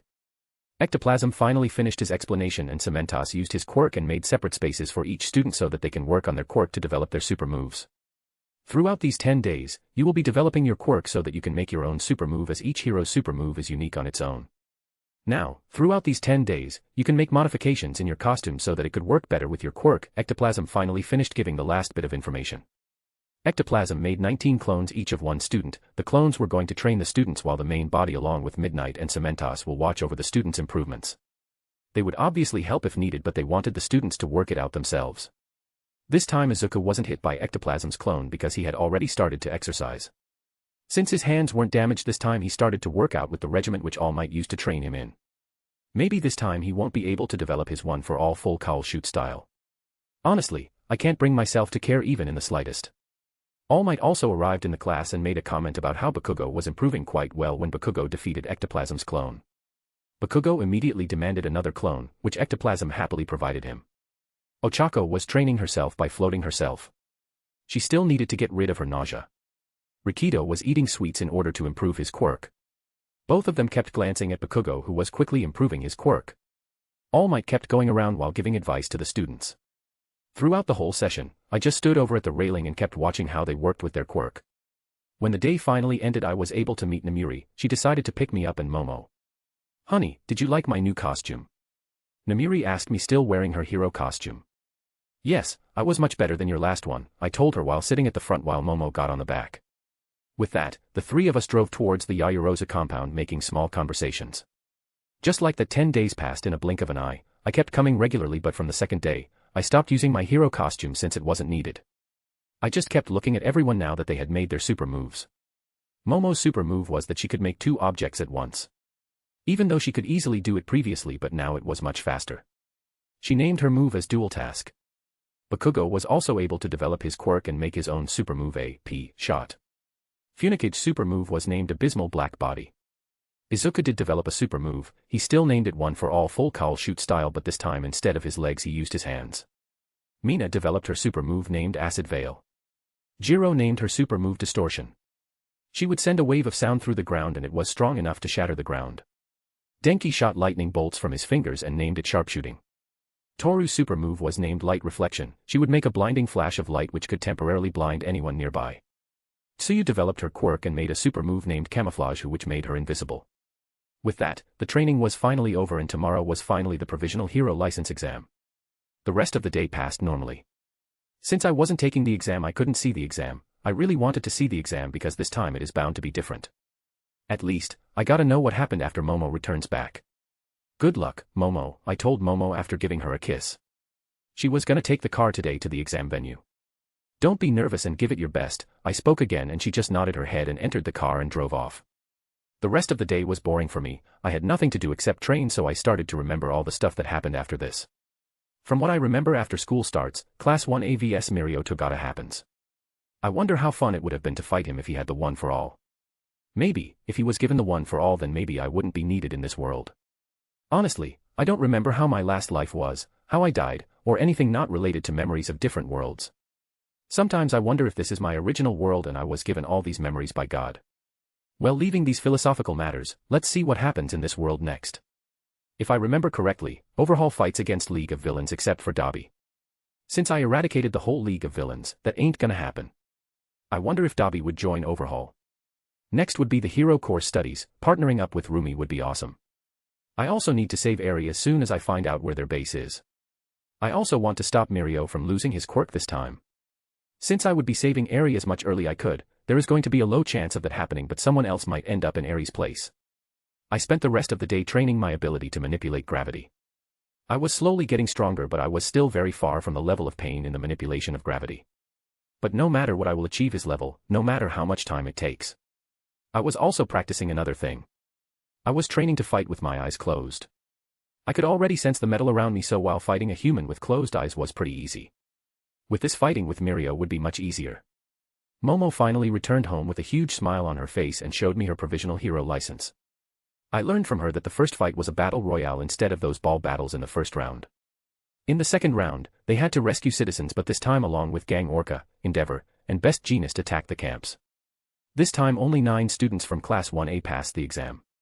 Izuku, Ochako, Momo, Mizo, Ida, Fumikage, Jiro, Mina, and Ijiro. Well, let's see what happens next now that the future is already changed. Chapter 47, Class 1A vs Mirio. Edited. POV Rio. The summer break was finally over. I woke up and found myself being hugged by 2 sides. On one side, Momo was hugging my left arm like a teddy bear, and Amiri was on the other side hugging my right arm in the same manner as Momo. I kissed both of their foreheads and got out of the bed. Last night we decided to have some fun because of Momo getting her Provisional Hero License. Since the super move training started, we weren't able to meet with Namiri. We were currently in Namiri's apartment. It has been a week since Provisional Hero License exam. We have already moved into the dorms. They still had the contest for rooms. I didn't even bother with the competition. Bakugo shouted that I was looking down on him, but everyone ignored him. Because of me not being interested, the others saw this as a chance to get the best room. Now, the reason I didn't bother with the room was because I would be spending most of my time in Momo's room. The security around the girls' dorm was pretty useless to me. Momo ended up cramping her room with all the furniture she brought from home. There was another problem: we can't bring Namiri here, so after informing Aizawa, since he already knew about my relationship with Namiri, he allowed me to leave, but I and Momo needed to be present for the opening ceremony. After taking a shower, I directly went to the kitchen, but not before waking up Momo and Namiri. I wanted them to sleep in, but both of them needed to be in the school. "Good morning," Momo said while rubbing her eyes and gave me a kiss. "Morning, honey. Maybe we should skip school and have another round," Namiri suggested and gave me a kiss. "No. We ain't gonna stop after just one round, and I think last night was enough," I told Namiri and headed downstairs to the kitchen. After getting ready, both of them joined me in the kitchen. By that time I was already setting up the plates. I decided to have an English breakfast today. After finishing the breakfast, I did the plates and both Momo and Namiri helped me. We were not in a hurry because we would be driving to school in Namiri's car. Getting the dishes done, I ran back to Namiri's room to get my school uniform. Getting dressed in my uniform, I rushed to the parking lot. Momo and Namiri were already in the car waiting in the car. I opened the door using my quirk and Namiri drove towards the school. Getting to the school, we headed for the second term opening ceremony. The whole class 1A was already there except Bakugo and Izuku. Meaning those two asshats fought on the school ground after curfew like in the canon and got detention. After the boring opening ceremony was over, we were lead to our class. I was pretty excited to meet with Mirio. Aizawa entered the class and stood behind the podium in his usual bored attitude. Good morning, class. I wanted to inform you that in this term we are going to hold hero work studies. All of you who have gotten the provisional hero license will be employed by then hero offices throughout the year, Aizawa said, and murmurs were heard throughout the class. The students who got the provisional hero license immediately became excited.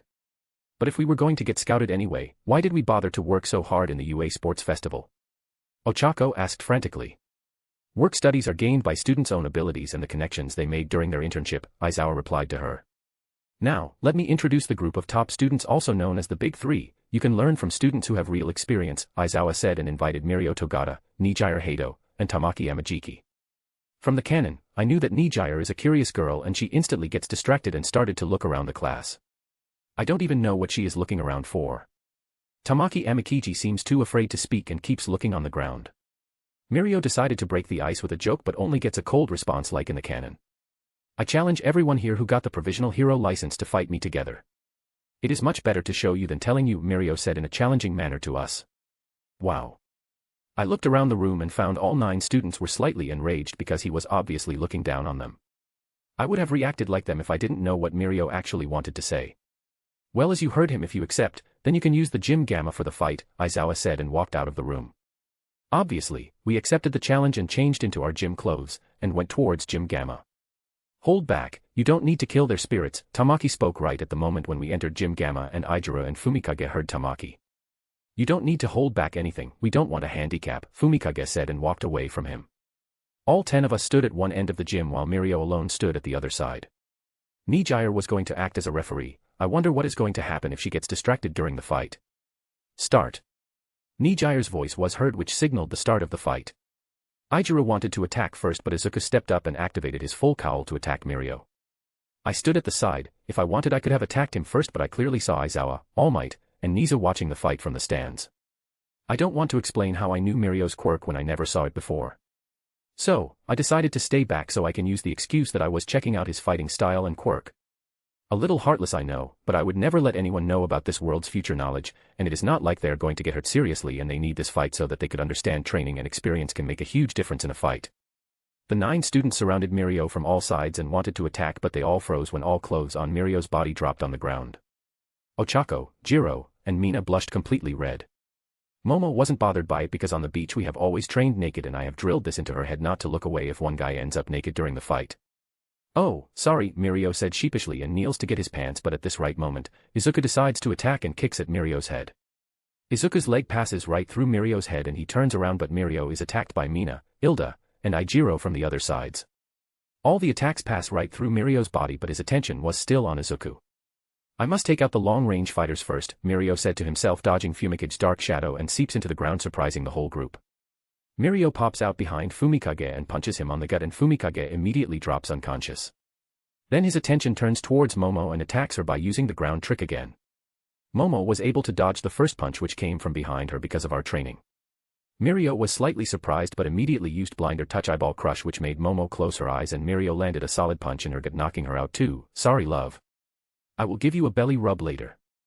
Mirio immediately attacks Mina and Ijiro and knocked them both out using the same attack. Ida tried to ambush him from behind but Ida's hands passed right through Mirio's body. Mirio turned his body and kicked Ida dropping him on the ground. Using one of his combination attacks Mirio knocks out Jiro, Mizo, and Ochako in an instant. Izuku was the last one beside me and it seemed that everyone here has forgotten about me. Am I that invisible? For a moment I thought that became a stupid blue-haired kid with a weak and frail body who also spouts nonsense about friendship and all. Mirio slips through the ground and attacks Izuku who was able to dodge but used the same attack he used on Momo and finally knocks him out too. Power. Mirio yelled and made a pose. Good fight, that was really impressive. I also might have some problems defeating you in hand-to-hand combat. I finally spoke and everyone's attention turned towards me. Mirio was shocked that I was still there. Damn, have I really become invisible? Itsuki Ryo. Why did you stay back and didn't help them? Mirio asked curiously. Well, I knew it wasn't a serious fight so you weren't going to injure anyone seriously and I knew nothing about you, I replied to Mirio. Oh. I saw your fight on the news and I have to say it was really impressive. I wanted to fight you since then, but may I ask what did you find out about me? Mirio spoke the first sentence filled with excitement but the next sentence was filled with curiosity. Like how you lose all of your senses except for falling when you are phasing and you are not able to breathe too, I finished saying. This made everyone awake in the gym gamma drop their jaws on the floor. Hell yeah, future knowledge is cheat. Stay tuned for the next chapter to see Ryo vs Mirio, Cliff Kuin said and sent chills down on every reader's spine. Chapter 48, Ryo vs Mirio and Hero Work Studies, I. Edited. POV Ryo. Like how you lose all of your senses except for falling when you are phasing and you are not able to breathe too, I finished saying. This made everyone awake in the gym gamma drop their jaws on the floor. Hell yeah, future knowledge is cheat. You are pretty good in hand-to-hand combat. Your physical strength is stronger than mine but I am faster than you, I said and immediately rushed towards Mirio who came out of his stupor and seeped into the ground. I immediately stopped myself. I could already feel sneaking behind me from under the ground. Mirio came out of the ground from behind me and punched me. I dodged the attack easily. As I have said, I am much faster than him. He tried again but I kept dodging. He immediately used his blinder touch eyeball crush, but I closed my eyes as soon as he started the attack. Seeing me already close my eyes, Mirio must have been happy. Mirio stopped his blinder touch eyeball crush and directly attacked me. He punched towards my stomach but his eyes grew wide when my hand came right in front of his fist but his fist passed through my body because he didn't want to get caught. I got another of his weakness. When he is intangible then his whole body becomes intangible. That is why his clothes dropped at the beginning. Surprised, right? I mockingly asked Mirio. Mirio didn't give me a reply and backed away from me but the expression on his face gave me all the answers. Mirio looked at me cautiously. The teachers were also the same along with Niger and Tamaki. They must have never seen Mirio back away before. You are really strong. I can see how you were able to do all of those things. Now get ready. I am gonna hold nothing back now. Mirio said and again dissipated into the ground. I closed my eyes beforehand and waited for him to come out. Mirio didn't disappoint me and tried to grab both of my ankles. I jumped up but he tried again, but this time also the attack failed. He didn't try that attack and directly attacked me by coming out of the ground and kicked towards my chin. I dodged by moving my head aside and kicked towards his chest. His body became intangible and my leg passed right through his body. Mirio immediately turned his body around and sent a punch towards my chest but I didn't move away this time and tried to grab his hand but his hand became intangible, again making him pass right through my body. This is getting fucking boring. This has been going on for a few seconds already. I jumped away from him to make some distance between him and me. Do you know something interesting about human blood? My question froze Mirio who was about to rush at me again. All Might and Tamaki seemed confused by the sudden question but Aizawa, Nizu, and Nijier were already pale. Seems like they have understood what I wanted to say. Watching that Mirio still looked confused I decided to tell him. You know human blood has iron, and I don't think I need to say anything anymore, I finished and by this time both All Might and Tamaki also understood. Mirio's face was also priceless. But before Mirio could do anything, he rose up in the air. See, your own blood is your enemy. I didn't do anything, for now. But imagine your blood expanding inside your veins and your organs. I wonder it must be painful, right? I spoke looking curious. By this time all the students on the floor were already up. The room was completely silent, nobody said anything. I pushed slight pressure and before Mirio could even scream because of pain he passed out. I slowly laid his body on the floor. Tamaki and Nijier came running towards him. Seeing nobody in talk and still frozen I walked towards Momo and helped her up. How do you feel? I asked Momo who was caressing her stomach. He hit really hard, much harder than you. I am gonna have a bruise, Momo spoke while pouting. Sorry, if I wanted I could have stopped him but I let him hurt you, I spoke to her. It truly hurt me to let her get hit while I just stood at the side. Don't be like that. This was a spar, I got hit because I was weak. You can't always be around me to protect me and if you can't see me getting hit during a spar then I should leave my dreams and live inside a glass room, Momo snarked. Well, she's not wrong. If I can't let her get hit during a spar then I should lock up her in her house. Fine, fine. I was just worried about you, I said. After some time, Aizawa dismissed the class but not before asking me why didn't I knock him out before if I could do it so easily. I told him that it was too risky and I could have seriously hurt Mirio. When I saw that there was no other way I used this power. Nizu forbade me from using it again unless my life was at risk. I just nodded my head after listening to him. I don't want to antagonize them, it's not like they can know if I use this power on anyone. After the class was dismissed, I left along with Momo towards the dorm. At night, I received the call I have been waiting for. I was currently sneaked into Momo's room and Momo was explaining to me about gravity. Hello. How have you been, 5th ranked hero? I said as I accepted the call. Don't even start with that. I have nothing on you, you raised up a storm with your insane fight with All for One. Everyone has been talking about you, Rumi retorted to my comment. I just wish that someone else took my place, I told Rumi, and after hearing my words she simply chuckled. Then we would have a dead student on our hands. I personally know how strong you are and there is no way there could be anyone else who could have fought like that, Rumi said. So, you didn't tell how you have been, I asked her again. Ha. I am bored. After you stopped coming I have no one to fight against, Rumi said while releasing a sigh. She only thinks about fighting, I guess. Rio, as you have already heard about hero work studies. I won't beat around the bush, you are going to be working with me.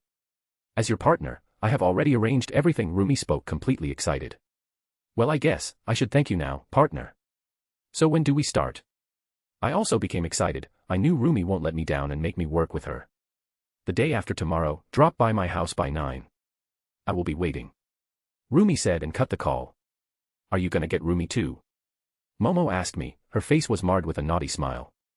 Now that I think about it, she is an awesome woman and she is also older than me, so kudos there. I am not gonna lie like any other shameless MC and say that I don't want her and would chase her later now that Momo and Namiri are completely fine with sharing. I would try, let's see what happens, I told Momo, a few months ago saying this would have gained me a huge headache. But now, it is completely fine. I am the luckiest guy in the whole world and I appreciate it so much. Fine, she would be a nice addition to our next world whatever it might be, Momo said and went back to study so that she can explain those stuff to me. The day passed like that, we decided not to indulge ourselves in pleasures of the flesh. The next day was off for the students who had got their provisional hero license because they would have to look for any hero office if they would hire them. Not everyone was lucky like me that a hero himself or herself would arrange everything for them so that they can go and directly work with them. Momo woke up in the morning and went to meet with Ryuko. She was doing an internship with her so she was hoping that Ryuko would employ her in her hero office. I was lazing around her room because I had nothing better to do myself.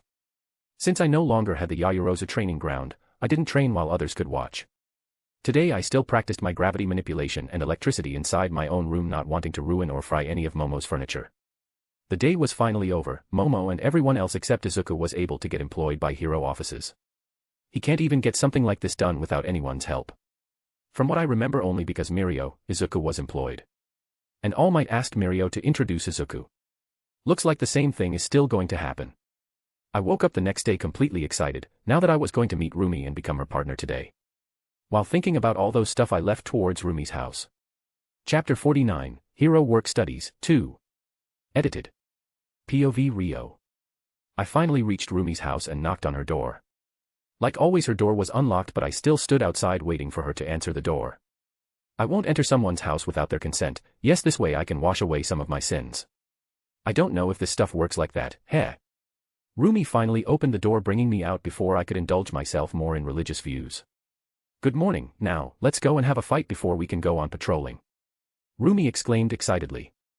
Well, looks like she isn't gonna change.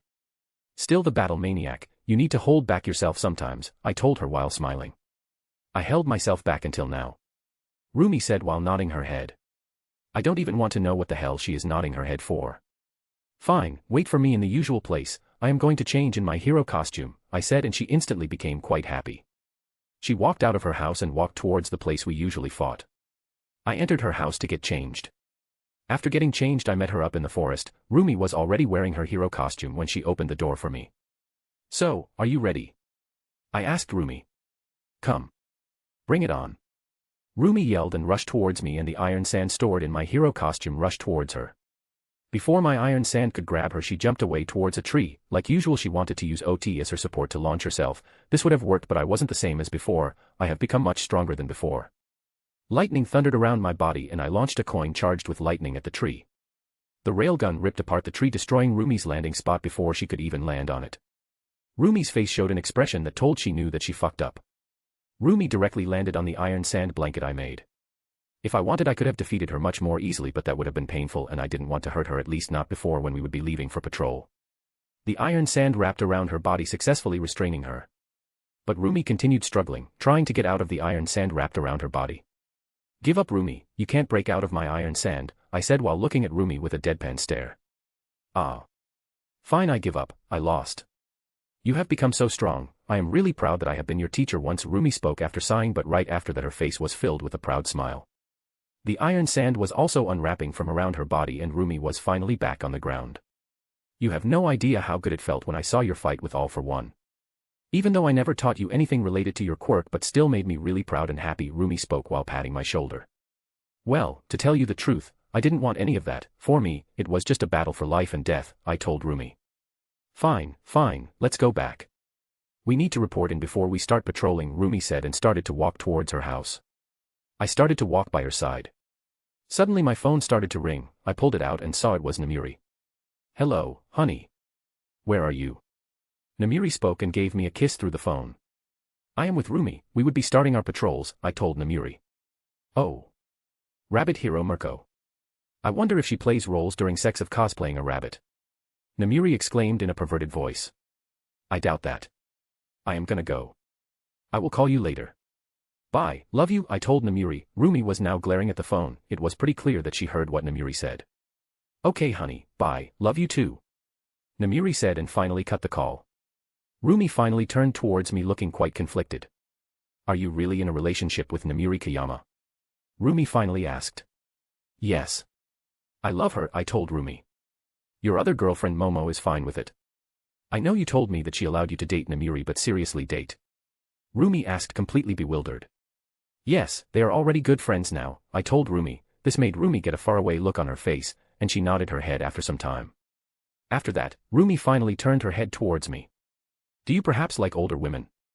Rumi asked me looking slightly expectant. Yup. I replied, but we were already back at Rumi's house. Now that I think about the stuff she asked me, does she like me too? Clearly thinking about her questions points me only in that direction. If she is interested in me, then perhaps it might be easy to get her. Her only complication might be the sharing thing. Let's wait and see what happens. We would be spending a lot of time now that we are already working as partners. I wonder what power would Rumi get if she travels to HP World. Rumi exited her house after a few moments. Rumi radioed in the report that Rumi and I would start patrolling now. Both of us walked out of the forest side by side. Rumi always did the patrolling from the roofs, and as it wasn't a problem for me, we decided to take her usual route, but this time it would be along with me. We skimmed through the city at a fast pace. Rumi was also carrying her receiver from Hero Association that would report any emergency cases in our area. Jumping from building to building, it was fun, but also boring. Not that I want someone to get in trouble, but nothing happened, no bad guys, so it was boring. We finally decided that it would be awesome to race around the city, so we did just that multiple times. I could have ditched her and won by flying, but that wasn't fun at all. Sometimes Rumi won and sometimes I won, well, I won most of the time. Finally, the day was over and we were off duty. We walked back to Rumi's house. After changing back into my normal clothes, I came out of her house where Rumi was waiting for me. Good night, Rumi. See you tomorrow, I said to her. You too, Rio. Call me if you find a villain on your way back. You shouldn't have all the fun. Rumi said while walking back into her house. Sure, Rumi, I said, finally walking away from her while waving my hand at her. I noticed she took another glance at me and finally entered the house. After getting out of the forest, I took the bus back to UA High. I really miss my own house. Well, I will visit Mom and Dad on Sunday. I know the actual reason for giving the dorms was that the school can keep an eye on the students. Well, at least that was the reason in the canon. I don't think that it has changed now. After reaching my room, I took off my clothes and got into the shower for a relaxing bath. After getting out of the bath, I chatted with Namiri for a few minutes before she had to go. Well, it was a bummer that I can't meet her on the school grounds except for academic purposes. That was the only rule Nizu laid down to get around our relationship. I pulled out my notebook on which Momo have written down the theories of gravity manipulation in the simplest way possible and started to read it. After getting one point done, I practiced it. I may be OP, a broken MC, but I still need to work hard. There isn't any free lunch. After being done with it, I sneaked into the girls' dorm, but it wasn't as seamless as it always has been because Jiro saw me. You aren't even here. After staring at each other for a few seconds, Jiro finally broke the silence with a knowing smile on her face and entered her room. Thanks a lot, Jiro, I said to her, even though they knew I sneaked around, but getting seen by someone is not something I wanted. I must be getting rusty, or I shouldn't have ignored sensing people. I simply thought that no one would break in here and completely ignored my sensing ability. As for my sensing people thing, I can't exactly feel them until I concentrate on doing that, or I would just keep sensing the metal in their bodies. I finally entered Momo's room and found her sitting on the bed wearing my t-shirt, which was quite big for her. "How was your day?" I asked her after giving her a kiss. "It was great. I had to patrol the city with Ryuko. She is really great. I also met and talked with Nijire Hado. She is a very curious girl," Momo said while making hand gestures. She was really excited. I could tell that by just seeing the huge smile on her face. I sat down by her side and patiently heard her story. After she was done, she asked me about my day and I told her. I also told her about my small chat with Rumi, and Momo guaranteed that Rumi is interested in me. 5 days passed just like that and the weekend was already here. Throughout these 5 days, Rumi and I didn't find any villains or bad guys on our patrols. It was seriously boring. I found it suspicious, but Rumi told that it was quite normal in this region. Since the beginning of her hero days, she didn't found that many bad guys in this region. From what I remember, Izuku and Mirio found Eri on a weekend. I just hope that Rumi can get the location from them in some meeting so that I can raid the place. Chapter 50, Shai Hasaikai, I. Edited. POV Rio. Throughout this whole week of working with Rumi, I didn't even get to fight any villains, and this thing depressed both of us. So, we fought each other at the end of the day. Though Rumi always lost, but never once did her battle-hungry smile faded away from her face. Throughout this week, Momo told me that Ochako has been employed by Ryoko's hero office. She was introduced by Nijire. They had fought against 2 unknown villains with gigantification quirks, and they also used triggers. That means the story is still on the line. The media was all over them. Well, it gave them a nice stage for their debut, though it won't matter much because Momo would travel with me. Last night another fight also happened, but it was in another area. Red Riot also fought and defended the civilians bravely. They also took down a group of villains who were dealing in some stuff. According to the police report, they didn't say it publicly, but I knew from my memories that they were dealing in triggers and quirk erasing bullets. Damn, but no one released anything about their base location, and only heroes and police know this. I checked my memory again but didn't find anything about the location of their base. If it was ever released in the canon, I don't remember it. Another reason to learn occlumency. I can't let these memories getting out of my head. For now, they are my strongest power. Thinking all these, I finally reached Rumi's house and found her grumbling about something while pacing in front of her house. As always, she was already wearing her hero costume. "What happened, Rumi?" I asked her, finally bringing out of her grumblings. She looked quite annoyed and noticed me only when I called her. "This is bullshit. Why the other kids are getting to fight with the villains, and here we are just running through the city doing races and not even finding a single villain?" Rumi yelled in an annoyed tone. Well, now at least I know why the hell she is annoyed like this. It's like someone took away her candy. "Don't be like that, we will also find some villains, I am sure of it," I tried to reassure and calm her down. And now I received a notice from Sir Naite calling for a meeting. Why the hell is he calling a meeting when we could be looking around for villains for ourselves? Rumi kept on ranting, but my ears perked up hearing that Sir Naite had called a meeting. Didn't this happen much later, not the day after the fights? Does this mean the future has slightly changed? Maybe we should go to the meeting. It might be something important. I told her. I needed to know what has changed. Yes, I know that. I have been a pro hero for a long time, but it doesn't lessen my annoyance, Rumi said while finally getting calmed down. But meetings are boring. Rumi whined, "But you are coming with me, so I won't be the only one getting bored," Rumi spoke again. I did a victory dance inside my mind, but my expression remained the same on my face. "Unlike you, I like making plans and going to meetings," I deadpanned. "Yeah, whatever, let's go now," Rumi said, turning completely serious. Both of us immediately left for Sir Naitai's hero office. On our way, Rumi received another call saying the meeting is already starting, but Rumi only said that we were on the way and cut the call.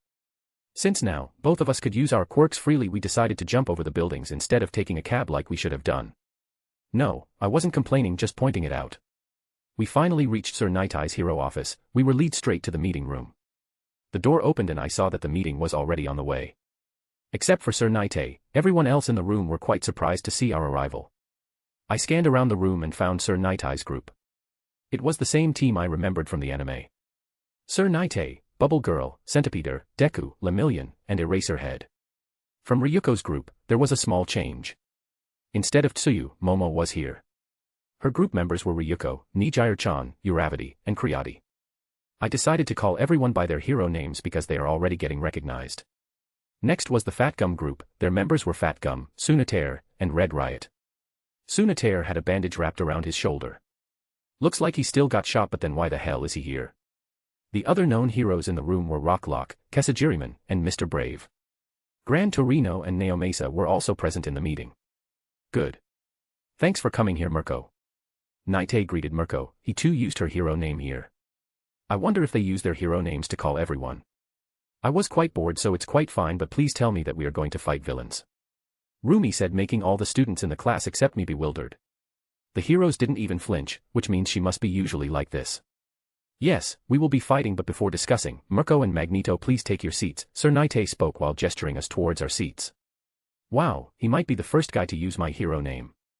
I didn't even think that someone would know my hero name, but it seems that Sir Naite knows. Did this guy saw my future with his damn quirk? It might be a reason this dude called me and Rumi here. I didn't think of this before, but thinking that this guy saw my future creeps me out so much. I took my seat towards the students, but my eyes stayed on him and I kept looking at him, searching for any signs he gave away. But he didn't give any signs, and as soon as both me and Mirko took our seats, he began to explain again. As both Mirko and Magneto don't know about this, but let me show you something, Naite said and pointed towards two odd-looking bullets that were kept on the table. These bullets were shot by a villain. One of those bullets grazed the shoulder of Tsunetaire. Getting only grazed by the bullet rendered him unable to use his quirk for about 3 hours. From further research, we have found that these bullets have the ability to damage a person's quirk factor, Naite said. Rumi was looking at the beginning, but by the end, she was leaning on the table and her face was completely serious. What's in those bullets? How did they even get their hands on such bullets? Rumi asked with a face that meant no nonsense. I have never seen Rumi serious like that. I am glad you asked that. This bullet is made from human DNA. The person whose DNA is used to make these bullets is identified as Eri, daughter of Kai Chisaki, Naite spoke, and the display behind him showed a picture of Kai Chisaki. This person is also known as Overhaul. His quirk's name is Overhaul. He is a Yakuza and the leader of Shaiha Saikai. His quirks allows him to disassemble anything and then rearrange them according to his wishes. We have currently speculated that he is using his quirk on his own daughter to get her DNA. Naite was speaking while several pictures of Kai Chisaki were shown on the display behind him. But before he could continue, Ryuko cut him off. What kind of monster uses his own daughter like that? Ryuko screamed. The rest of the room was also enraged. Apparently this kind of, Naite said and pointed towards the screen displaying Kai Chisaki. So, when are we going to attack? Mirko seemed to ask the most important question now. Today, but first we need to give you all the information we have, Neomesa spoke and walked right in front of the giant screen. These are the guys we have confirmed as members of Shaiha Saikai. Together they make a group called 8 Precepts of Death, Neomesa said, and the screen displayed pictures of 8 people. Their names were written just below their pictures. We also have information that Dabi, who was previously subordinate of All for One, has also joined Shaiha Saikai, Neomesa said, and the display showed a picture of Dabi speaking with Kai Chisaki. Everyone you would be meeting in the building except Eri is to be considered hostile, Neomesa spoke while walking forward. He came up to me and handed me an envelope. I accepted the envelope in confusion. What the hell did he hand me the envelope for? I opened the envelope and immediately understood what it was. They gave an unofficial pass to go wild, and if it was possible for me I could even kill Kai Chisaki. Why the hell did they hand me this? I read the whole thing and this was a request from the police chief and I could deny his request, but why the hell would I do that? They are giving me an open pass to cripple the villains and kill the men behind the scenes, so why won't I do that? At the bottom, it was written that no matter what decision I take I should destroy the envelope. I looked at Neomesa, who stood silently in front of me waiting for my answer. The others in the room were also looking at me completely confused and curious. I accept, I said, and lightning thundered on my hand, turning the letter and envelope to ash.